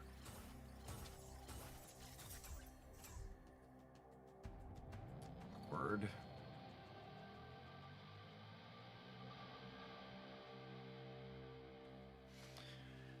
Maybe I should have put Lizard over here.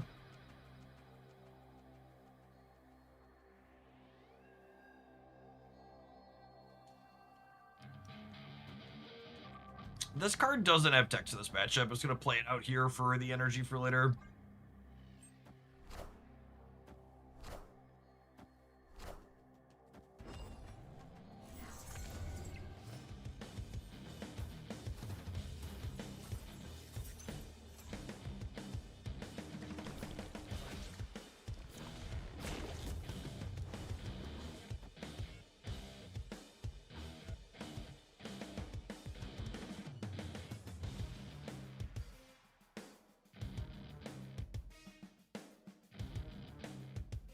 It's just those.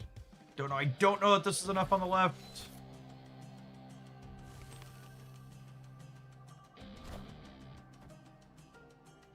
Needed one more energy to be able to play Warhead out. Would likely been enough.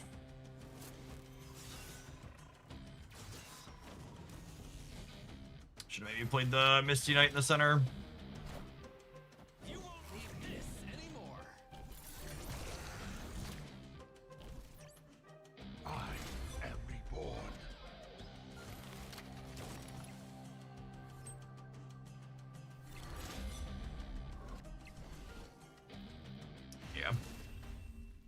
I don't know how this deck's ever supposed to win this matchup is. I feel like if you wanted to have a shot in this matchup, you need like a Red Guardian at a minimum. You probably can't afford to play.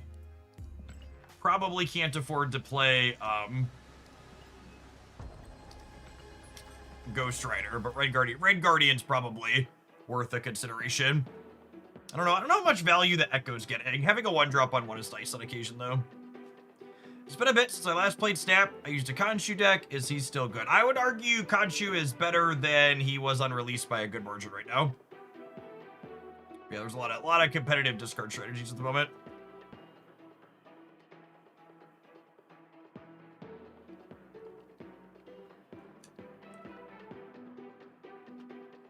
Yeah, the Darkhawk build of Super Giants probably got a bit more balanced matchup table because, like, Korging and Terraxing your opponent means you can just make their deck not work with some consistency.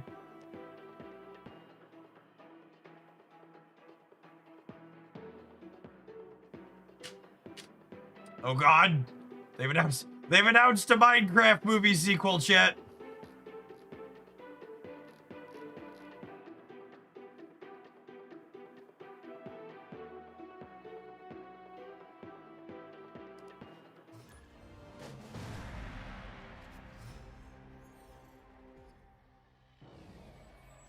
Uh-oh. What about Zoo? It's been a little while since Zoo was super competitive.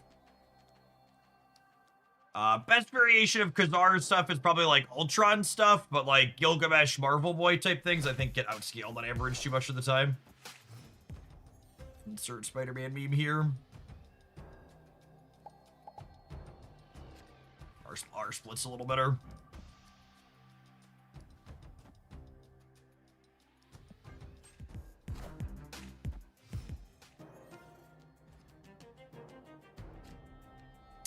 So I was about to snap getting to play Rocket and Groot into here, and then this happened.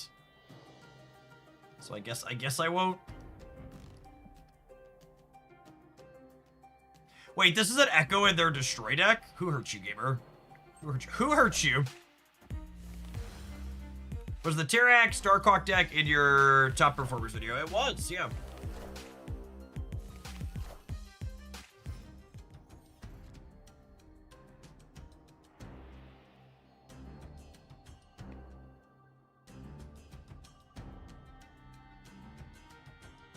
Yeah, I think this is a pretty serviceable plan. I guess it enables their destroy stuff, though. Honestly, I almost feel like I'm supposed to Super Giant and Snap.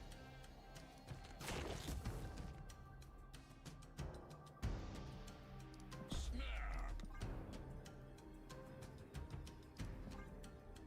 I want to put one of these here? Probably wants to put one of these here as well.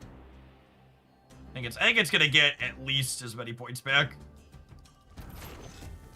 I don't know that I want to commit to. At least one.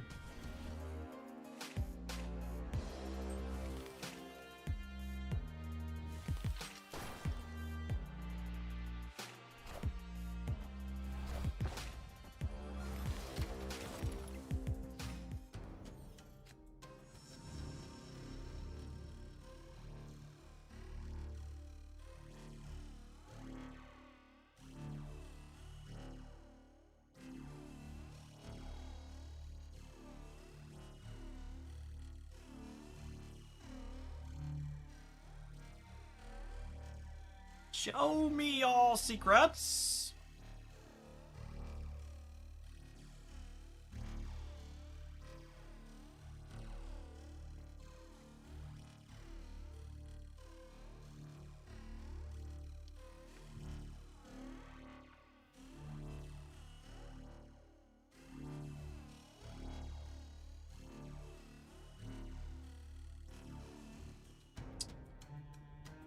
Do they just do nothing? They just did nothing, yeah.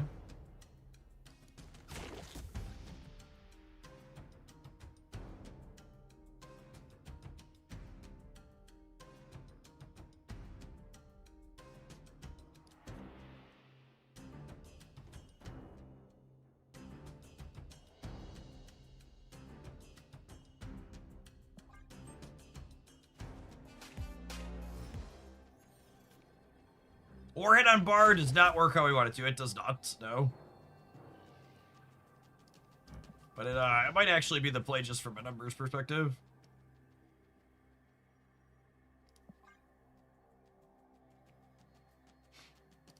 We can Shadow King the Rocket and Groot. That's a good call.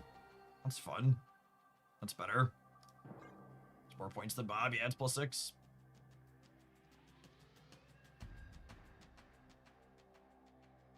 Is Venom middle bigger? Is it? Venom middle would be 5. And then 10 would be 20. I don't think it matters. Yeah, Venom center is 20. Yeah, it's worse against Null, but they're Null and Death weren't cheap, so.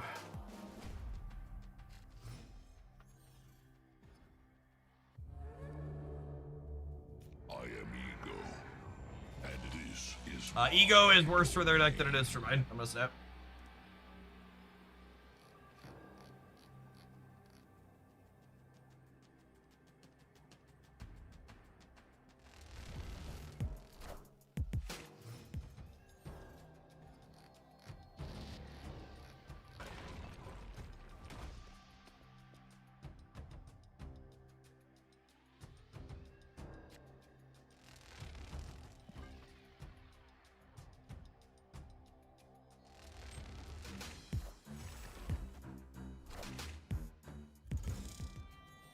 Ego chose to play the Celestial Barrier Ground card for both players. Wake up, sheeple. Wake up! Ego's about to put on a little makeup. Look at this combo with Lizard powering up Goliath here, chat. That's just good deck building.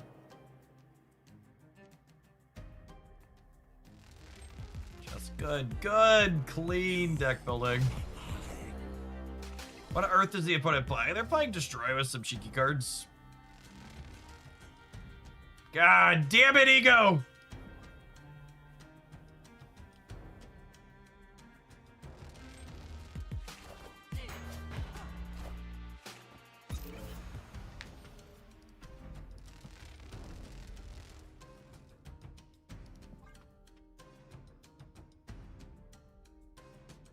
The Captain Carter is a random. Grandmasters in their deck. Enchantress is in their deck? Who hurt you, opponent? What was their name?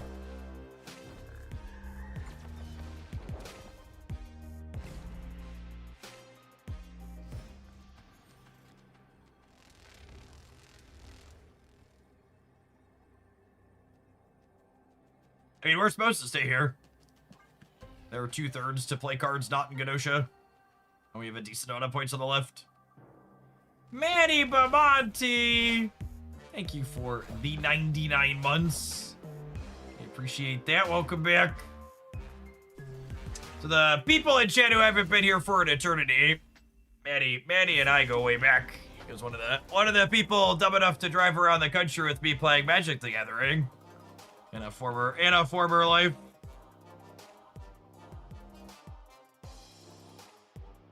Now we're just old men living in Central Illinois.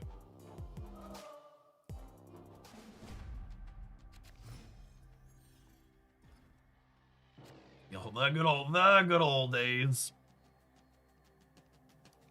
No, the old days that have been good as up for debate.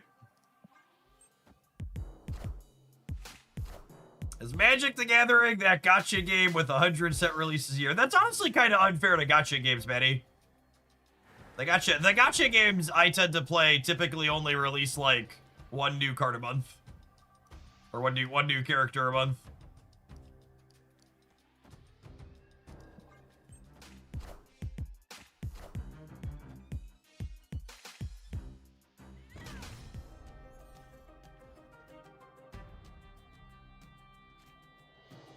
Speaking of DC Dark Legion enjoyers, Hippolyta releases in six hours. I'm gonna restrain myself and do my polls on stream tomorrow morning is the plan. Can they draw Winter Soldier? I'm pretty sure it's still Bucky Barnes in the deck. My queen.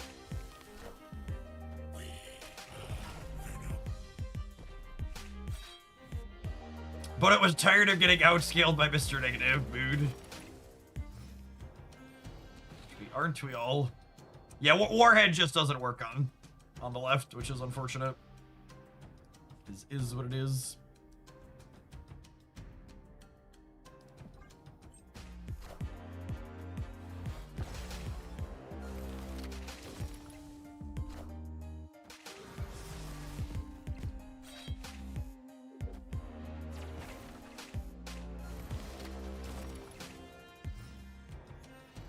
Speaking of magic, my Spider-Man secret layer came in today. I don't even play the game anymore, but they still know how to get my money. I mean, genuinely, like, all the... I get people feeling burned out on, like, all the universes beyond stuff, but it's really, truly some of the smartest marketing Wizards of the Coast has ever done.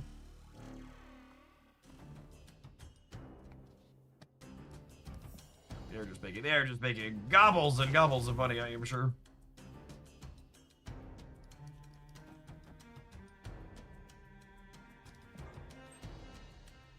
Oh, I guess I don't need to move this yet.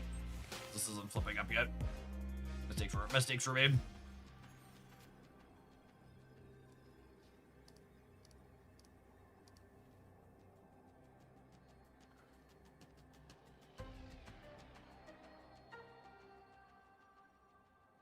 Honestly, I feel like I'm probably in a pretty good spot. It's just this.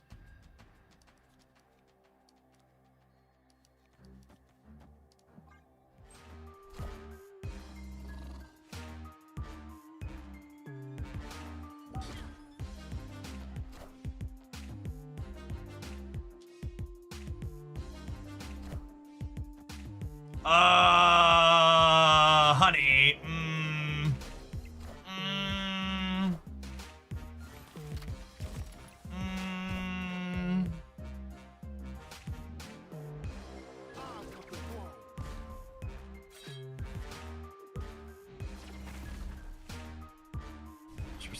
Interesting. Yeah, that was probably a concession stay. Fair. Victory.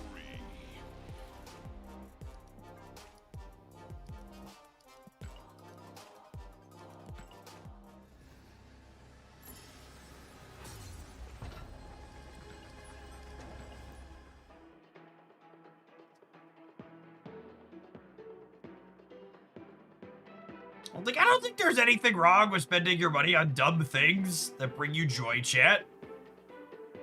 It's fine. It's fine.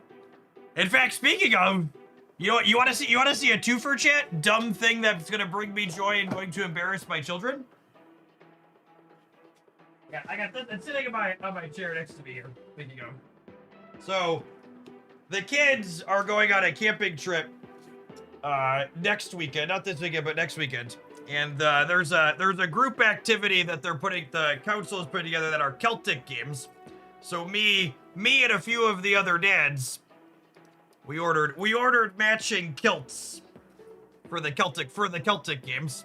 I actually haven't quite figured out how this one goes on. There's straps or something that they go together. But I haven't worn a kilt since undergrad yet. We got some blue and green plaid matching kilts for the old Celtic games theme.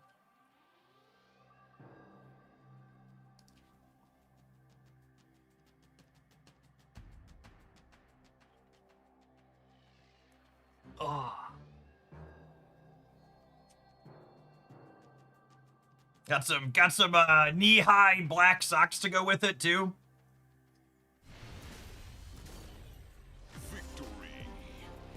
Lovely. Perfect on theme.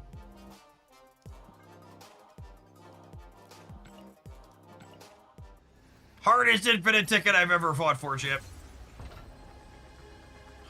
Hardest infinite ticket I've ever fought for. Slam dunk. I've beaten the gold conquest.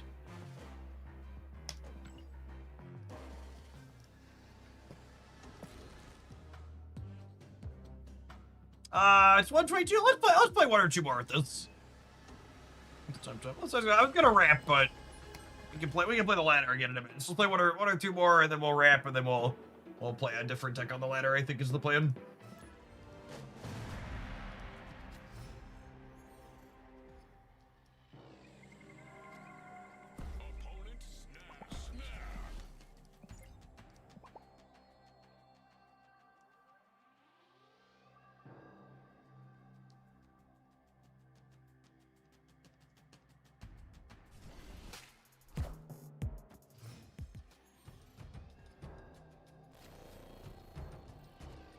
All right, Lizard lives in the danger room every time, yes?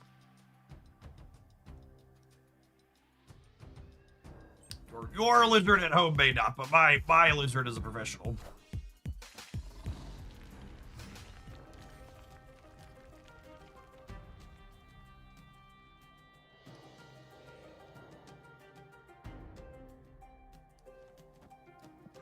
All right, so we'll get 1 point here, even if we lose the eternity range.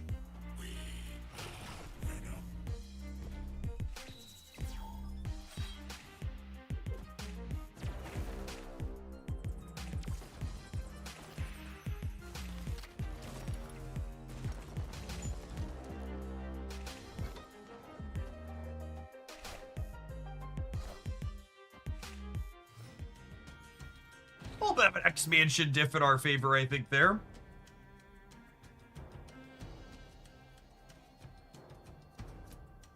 Super Giant's actually pretty good at this matchup, yeah?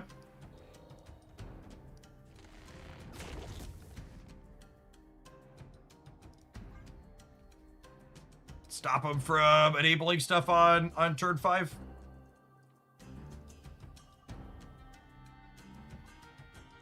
Do we think they're gonna play for the center, or are they gonna play for the right? I think they're inclined to go for the center with X23, yeah. Eric, thank you for the over 5 years. Welcome back. Excuse me. Unlucky. Oh, they just have another one. Wow, and they hit the 25%er. Super punish. They have Carnage too. Brutal.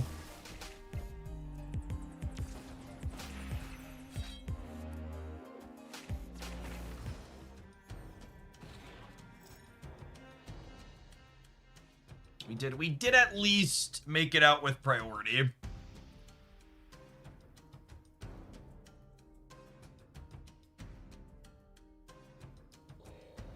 gets like this, into Juggernaut on the last turn.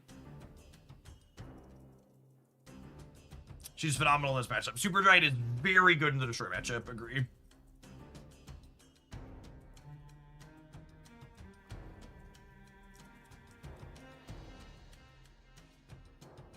Any deck's looking to do a big setup on turn 5 that's time sensitive.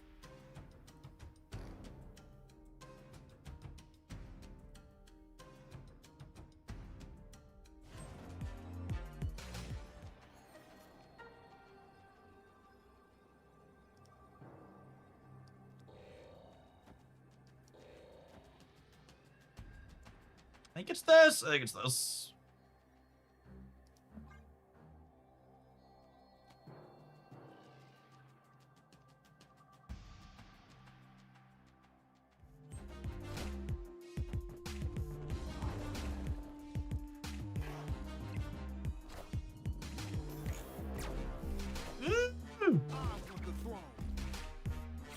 Go right, X23!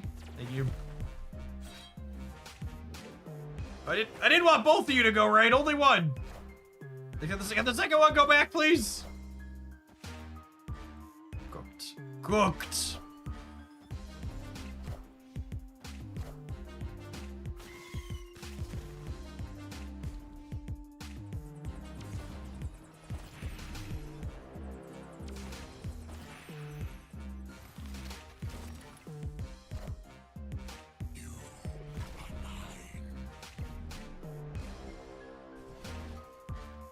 Wasn't as expected to be.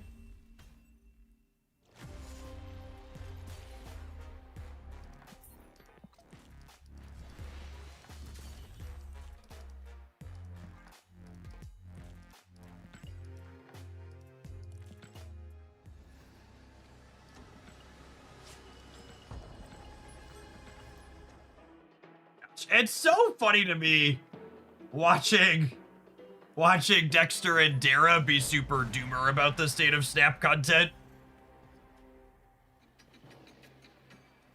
You can tell this was a lot of people's first full-time card game. This Darian stream. He's actually been making an effort. He's probably streamed more in the last couple of weeks than he has for a while. I assume whatever money he had saved up finally ran out.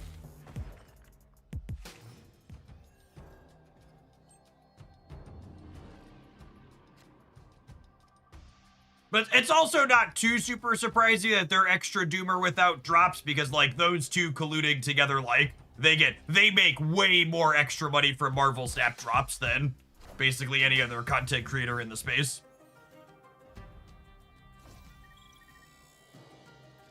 Like as a point of reference, like my personal ad revenue is probably like $1,000 to $2,000 more in a month when drops go and they hit the numbers well, and like their numbers, the way they work together during drops, are probably, I don't know, 2 or 3x mine at least.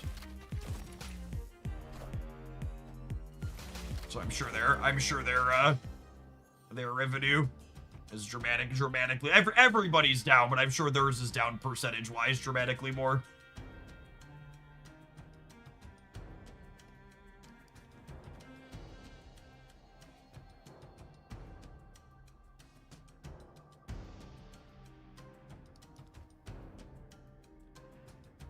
I think I'm Warhead this turn, so I just keep spending all of my energy.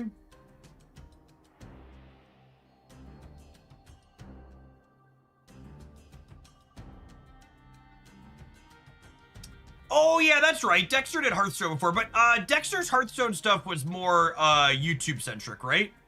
Did he live stream full time for that? He doesn't even really quite live stream full time for Snap either. Like his usual live hours are like 20-ish hours a week if there weren't drops going on. I think he was always a little bit more YouTube centric.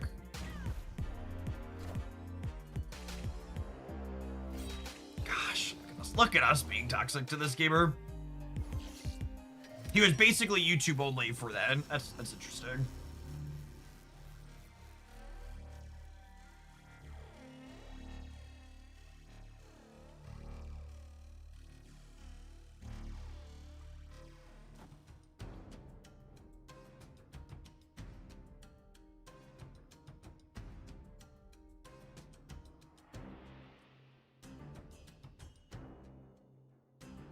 They clearly want the extra energy. Do I Juggernaut them here? No, I think I want that for the last turn, yeah. I think I'll take the extra points on Rocket and Groot.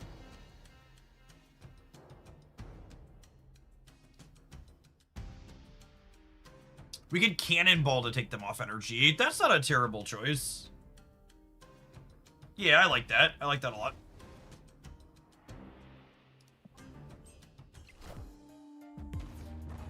Because this either locks them on the left with the Grand Central, or it shrinks the Victoria Hand Center.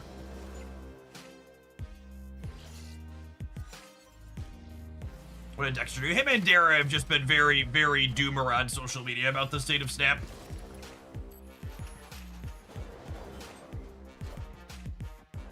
I would assume mostly because the line hasn't been going up, for lack of a better term, for content stuff.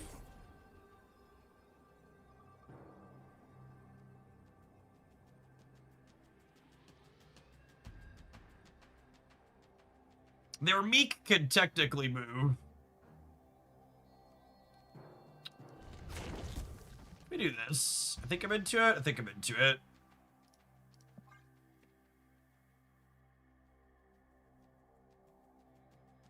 And for reference, people are familiar with my background. I've been a Twitch partner for over a decade. I've been doing this as a full-time job for 8 years. Over 8 years now. And I think if you would have told me at the start of Marvel Snap, I'd still have, you know, almost 1,000 people watching me on a random Thursday afternoon here like we do. 3 years after the game release, I'd have been like, yeah, sounds great, sign me up.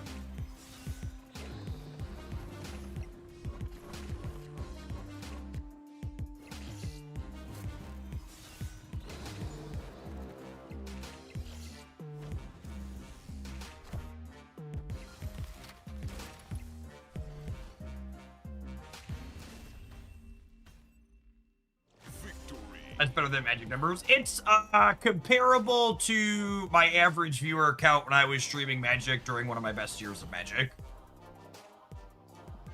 Now, fair's fair, Magic the Gathering does have significantly more whales than Marvel Snap does. So, like, my subscriber count was higher when I was streaming to less viewers on Magic.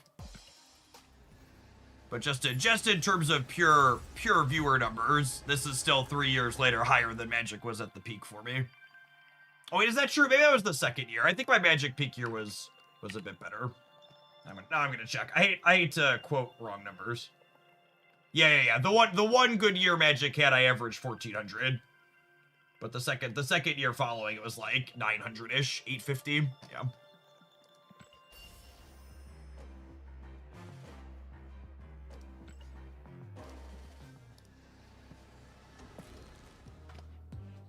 But for a review here, just to like tangent for a little bit. I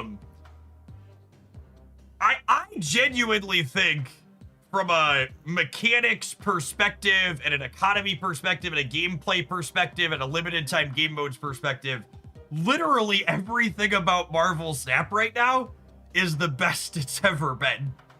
Like, and that's something that a lot of people have a hard time coming to grips with these live service games where, like, they're gonna peak in their first year. What set or era of Magic was a good year? That was the year Magic Arena released.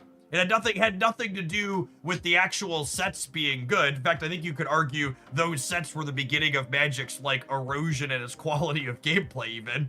But the numbers were good because Arena was shiny and new. Because that's how these things work. They're most popular and have the most hype and interest around them when they're brand new.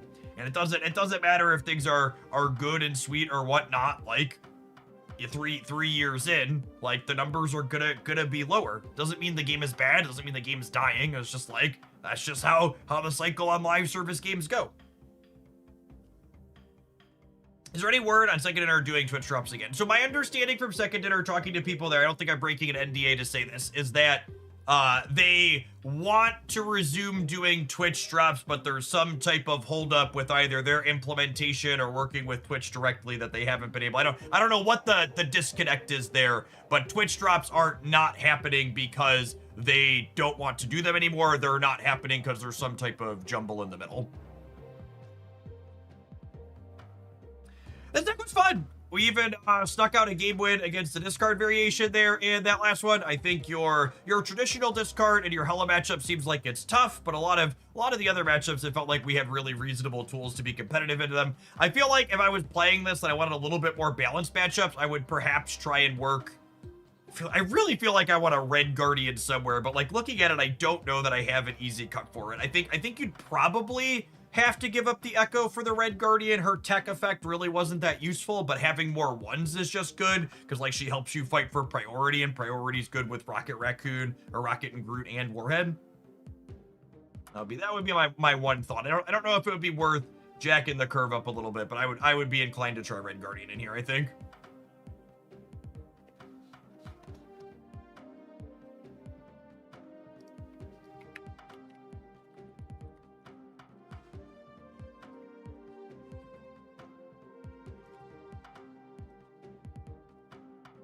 All right, we can take a brief pause for the cause to let some adverts roll. We'll see you in 120 seconds. Sure, we playing something else when we get back. Thanks everybody for hanging out. Don't go anywhere, gamers. Happy Thursday.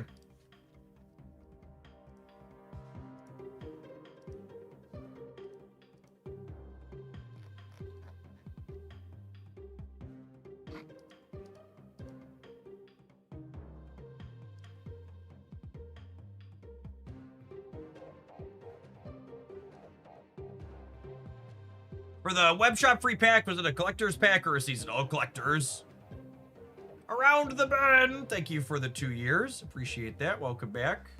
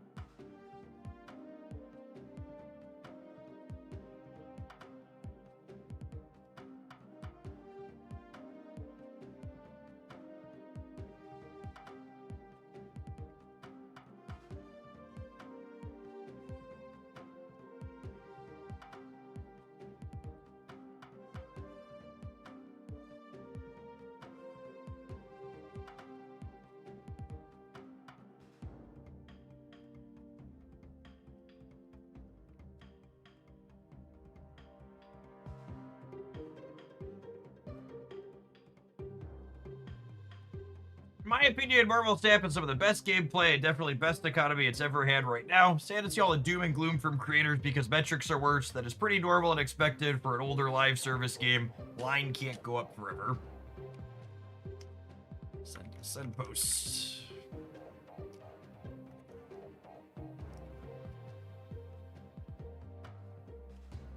Thinking of limited time game modes. Yeah, I'm super looking forward to Sanctum Showdown next week. Should be fun. Did they announce what they're doing? Did they announce what they're doing with the ban list for this one coming back?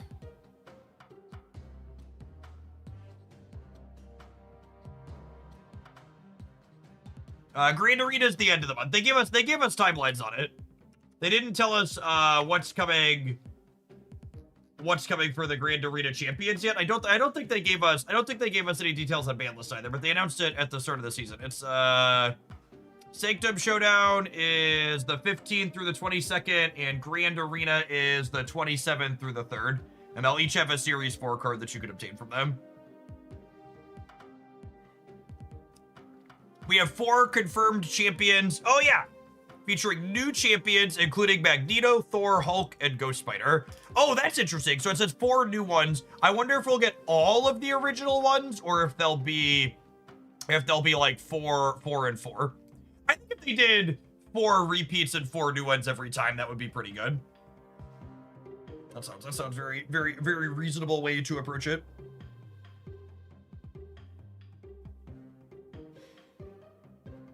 Line can't go up forever. Jeff is clearly not an economist. I think my favorite chart that I saw recently regarding the line going up was normalizing the value of the stock market based on the USD value against gold, and how that's worked out in like the last 5 years, talking about how really the market isn't really going up. It's just like adjusting its numbers around things, other things changing. All such a fuck stupid system.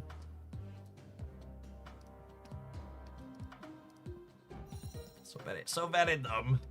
So very, very dumb.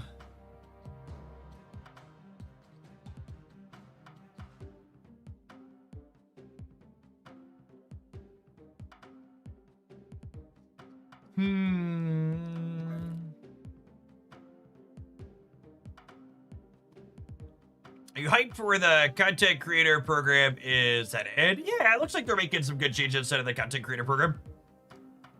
Some things in there we can't quite share yet, but they've got some good things cooking over there as well, I think. All right, our next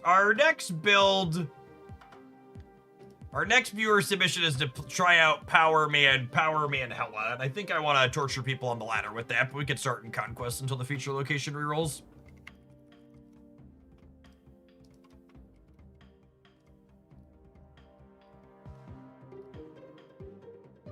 BT dubs, chat.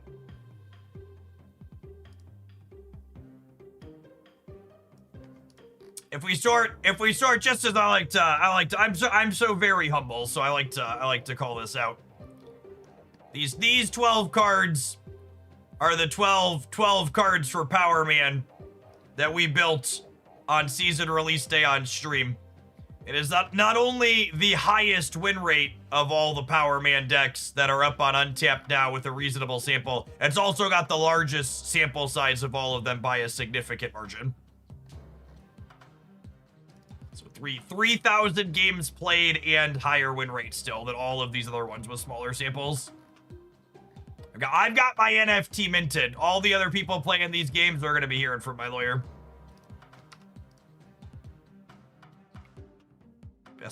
Best believe I am coming for them.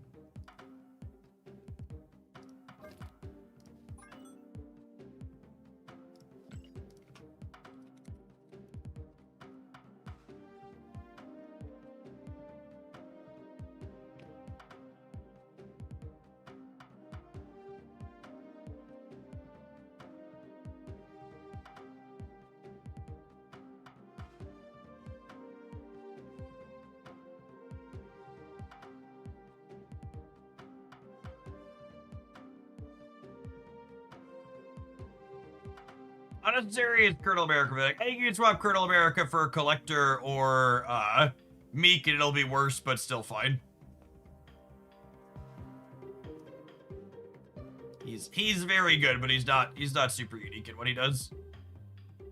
This card's been very good.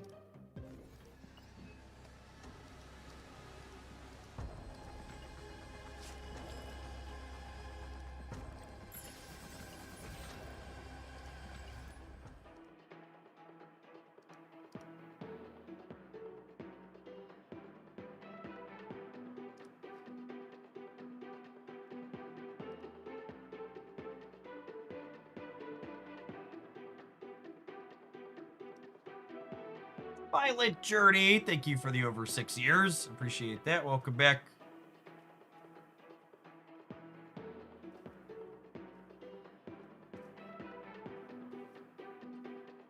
Dormammu with Horde. Dormammu doesn't really have any explicit synergy with Horde, yeah?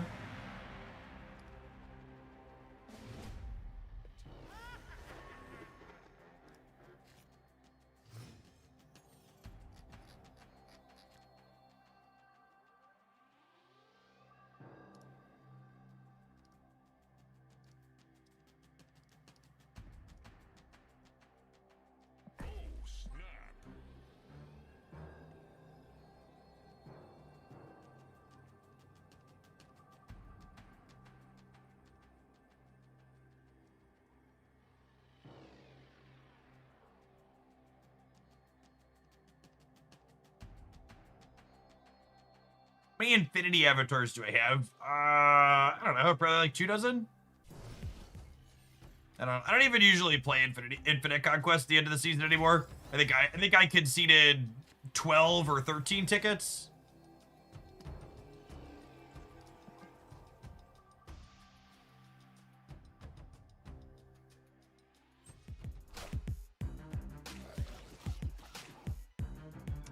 He's such a hungry boy, Chip.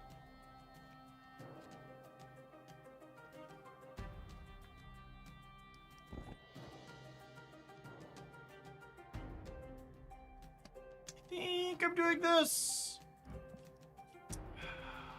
Or do I want a Corvus? Corvus means I probably lose the Hella, right? Revy, thank you for the 5 gifted subs. Appreciate your very generous support. Good afternoon.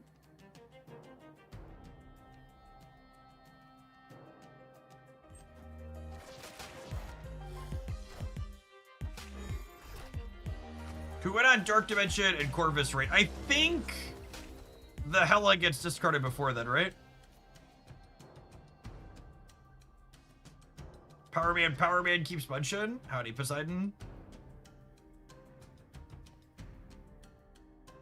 I think I have to do nothing, yeah? And just let Power Man munch so we don't lose Hella.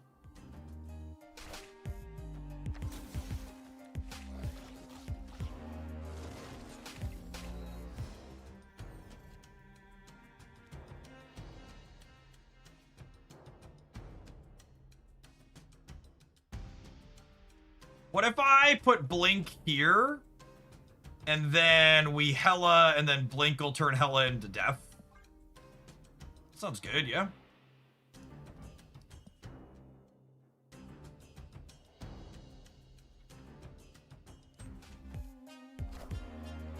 I am Iron Man.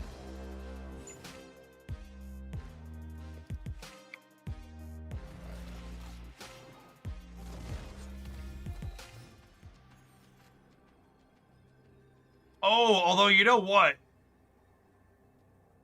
I guess if I do it this way, Power Man can eat Scar. That's probably better.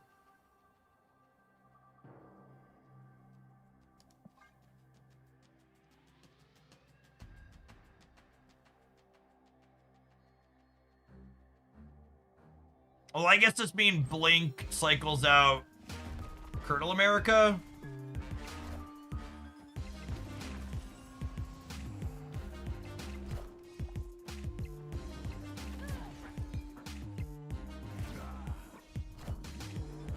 Minions to me.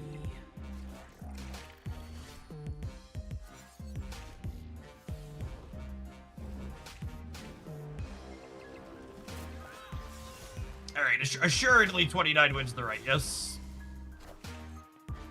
The best around. No one's ever going to bring us down. Victory. What is this cook? I mean, just for reference, you can only call the deck we're playing cooking in the same way my 11-year-old is cooking when he puts a cup of noodles in the microwave. This is a stock tier 1.5 tier 1 deck, depending on who you ask at the time of day. Ramen noodles. We're an instant mac and cheese cup kind of household typically, but yeah, occasionally ramen. It always makes me roll my eyes. You're like, I'll be scrolling the Twitch category after a new card release, and the title will be something like "Cooking with the New Card," and then just like have shoved the card into a stock existing deck. Escaped.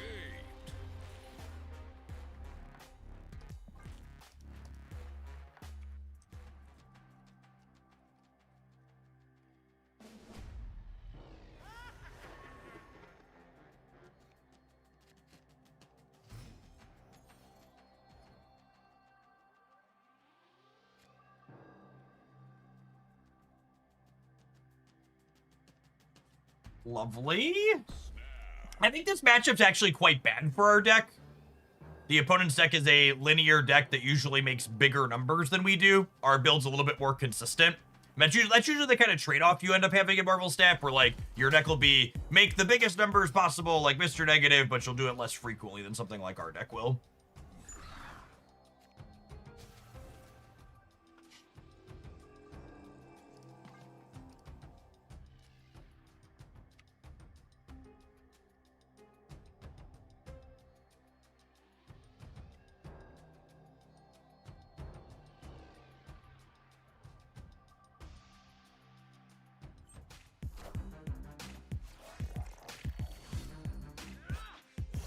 Saying cook is just SEO at this point. Yeah, basically. It's good. It's a good way to put it.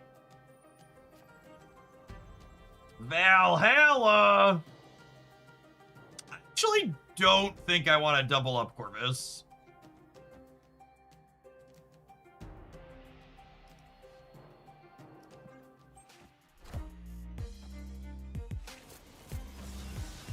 No!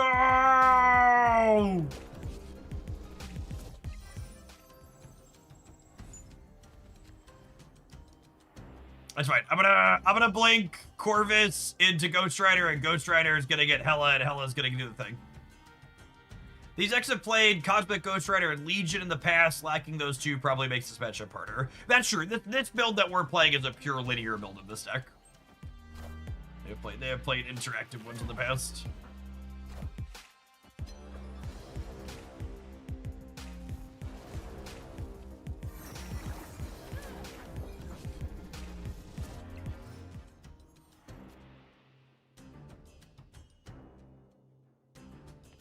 I mean, they haven't played Mr. Negative yet, so I'm not just dead, but things are not looking good for the home team here.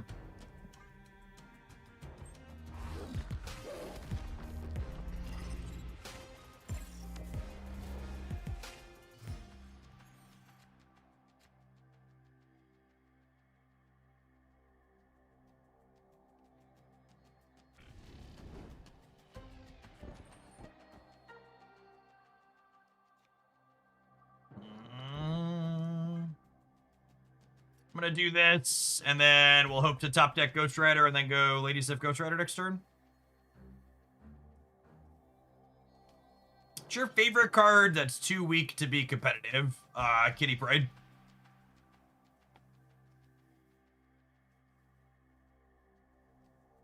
I know I'm not supposed to say that out loud during Zombie Scarlet Witch season, but that's the truth.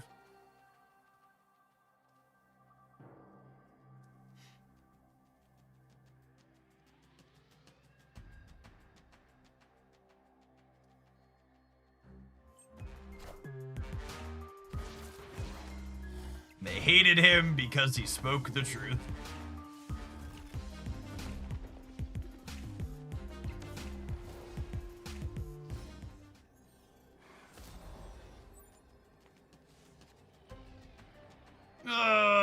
it's a Corvus Glaive instead of a Ghost Rider. Sage. So we're dead. I assume we just died a Mystique here. Let's add 7 here while adding 2 there. Colonel America seems really strong. Colonel and Zombie Power Man are both very, very playable cards. How big can we get on the right? I don't think big enough to beat Mystique.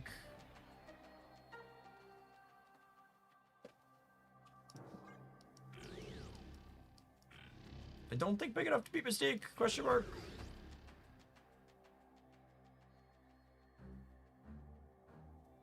I don't think I want to play this because it makes the gores bigger. Oh, they would just gore the center, yeah? Or Mystique the center? I don't know. I think we're done either way. Maybe they go to the Mystique. Yes! Victory. So lucky! So lucky.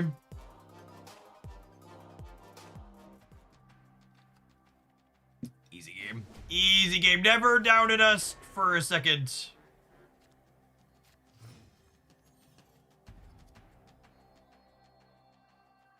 Opponent snapped. Oh, snap.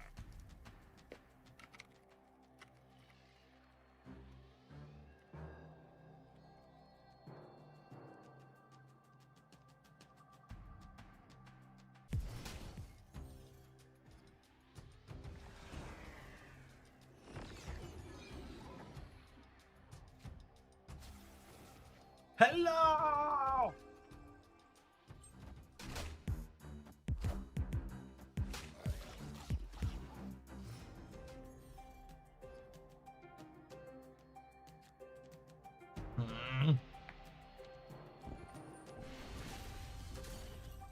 Victory. Our opponents had enough of our discard nonsense.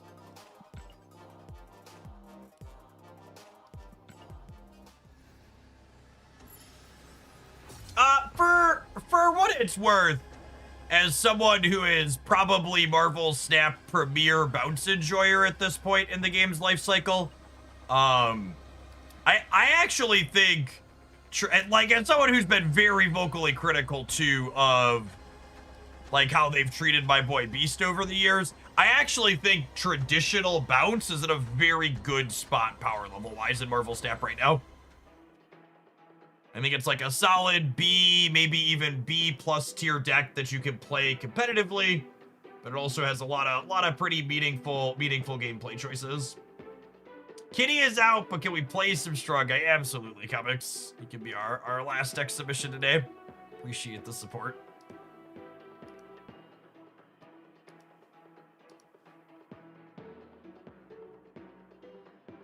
Was last time bounce was popular before the Agent Venom nerf? My memory's not good, but that sounds right. I hate how Agatha gets all the boosters. What, you want less deserving cards that aren't doing the work to get boosters? What, are you a fucking communist? Agatha did the work, Agatha gets the boosters. Come on now, gamer.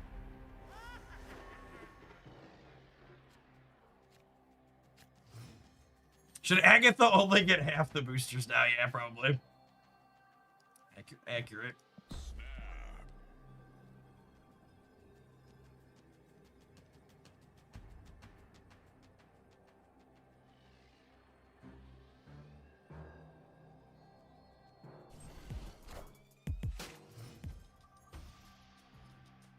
Agatha still controls half the turns. How many turns do your other cards control? That's right, 0. Just the facts, really.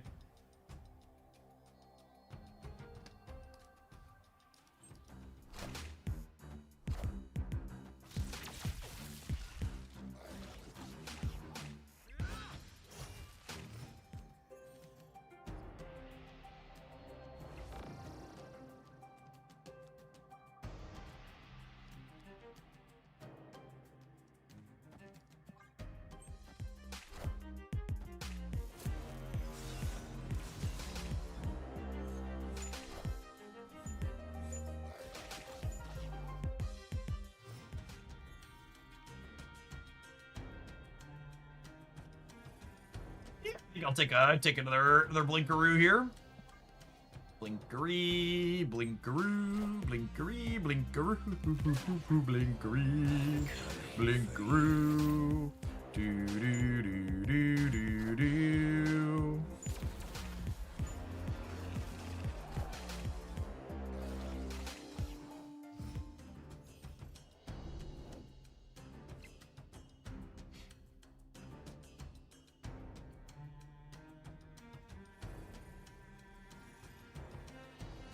This turn's blinking to death, yeah. Do I have a way to win the game after that? I don't know is the answer to this question.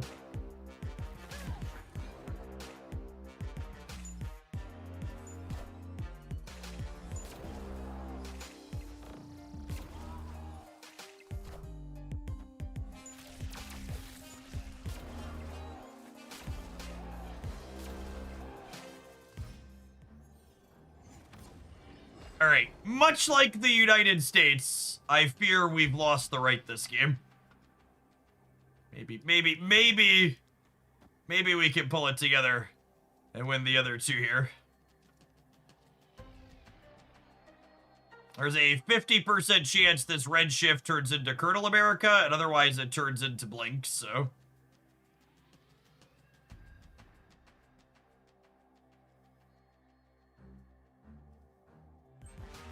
Is there a zombie giant man in our future, chat? I think the build playing Viv Vision was playing zombie giant man, if I recall correctly. Oh yeah, feels like a giant man.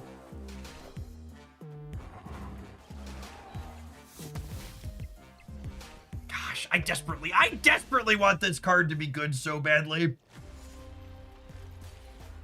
It's just like, and honestly, I feel like this game is a good example of why this card's just so schmedium right now. Like, they had this game go almost as good as it could possibly go, and these stats wouldn't have kept up with an average Mr. Negative draw, yeah?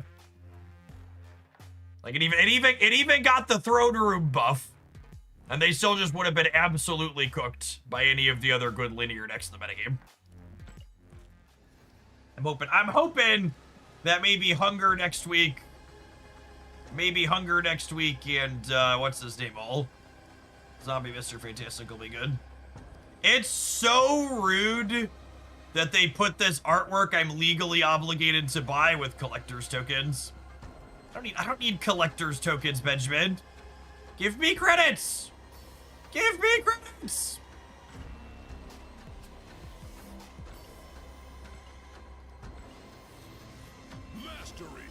Mastery.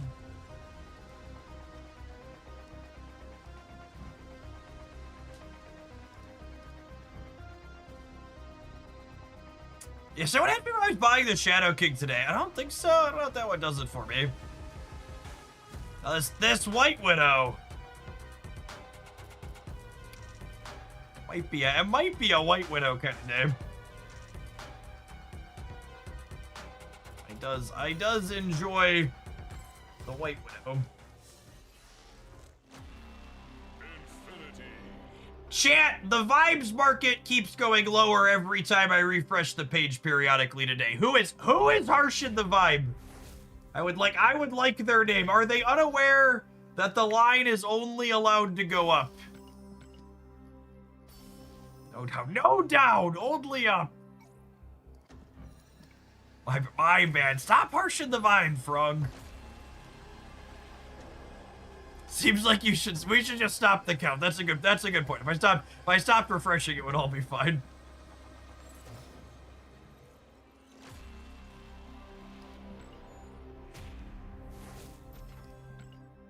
Must be the inflatable warriors in Portland. Listen, what ICE is doing is horrific. But the people in the inflatable costumes dancing in front of the fascist enforcers is like my small bit of joy in the general what's going on in the world. So shout out to those brave and wonderful people wherever they are. We need more of you.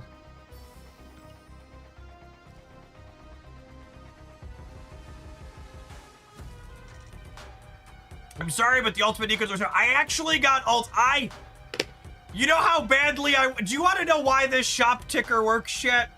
They have this stupid shop ticker because I logged into Marvel Snap at 10:05 last night to check for variants, and I found the Nico in my shop, for those of you who weren't here earlier. She's here. She's here, and she's gorgeous. She's gorgeous. She's so gorgeous. I never would have logged into Marvel Snap at 10:05 last night before I went to bed. There hadn't been a Nico to look for in my shop.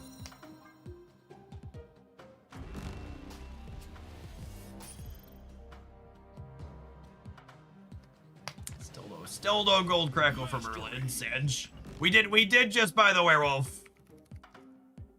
It cost me many gold, but he is here.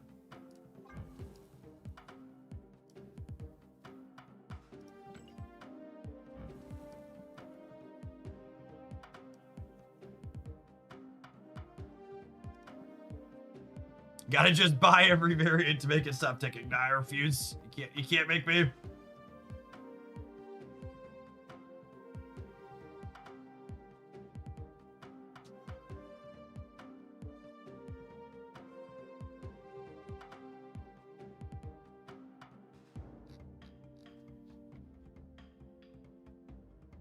Are 5 drops still the toughest spot in terms of game strength? Yeah, definitely. I was thinking about, we're looking at the shop. I was thinking about buying White Widow, but she's just not a very playable card. Nebula's pretty cool too. I'm not really into either of these, I don't think. This is not a bad piece of art, but I don't like it more than my current one.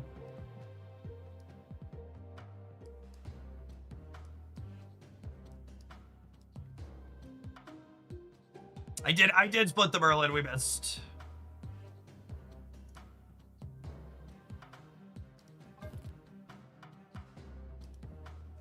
Not to sound alarmist, but the United States government is absolutely barreling towards classifying whoever they want as Antifa and using it as an excuse to round people up. I'm gonna damn some adverts so I can collect some ad dollars before we get rounded up with the rest of them. Thanks everybody for hanging out. Don't go anywhere. 2025 is gonna be a hell of a year. It's gonna be a hell of a year. We're gonna play some Hella on the Ladder when we get back. Hell of a year, Hella on the Ladder.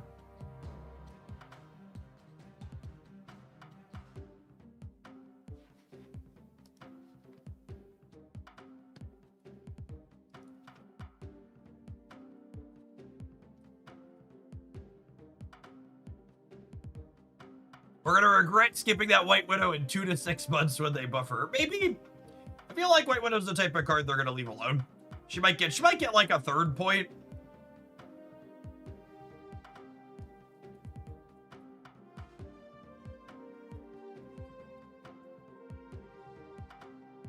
They have the girlfriend of the founder of Antifa in custody.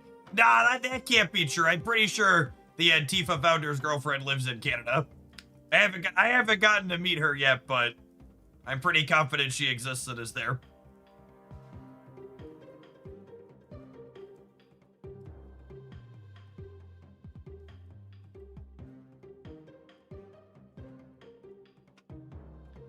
Oh.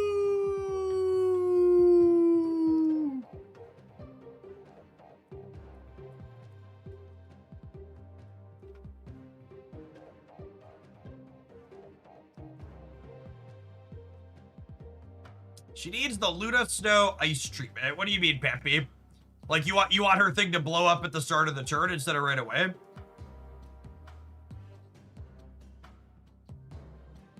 So let me by Google, what exactly is Antifa? Antifa stands for anti-fascist, and something our current administration is doing is trying to define the idea of anti-fascism as an organization like the Proud Boys, which is an actual organization.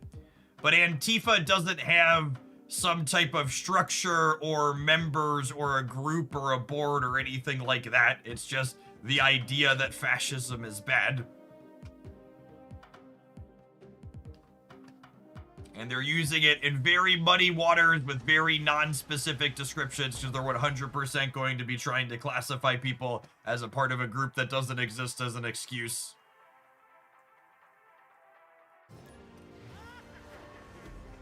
To pursue their political opponents.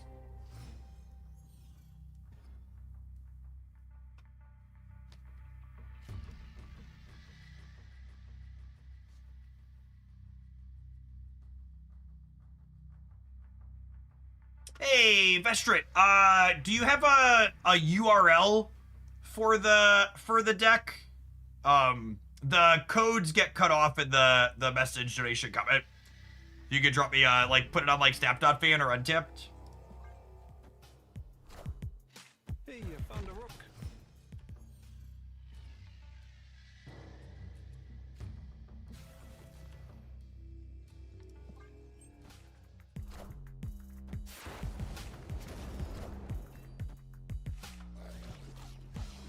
All right, power me in, winning the old 50-50.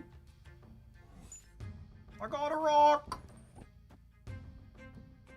Do I want him to keep eating here? At least this turn, I think, so we want to stop the Iron Patriot.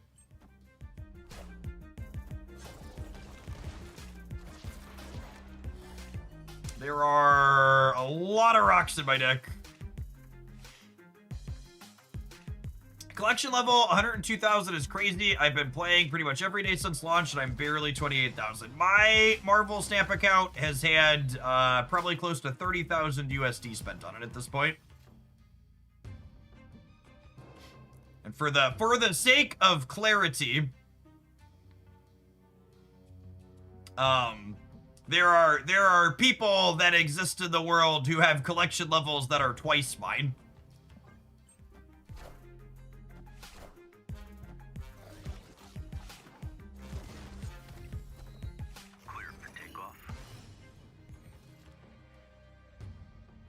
That's a good question, Jace. Is your collection level high, Jace? You mostly buy cosmetics, right? You're not necessarily a split chaser.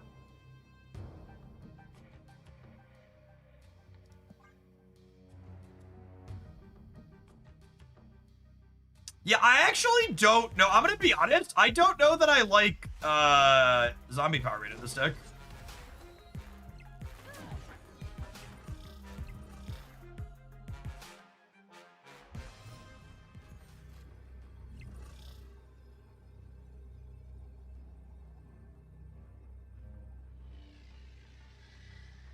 I remember when people maxed it before keys came out. I might be misremembering. No, you're not misremembering. There are definitely people who hit the maximum collection level and then they had to raise it for them. That's a really good time.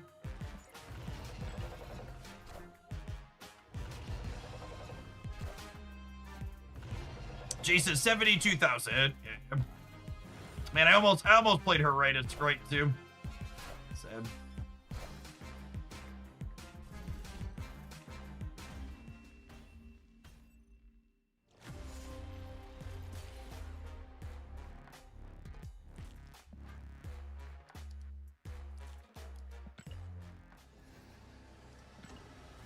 This might not be a ladder deck, actually.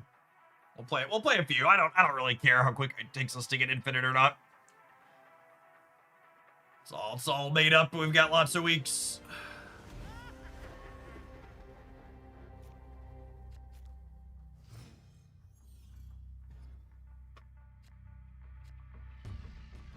It's unironically very bad for us.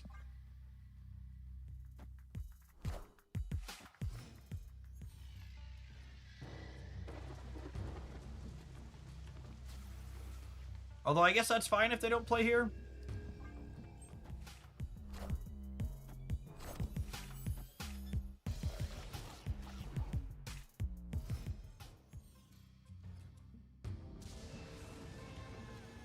Nowhere. Oh, snap.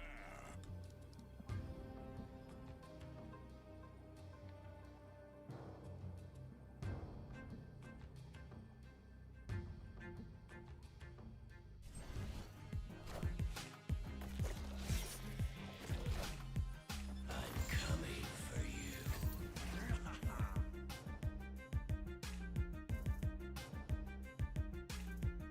Yes, yeah, our opponent is playing Wicked Ajax. For sure. Sometimes it takes zombie power man a minute, shit. He has real bad indigestion. Okay, so we'll go Colonel into Lady Sif. We'll fill the raft. Sif will bin this. Power man will bin this. We'll keep the 0.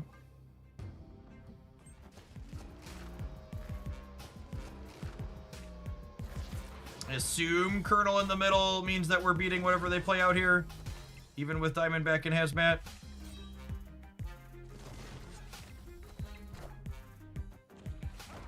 Oh, that's brutal. Narrator, he was not beating Diamondback and Hazmat. Wait, am I? What a sicko.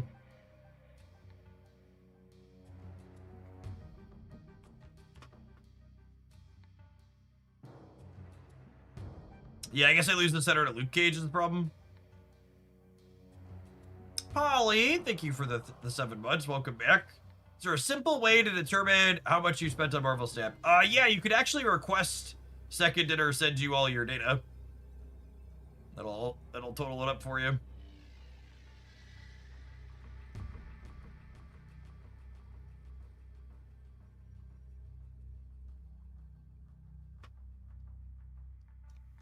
I requested my data from Second Dinner. It took me a month, but I was horrified. I want to give the best piece of advice. There are a lot of people in chat who need to hear what I am about to say. If you do not know how much money you've spent on a game like Marvel Snap, you should absolutely request your data. You should start fucking keeping track of it.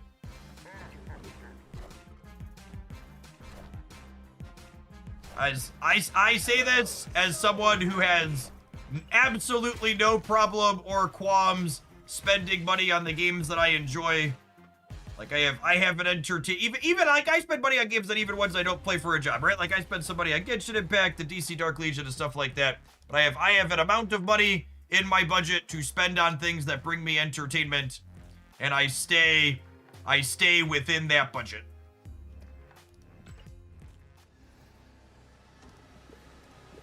It's okay. It's okay to spend what I spend because it's a reasonable. It's within my budget.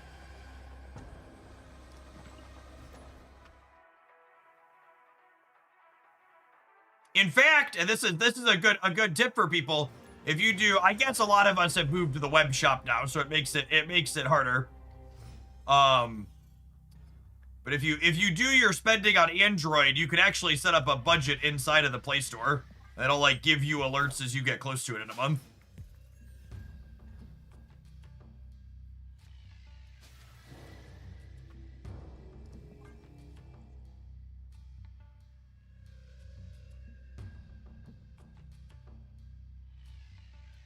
Oh yeah, that's true too. The whale track each month actually helps you keep track of it.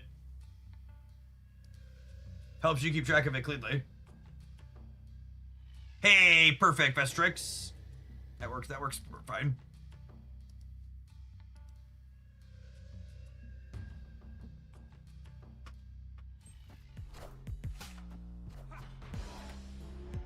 What's my budget usually? I mean, it's proportional to how much money I'm typically making.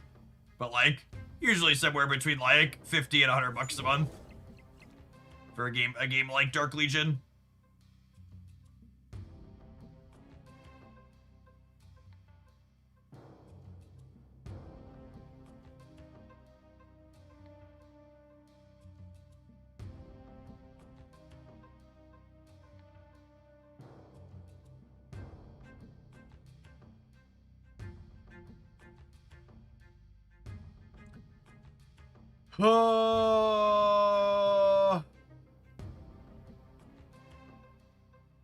God, this deck really kind of sucks.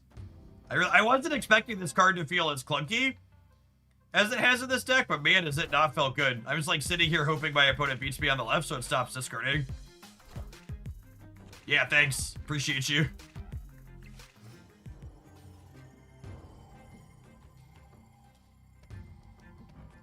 That is absolutely good for us.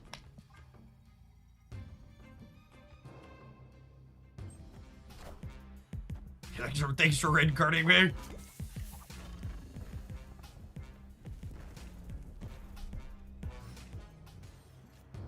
Oh, I guess that ticket's coming back here next turn. Fun fact, US agent does not shrink Scar because Scar costs 7, not 4, 5, or 6.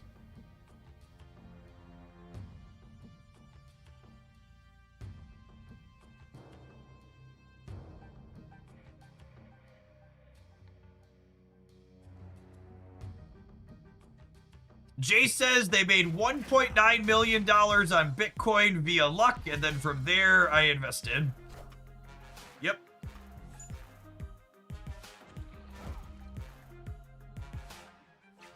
So people ask me, how do you be a successful content creator? Don't be lucky, don't be unlucky. A lot of wealthy people are like delusional that like they're rich because they made some smart choices or some gift from God. But a lot of it is just variance outside of your control. Am I supposed to Hella? I'm not sure if I'm supposed to Hella or not. I have two 12 power things. I feel like there's a world where I lose if I Hella. I guess I can Hella here and then a single 12 power thing center lets me win there. That's probably fine. Does Colonel plus Glaive win center? I actually don't know the answer to that question.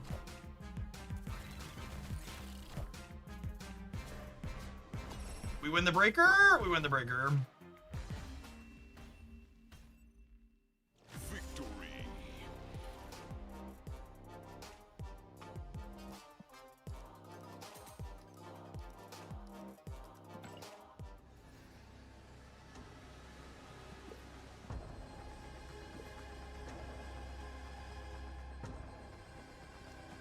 For people asking about your Marvel staff data, it's this button here under settings. Request account data.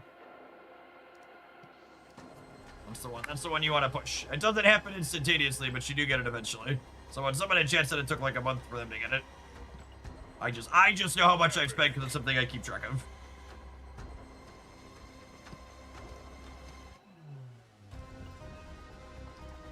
Yeah, I want to play a few more with this to get a better feel for it, but my early takeaway here so far is I don't think I like what's going on with Power Man in this build.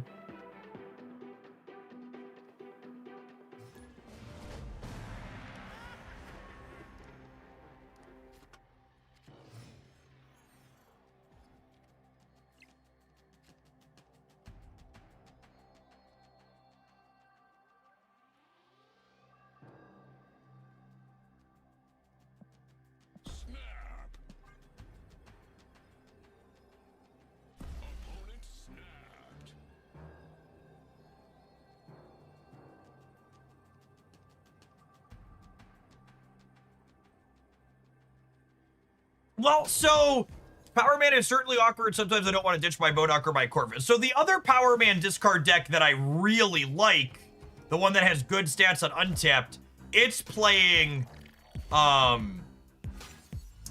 what's it called? Khonshu. So like in the games where you end up discarding in the games where you end up discarding a card you didn't really want, it's like not a big deal because it's gonna come back a lot of the time.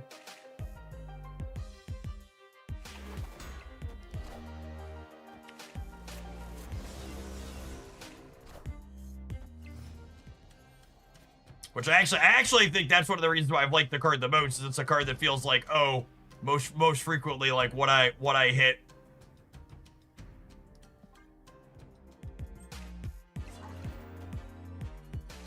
Do all card games ever request data, thing like that? I don't believe so. Alright, we hit the 1 and 3 to get our other friends back here. That's nice. Pucker up, Buttercup.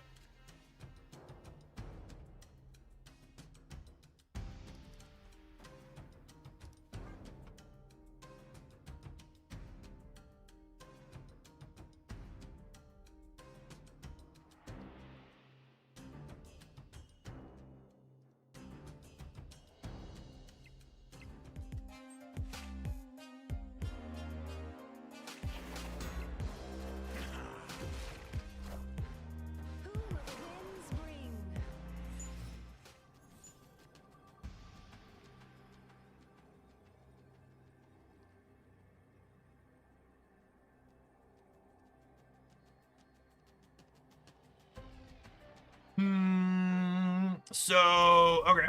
Well, I was about to say, with 7 energy, zombie Power Man into Blink is guaranteed to be death here. That's nice. Blink only gets cards that are bigger. So we have a 1 and a death in our deck. Tratherio, thanks for the raid. Hope you had a good stream.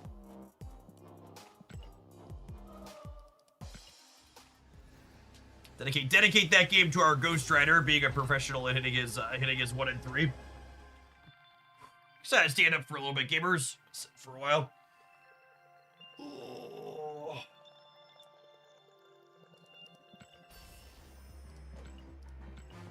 And nothing of value was lost, Ben.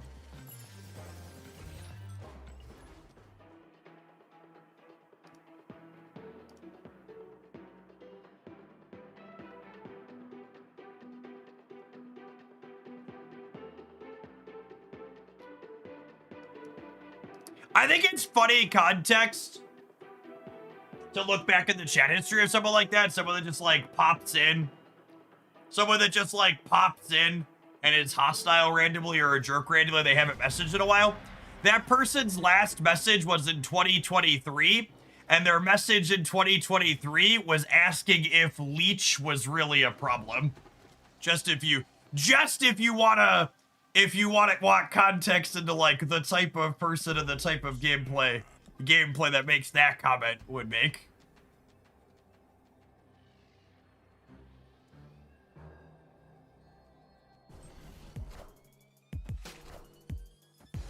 It's funny how that person has the type.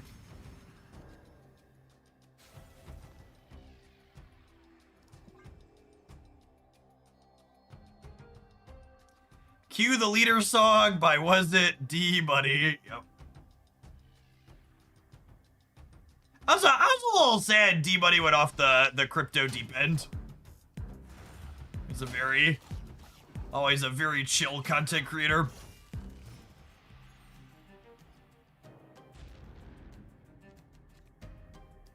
The old crypto scam games.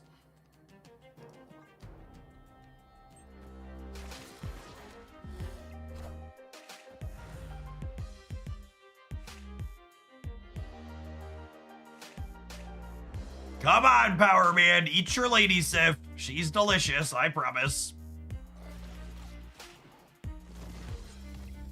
Need a steak. Thank you for the 22 months. I appreciate that. Welcome back. Good morning, good morning.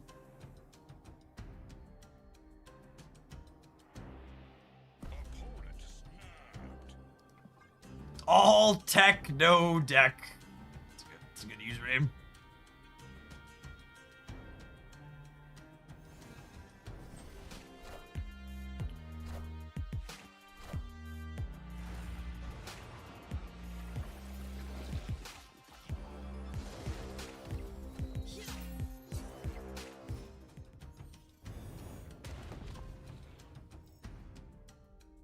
I'm gonna turn Ebony Blade into Scar, and then we have a chance to redraw Ebony Blade.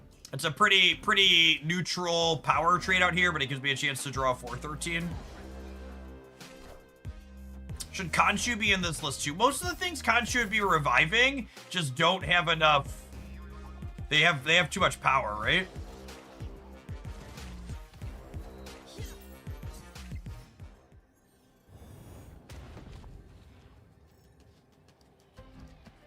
Assume we're dead here. Yeah, opponents assembled the full combo, so it's gonna take a year, but they're gonna win the game here. I'm gonna let this pop off for people that haven't seen it, but they have double Joe Casta Invisible Woman in the same path. Can we time this? Someone time it. I don't even know that it fits in a full Twitch clip.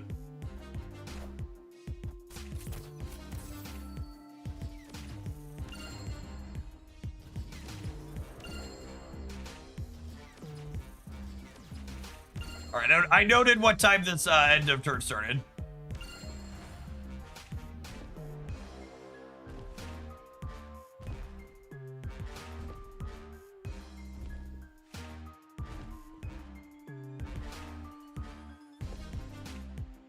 Yeah,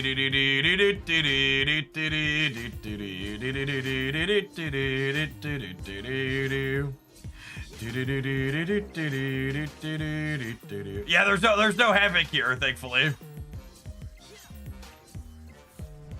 Oh, that wasn't so bad, chat. It was only like 45 seconds. It was only like 45 seconds. Calm down. Calm down.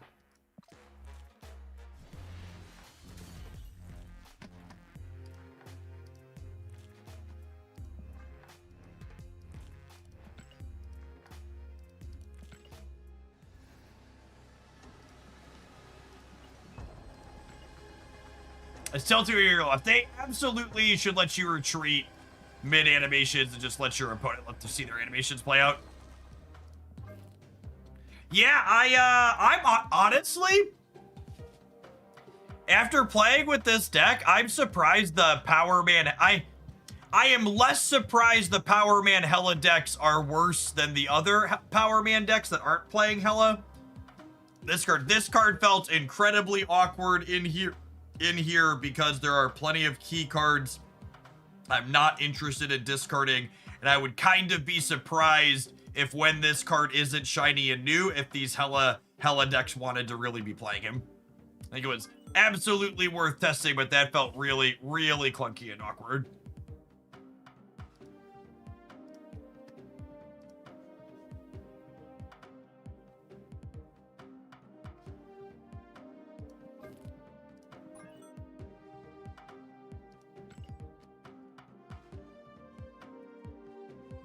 All right.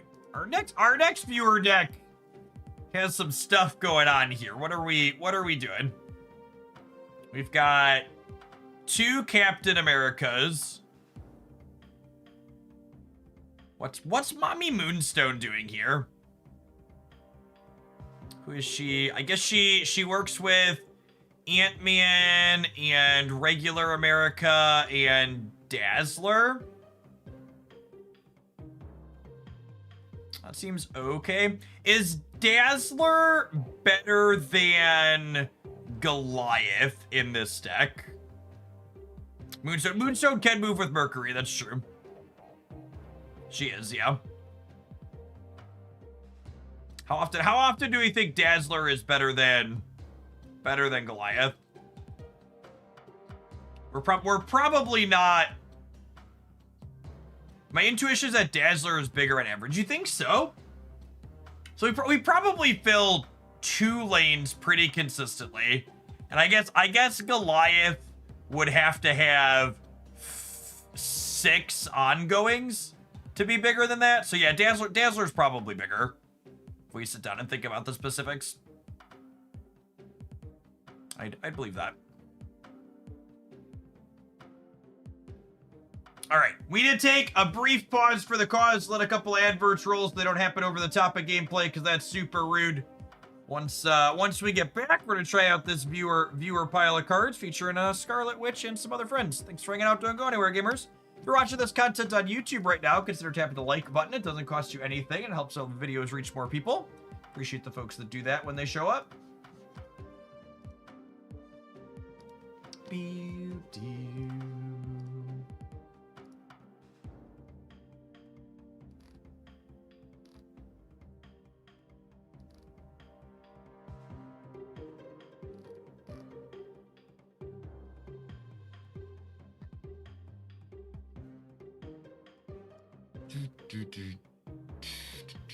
Yeah, Mercury's just a pretty generically solid card. She also has synergy with Zombie Scarlet Witch, being able to play into her path and then move out to somewhere else.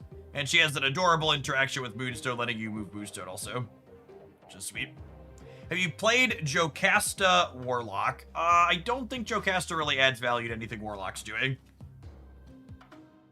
Flaming Swag, thank you for the almost 3 years. Appreciate you dropping off that primer again. Welcome back.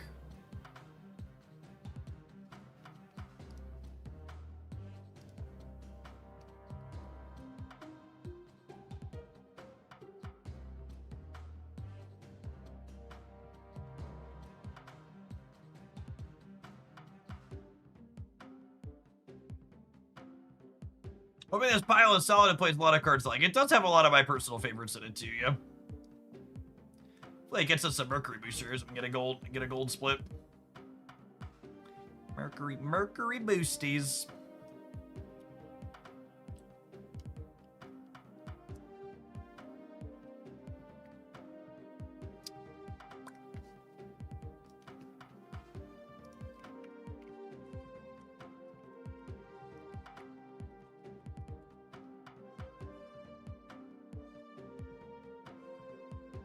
Oh no, I just typed something into a Google search and it's asking me to try the new AI mode.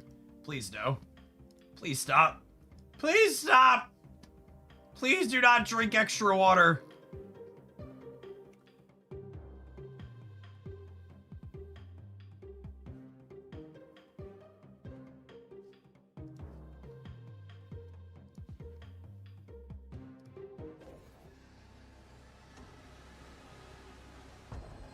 Do you have the gold Echo Spotlight variant? The Phoenix Force one? I don't, actually. Thank you for the 33-month swag. Phlogiston, thank you for the almost an entire year. Good afternoon. Yeah, I like the vibe on the Nightforge variants a lot more than, like, the zombie type stuff. I think they're cool. The Nightforge variants remind me a lot of, like, the fantasy style characters. I really like the, like, medieval style armor. That's got that same kind of look and feel. I think one of my #1 requests artwork-wise right now is I really wish they would have just made a single variant for every one of the zombie characters that just, like, wasn't a zombie. For those of us that just, like, aren't into the zombie theme.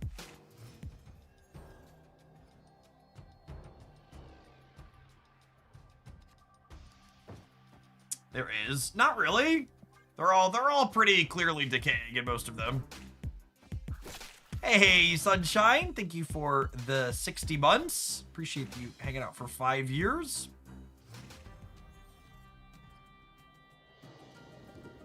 That's so rude. That's so rude.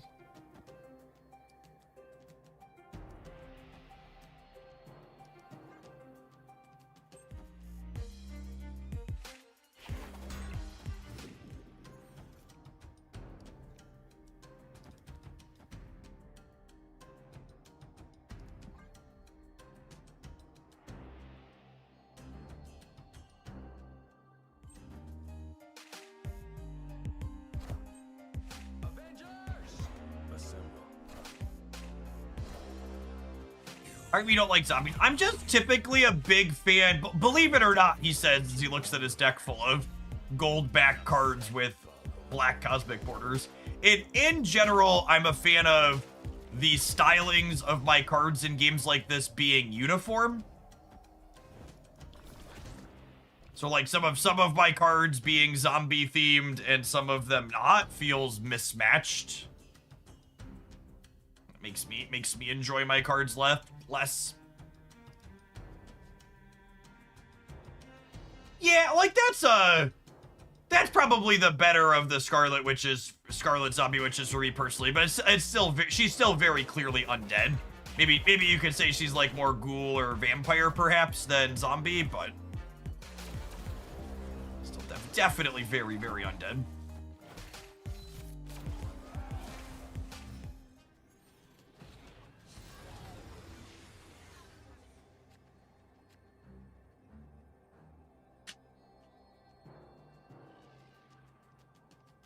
I think that just wins the game most of the time, yeah. Variant for reference. So this will probably be the one I end up picking up to use with her long term. It's at least the least decayed of them all.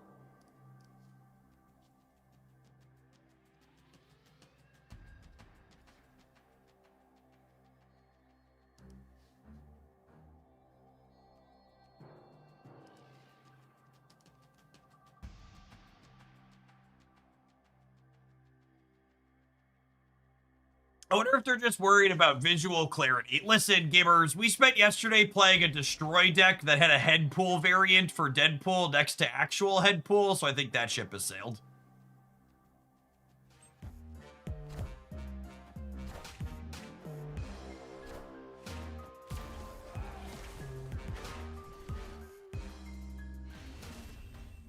I pulled my data and it says I've spent $1,400 on Snap in the last 2 years. It's about $50 a month, a little bit more than that.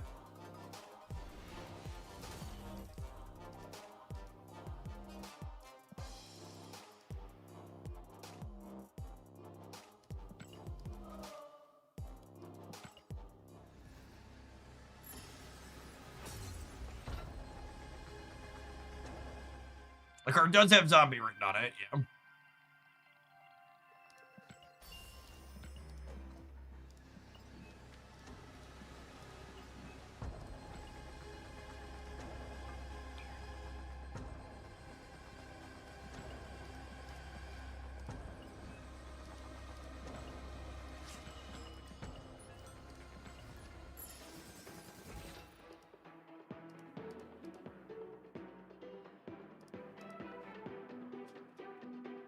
I'm free to play, I can't relate. It's true.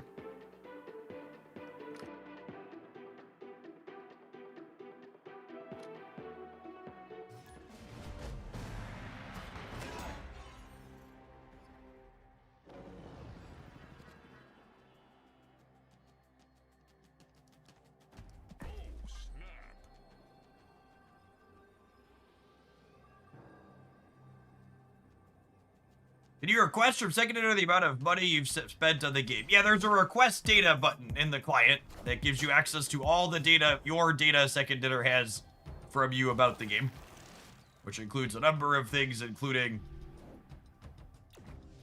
I don't know which country we have to thank for that. It's definitely not the United States, but one of the countries out there with reasonable regulations on things made it so you can get all your data from these companies. Was that Europe? I feel like feels like it was Europe.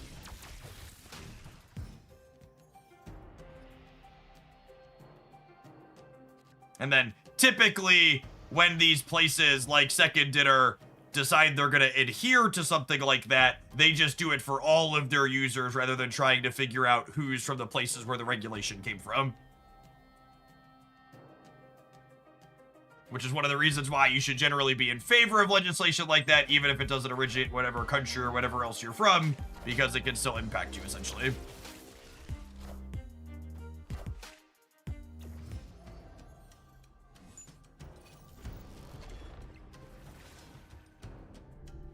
I think I still send them acid arrow here, yeah? What do we think?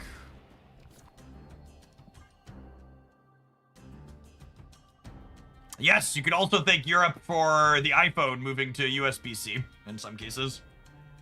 Did Apple move all iPhones in general to USB-C, or did they keep their proprietary on some of them?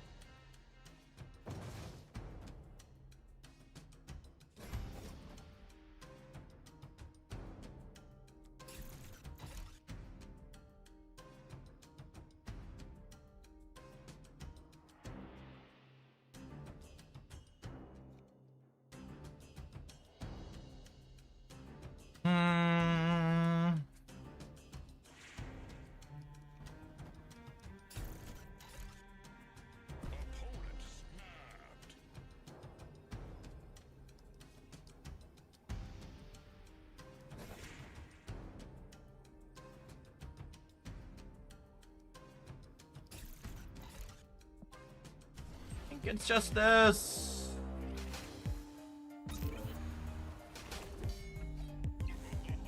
You've gotta be forking shirting me right now.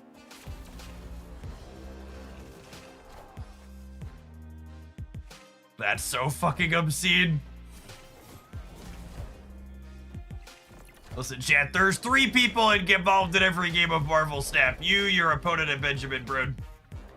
And sometimes Brode's had enough of your shit.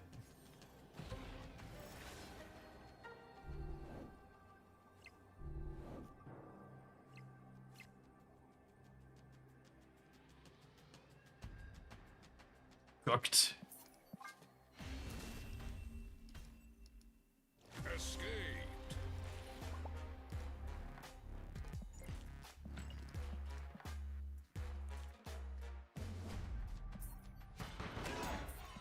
I mean, just so we're clear for the people saying the zombie card shouldn't have non-zombie variants and you're drawing examples of things in the game, you're showing your ignorance of, like, other variants that exist. Like, there are 100% a number of spider characters in this game who have variants that are other characters.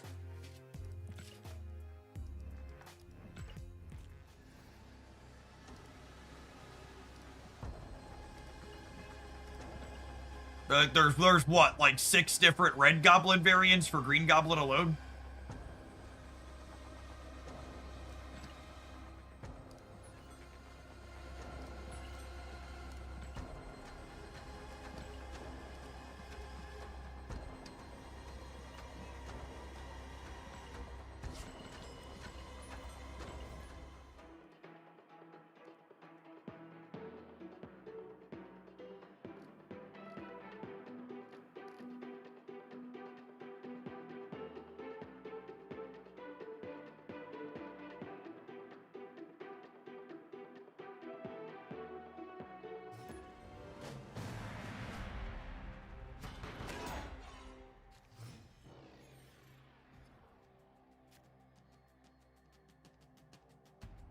Opponent snapped.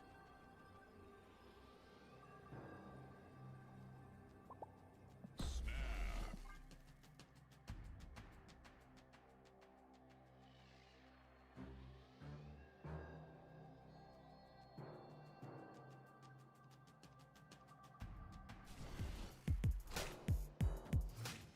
I don't think the timeline on when those variants release matters at all. A clever name. I think they exist and that's what matters.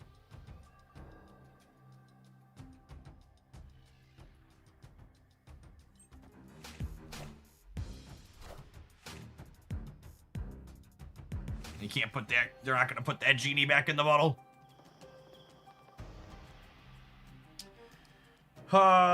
Do this to draw a card next turn. Would I rather get Scarlet Witch Zombie going first or Hope Summers going first? I think it's Zombie Scarlet Witch going first, but I actually don't know. Hopefully we just top deck a 1-drop here. We get to go Hope into what's it called next turn. They don't get to draw a card despite hitting that there because we moved the shield this turn. Ant-Man is lovely.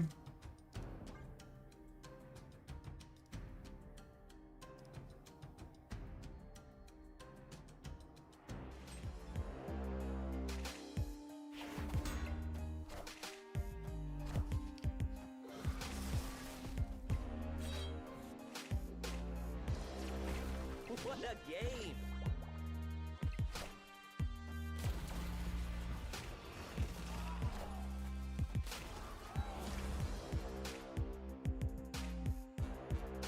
I am glad they decided to make zombies hordes not cost 1, so that way they don't die to Skillmonger. Have that going for us at least.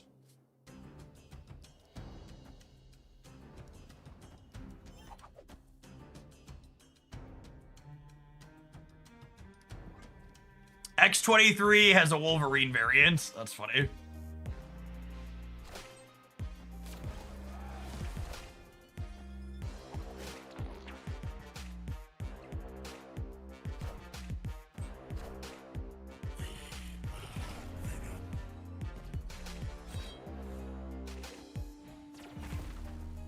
All right, thing, do your thing. And by that, I mean, I know you're going to destroy X-23 because that's how this works. Fuck you. So here's the thing. This card sucks. Never before has a card sucked shit like this one sucks shit, chap. It's a skill, really.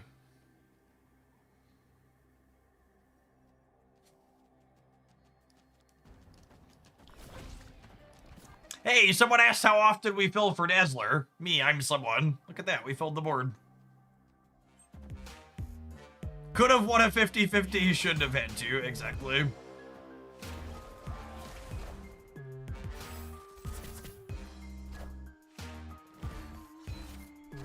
They're just so afraid of making playable 5-drops in this game, it feels like.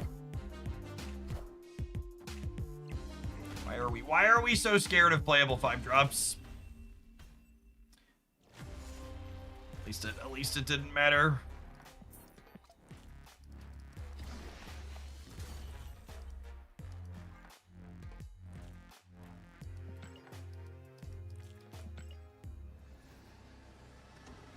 They're so scared of playable 5-drops, they nerfed Taskmaster to 6. Oh, I hope they come through on their... They implied recently... Epic.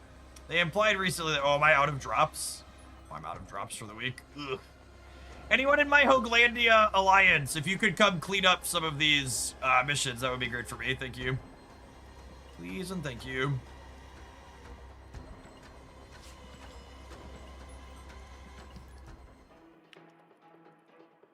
That's true. Cosmic Ghost Rider hit a playable mark. If you're ever wondering what the upcoming Marvel Snap OTA and patch schedule is, you can always come into my chat and type !OTA to grab the details on that.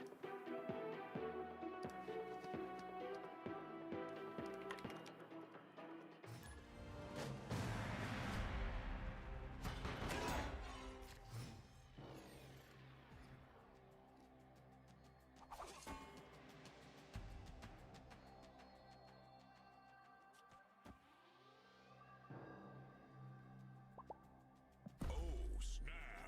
Opponent snapped.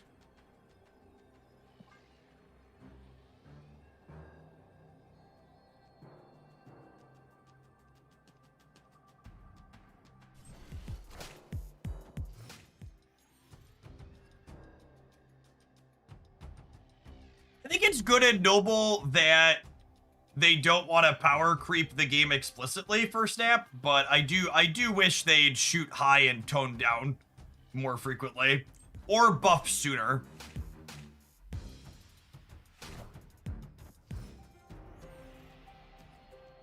One of the two.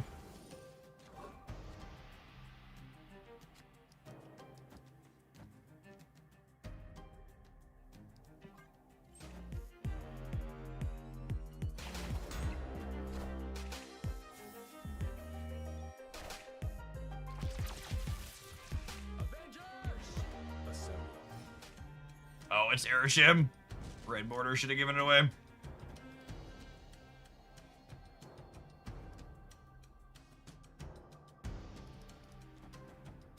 The zombie in DC would get bigger, but I think I want to set this path up with Scarlet and Hope here. Actually, do I do this turn? Because then I have 6 next turn and could go zombie kitty.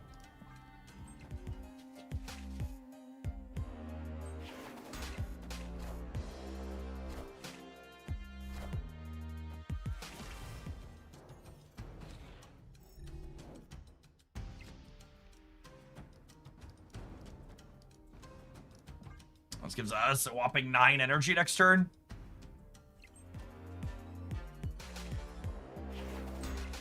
Nah, the curve's much better.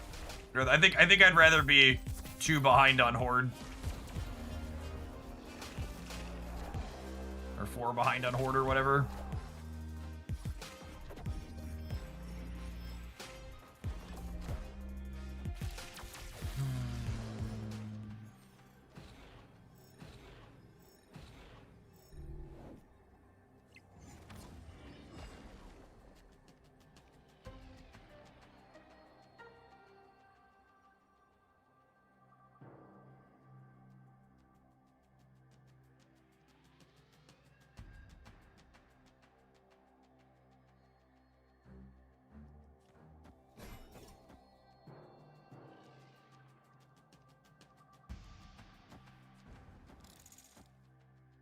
I think they're gonna play for the right because I'm smallest there.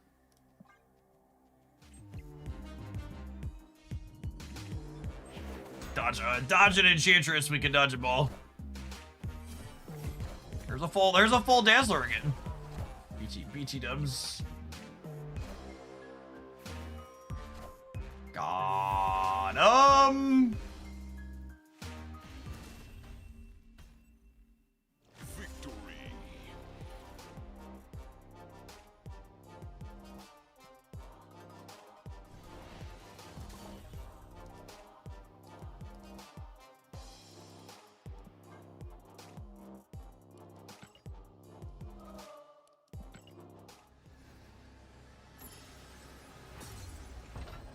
Dodge the Isle of Silence. So we did. There was no deep space. There was no Isle of Silence. There was no bar with no name. You gotta clench when the reality stone flips up for a minute. We did snap off the Creative House Pocket Werewolf. Werewolf is one of my favorite cards. The Creative House is my favorite variant line in this game at this point. Picked up the Creative House Nico last night too from the Ultimate shop.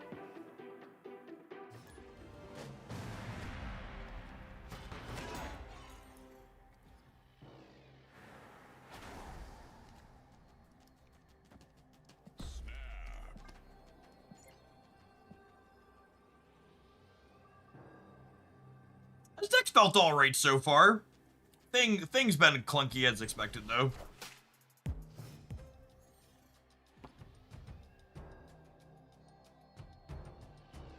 I feel like Celine's gotta be on the rework list at this point. She's so mediocre.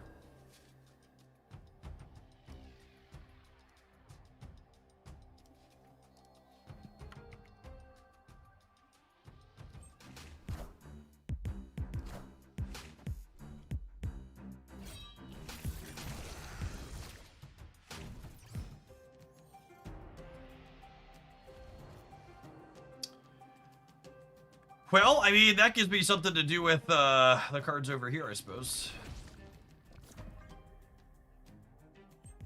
Anything else that really fits into the Isle of Silence?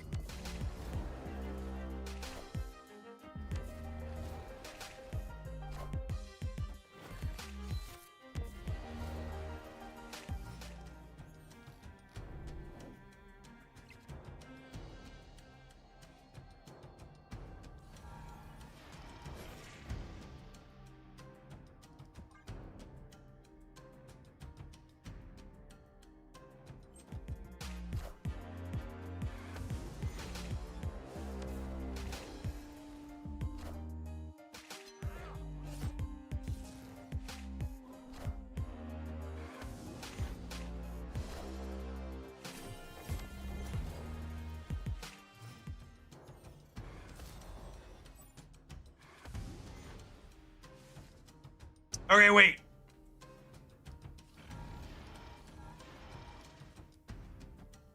The thing's gonna do a thing, chat. He's gonna murk Decken. I believe.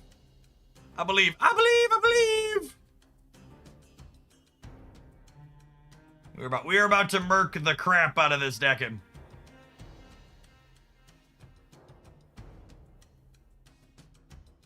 Do do do do do do do do do. They would never play another card center, chat. Oh no! Oh no! Say the line, Ben. Say the line, Ben. Win your coin flip, Ben. It's time for a truly skill-based game.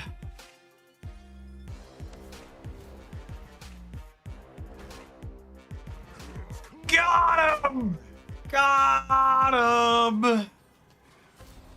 Do do do do do do do do do do do do do do do do do do do.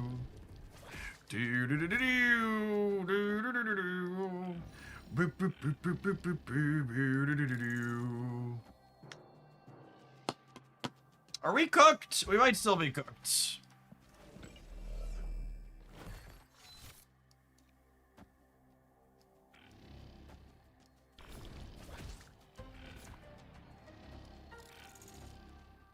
Because I think this is the best we can do. The best around. No one's ever going to bring us down. Look at our opponent cower in fear and retreat in the face of the mighty thing. It was yet another full Dazzler, yep. I'm sold on the Dazzler. We started this set as a non-believer in the Dazzler. I will never doubt my queen again.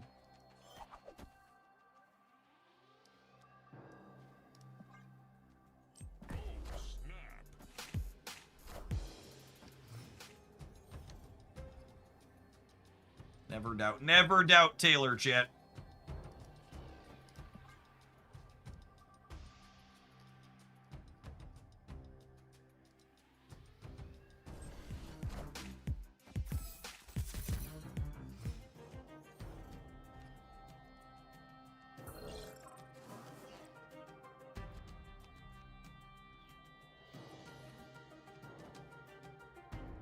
I work really hard to win the left tier.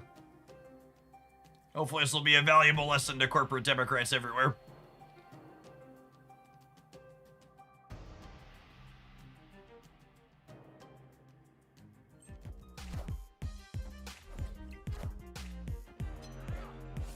The thing deserves to be split. Sure doesn't.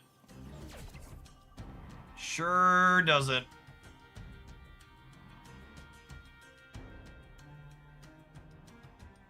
Do we think they're gonna commit to the left, or do we think they bail out? Do I need to moonstone the left, chip? Do I need to moonstone the left? Because if they don't go in on the left, I can moon. I think they don't moonstone. I'm gonna moonstone into thing into like Dazzler, whatever, here in the center. It's a little greedy mayhaps, but I think they punt here and then we play hard for here. We could pim there. That's true. We could pim there. We could like pim into this, and then I could go thing. I like the pim hedge. That's fine. That still plays for the center extra hard. Pixar Moonstone. She definitely saves lives.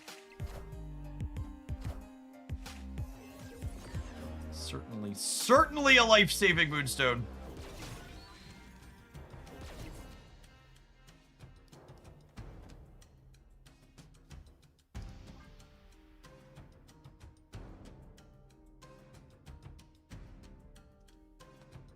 Do we know if they have a Zola? We haven't seen a Zola, and that's not typical in their deck, but it's also not unheard of.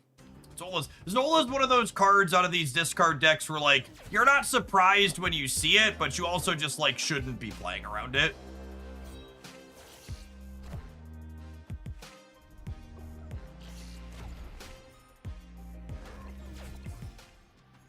The best around. No one's ever gonna bring him down.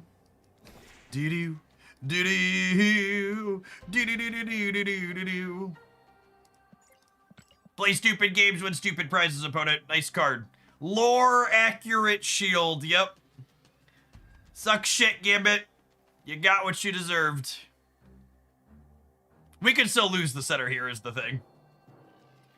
We could certainly still lose the center.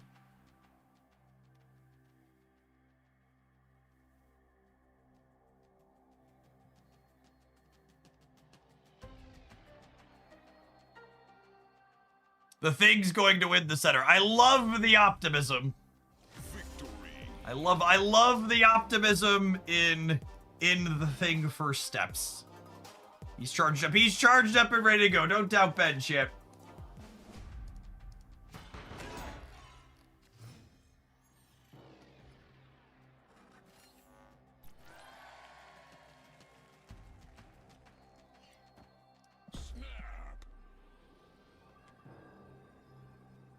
You've heard of blind faith, but what about naive faith? Oof. Oof!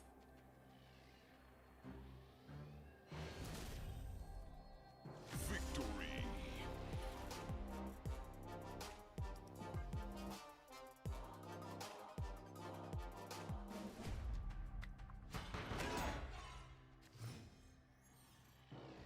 The thing is no Cobra. It's not his fault he's not Cobra yet. Dude, he's doing his best. Cut him some slack.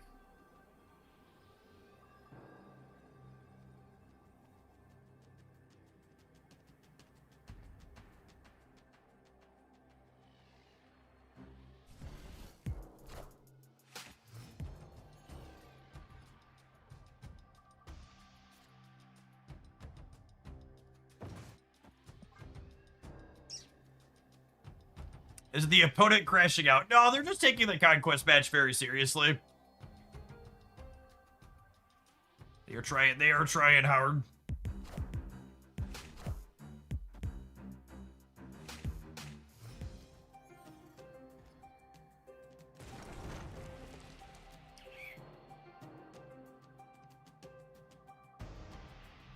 Well, shit.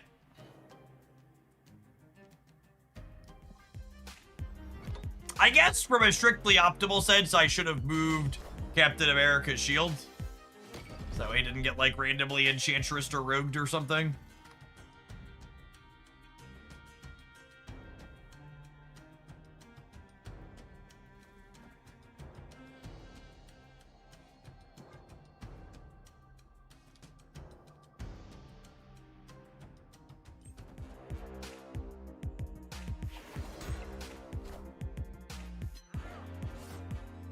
Oh, you're right. Moving the shield doesn't count for skipping the turn. Good call. Good call. Actually, would have been disastrous. Good job. That was a test. Some of you passed. The rest of you could try again next time.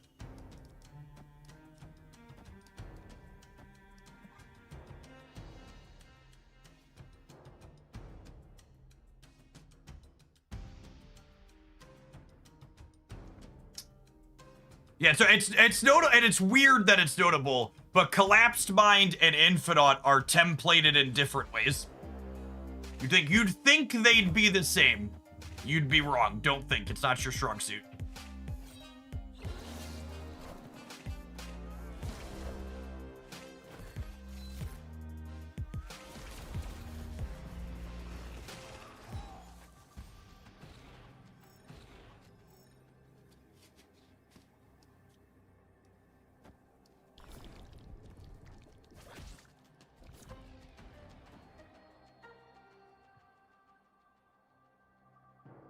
All right. Which side is Dazzler and which side is Ghost Spider? I'm pretty sure I want the thing on the left. I think it's this. Because we are adding 6 on the right between the zombies and the shield. And their 3s and 4s are getting drugged to the left. MODOK right could get us, I suppose. I'm only adding 9 there, so like MODOK plus a Score and Apocalypse Swarm type setup could get us.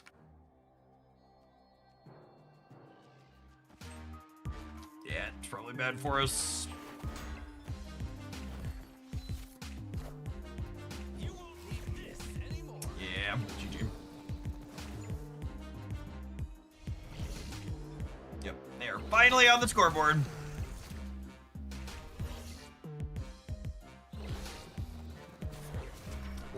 Lost the flip gamers.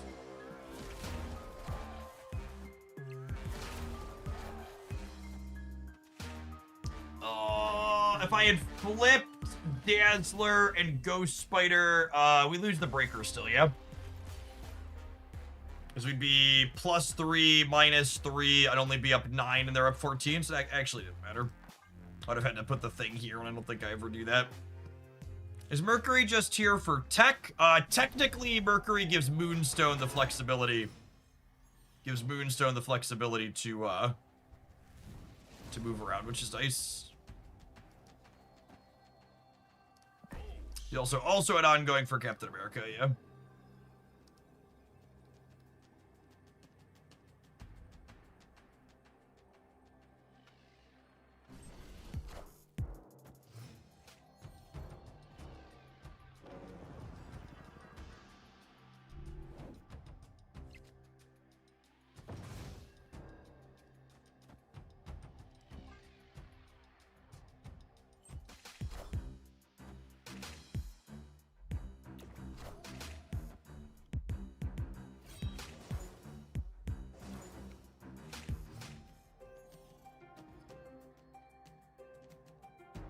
Oh, baby. Oh, baby.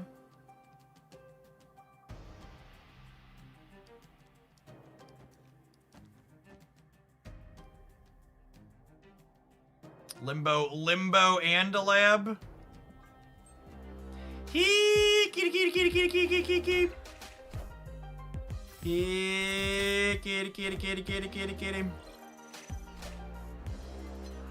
Oh, grapple arrow is technically a combo with Zombie Scarlet Witch too. That's fun. Now the real question is, do they have Frigga to leverage this lab for themselves?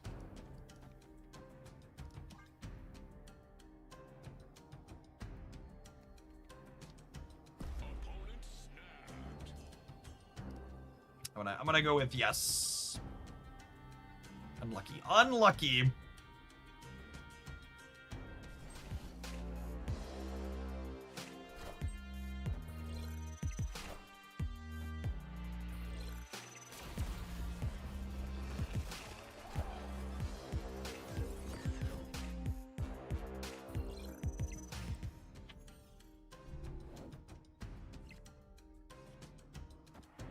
You got a bumblebee dress? That's so cute. Because I'm cool. But Noah, we're gonna just get a bumblebee out. Oh, a bumblebee outfit. Okay. But the girls get bumblebee dresses. That's good. That's for your ice skating? Yeah, my bumblebee one. Your bumblebee But show? my Ghostbuster one, I'll have a ghost. Oh, okay. customer. You're gonna be Boo. But Jacob and Declan, creepy skeletons. They're creepy. And, That sounds like them. and they're skeletons. It's just this. Little daddy, Yes, Haley. the song is called Creepy Skeletons. Oh, okay. That makes sense. But they're Jacob and Duck are skeletons. They're not called creepy skeletons. So I'm gonna do this. Love you, Haley girl. And I'm gonna do this. And then I think I'm setting up to play hard for here while putting Kitty Pride in the center and then ultimately punting the lab. Is my plan?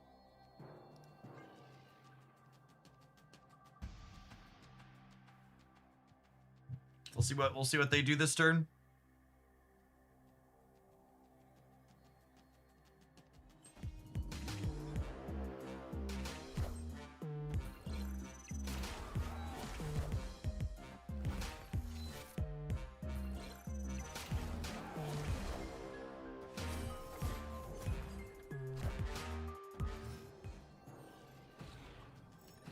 I suppose we could also...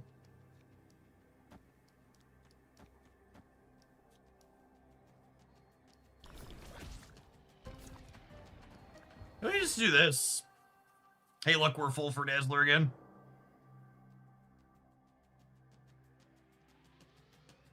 I think it's this. I think it's this.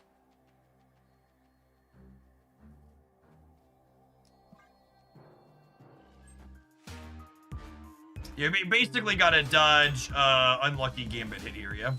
Avengers! Assemble.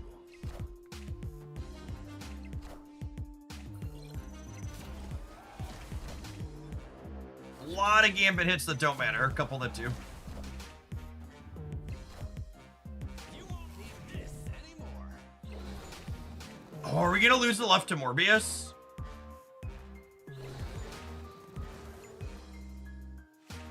I think we might lose left to Morbius Bullseye here.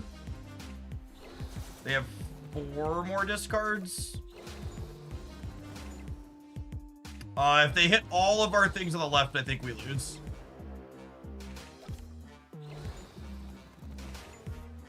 I think if they hit 2 there, we lose. Is the math? No, they had to hit 3. Get cooked. Victory. Maybe I'm supposed to play for the center. If I play for the center, there was no, if I would have played for the center, there was no combination of Bullseye that beat us there. So I'm not sure. I'm not sure that I like my sequence, but I ended up pulling it out.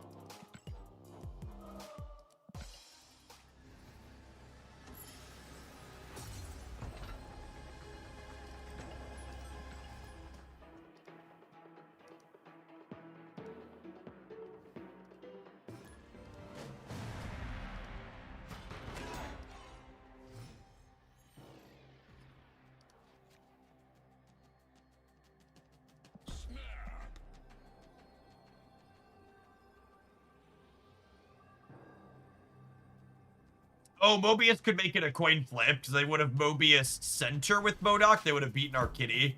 Yeah, that's a good call. So maybe my line is right because it beats Mobius center under most permutations. I can see that.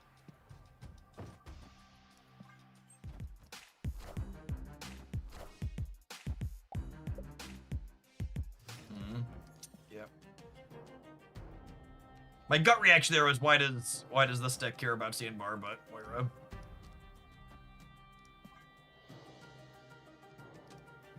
Not great for our Kate either, obviously. Enough said, bub.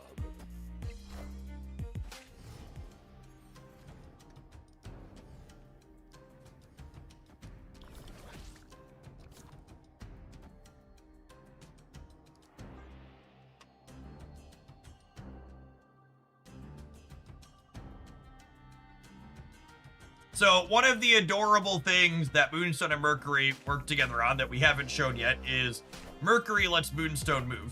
So next turn for 5, we're going to drop Moonstone in the Zombie Scarlet Witch path, and then on turn 6, we can move Mercury and Moonstone around the board. I want to go to ballet. I cannot take you to ballet today. Mommy's going to be the one to take you, okay? Oh, you take me. Hey, I took you the last couple of times. You know that Daddy isn't always going to be the one to take you. Mommy likes to take you to class too sometimes. So Mommy's gonna take you today, and I will take you next time, okay? That's not true. I took you to ballet last week, and I took you to tap this week and last week. So if you go to ballet with Mommy today, I will take you to tap next time, okay? I want cereal. Want cereal? Mommy is upstairs and can help you get some cereal. But she's at the... Oh. What if you take some dry cereal in a bowl? I don't eat the crunchy things that they Oh, don't there's no crunchy things like that. Oh, And we man. don't even have milk. Oh, there's no milk. That's true. We did run out of milk this morning. So we have to go later and get milk. We can't go right now. Okay, we will get milk later. I know. Was it a tough day at school? Are we tired? No. We're sounding a little bit tired, favorite daughter. I just want you to take me. Victory. Why can't you take Because Daddy's taking brothers to their swimming today, so I can exercise at the gym while they swim. Okay? Okay. You need to have Mommy take you to dance, please. Please go upstairs and be a good listener. Thank you. I know, it's tough.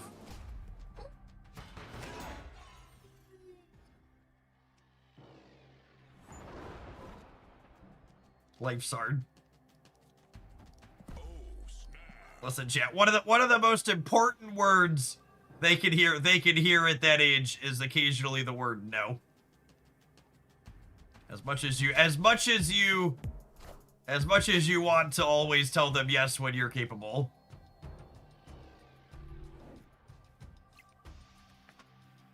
Because I could shuffle my schedule and exercise some other time and take her instead, but she needs to. It's important that they learn they don't always get their way, because that's how life is.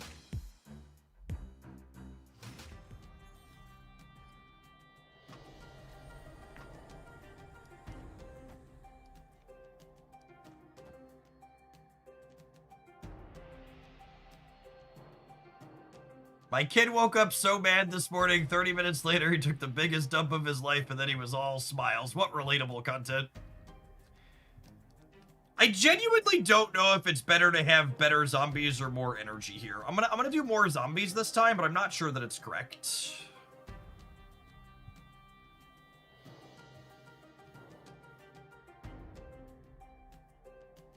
So I can either go Hope into Witch Kitty, or I could go Witch into Hope Kitty.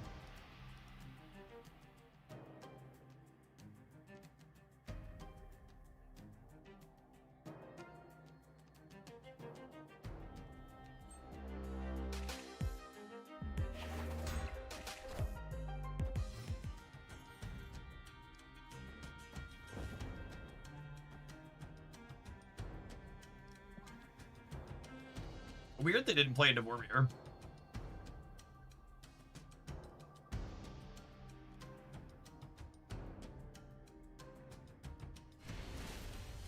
Oh, were they AFK? I think that was the timeout. That makes sense. Yeah. Some boosters for mommy. As a parent of a 9-year-old, that interaction resonates so hard. Yep. Kids do be like that sometimes.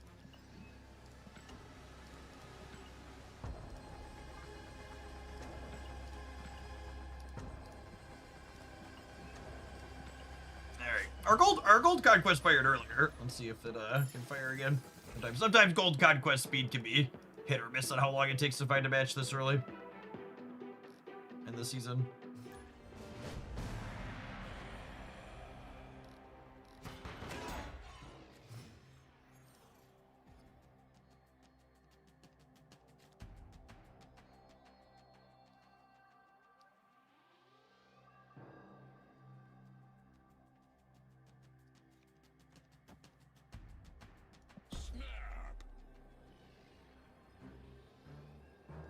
Oh, chat.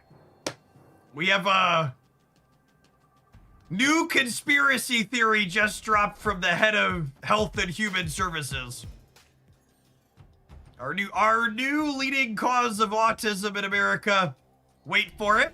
Wait, whatever you think I'm about to say, I promise you it's way fucking dumber. The leading cause, a potential cause of autism, is circumcision. No, I will not be taking further questions at this time. You're just gonna have to trust us.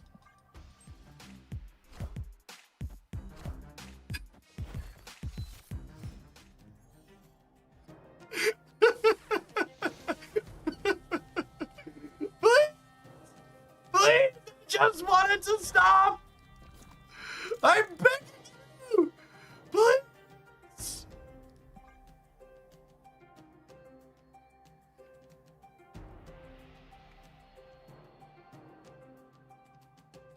What is this is just like the type of stuff that, like, if South Park wrote it, you'd be complaining that it's too unrealistic.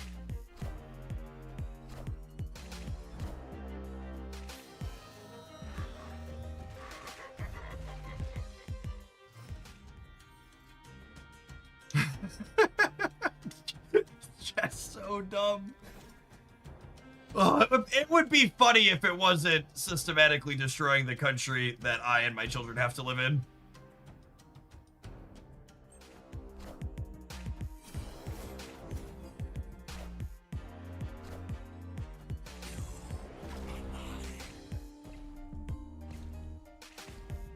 I definitely need to change my underwear.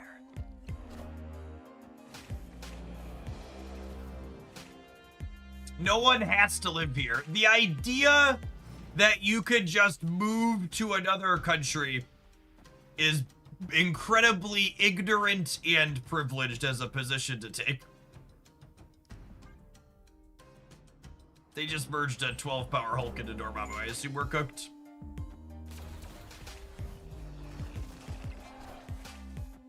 It's not even about letting the fascists win when it comes to moving to another country. It's that it's objectively expensive and difficult to relocate even one person, much less an entire family of people. Like, that's just not how it works. Escaped.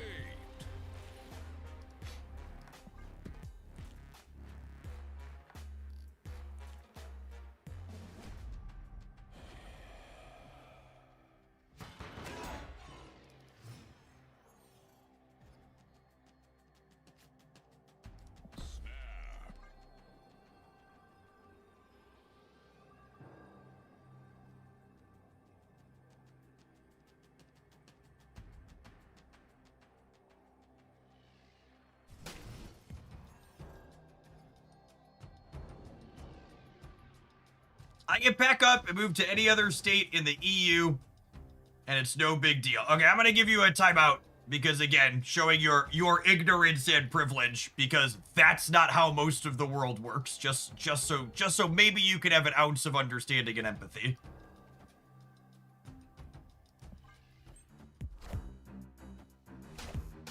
You can't just pick up and move from the United States to Canada or Mexico and instantly be a citizen there. It's not how it works at all.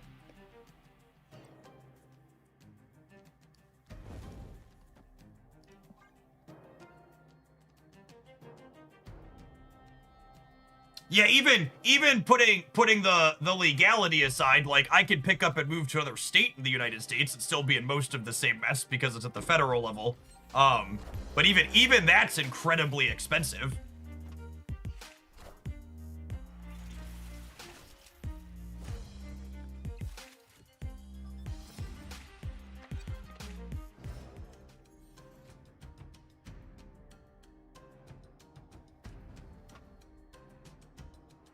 Yeah, finding jobs, having your children be able to like leave all their friends and families and support systems.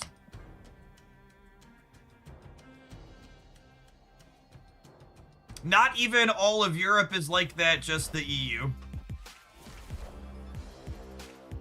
So today I learned as an American, there are parts of Europe that are not in the EU.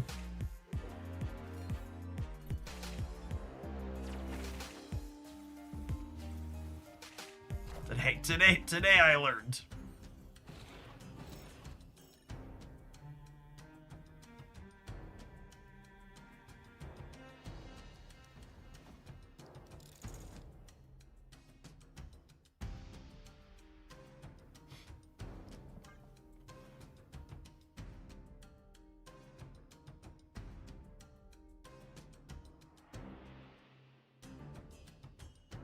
Norway isn't in the EU. Interesting.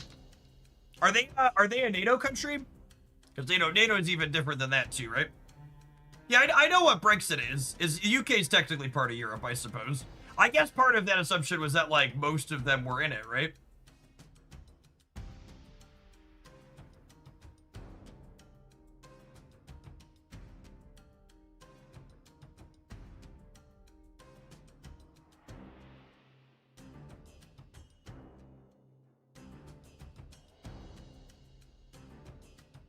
Listen, chat, I can't even name all 50 states, okay?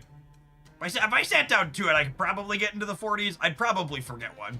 Can I name all 50? Maybe I could. I don't actually know. I don't know that I care to try.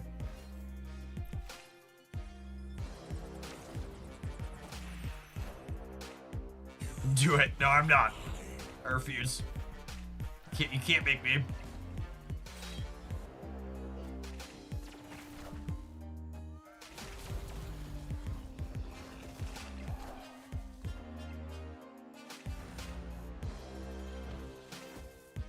Someone tried to tell me there were 2 Dakotas recently.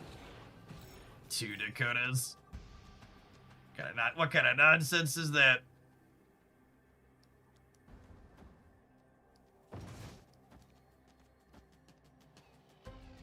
Are we cooked? I think we're cooked. Well done even.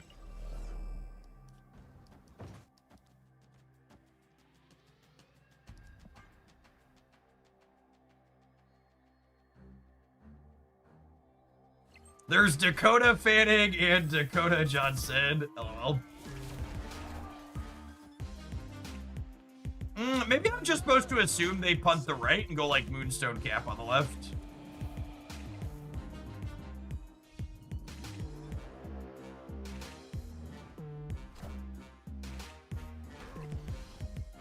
Would Moonstone Cap have won the left?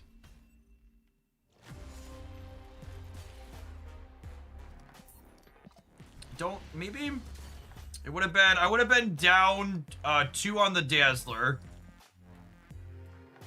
My Moonstone would have been 8. This would have been 6. This would have been 5. 8, 6, and 5. I would have been 19, so I would have been more than this, but I would have been short on the 20 still.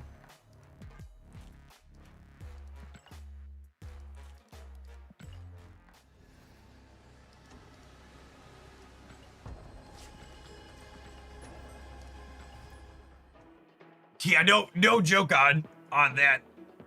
On Shu. Interest rates alone are a deterrent for moving states at the moment.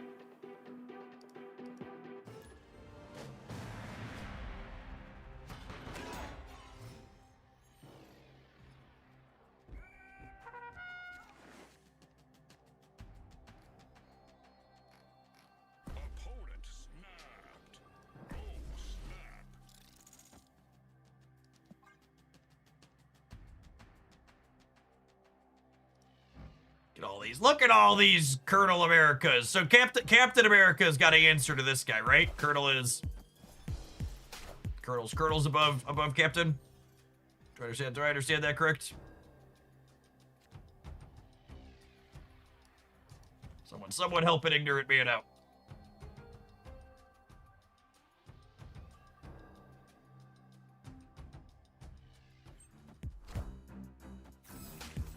I wasn't planning on moving after buying my first. Wasn't planning on moving after buying my first house, but after realizing my 2.7% loan is insane, I'm definitely staying put. Yeah, I honestly would be kind of surprised if we saw rates that low again in my lifetime.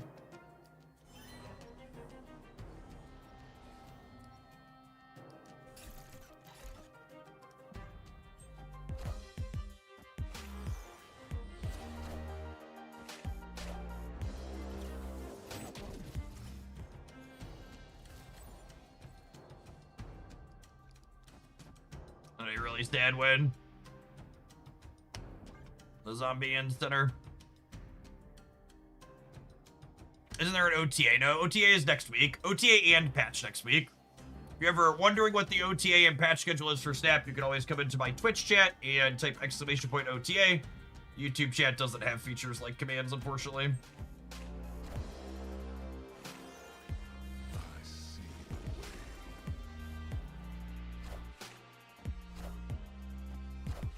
Come on, Scarlet. Come on, Scarlet. Thank you, girl. Thank you, girl. She's so lovely. She's so lovely.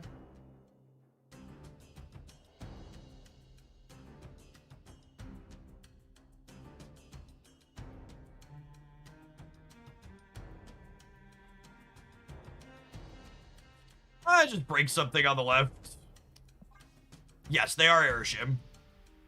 They are Airship who had Wicked on curves. They have +3 energy.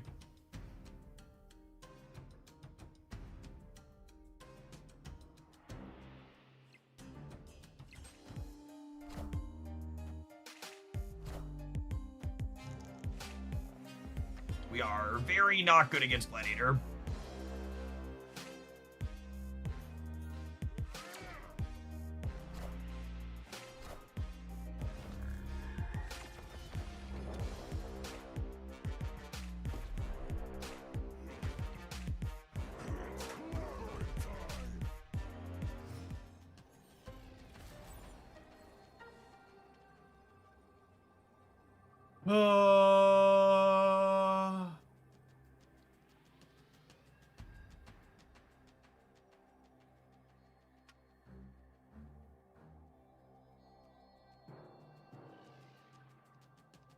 Do I want to keep honest on the right? What if I did this? And it ties the right, it gives us +7 in the center, and it pumps us up on the left. Do we think they're gonna bail on the left though?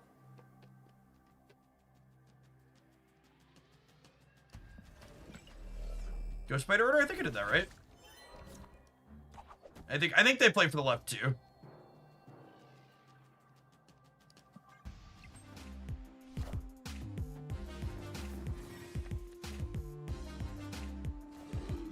Oh, it's too big.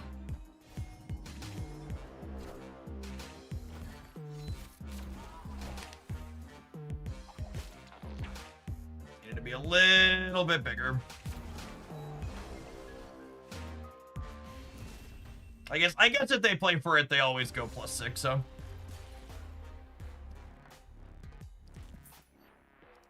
All right, gamers, it's 3:30. I think that's about the time we're going to be aiming for to wrap things up around here under normal circumstances. Appreciate everybody that hung in through the end of the stream today. Appreciate all the folks that sent in a little bit of direct support with deck submissions.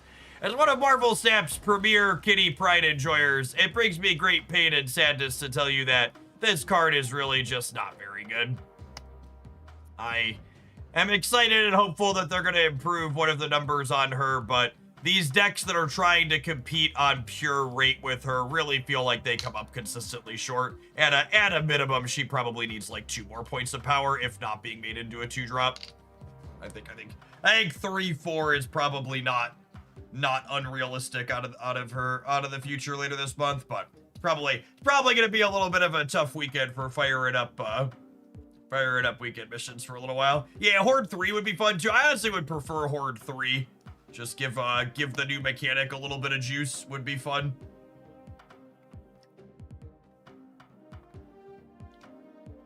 All right, we'll be back tomorrow.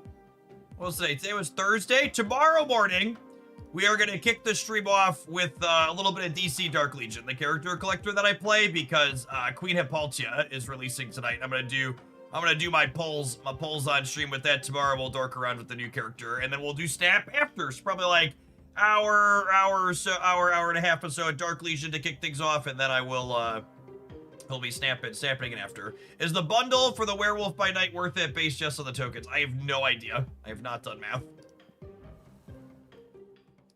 I assume the answer is no if you already have the card. Usually you get more tokens than gold, right? Or do I have that backwards? What's the base rate? No, it's always less tokens than gold. It's better than the base rate, yeah. Because this is 2,500 tokens for 32 whatever.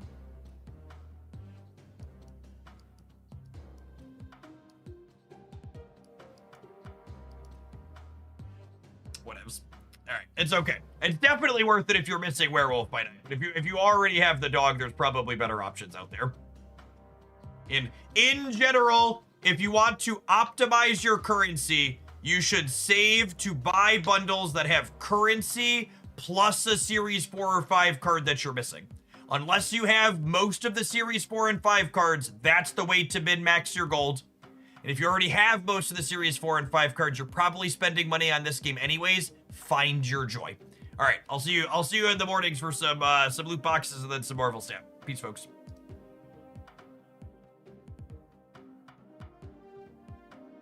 Hippolyta. I might remember that. Hippolyta. Thanks, Dance. Peace. Hippolyta.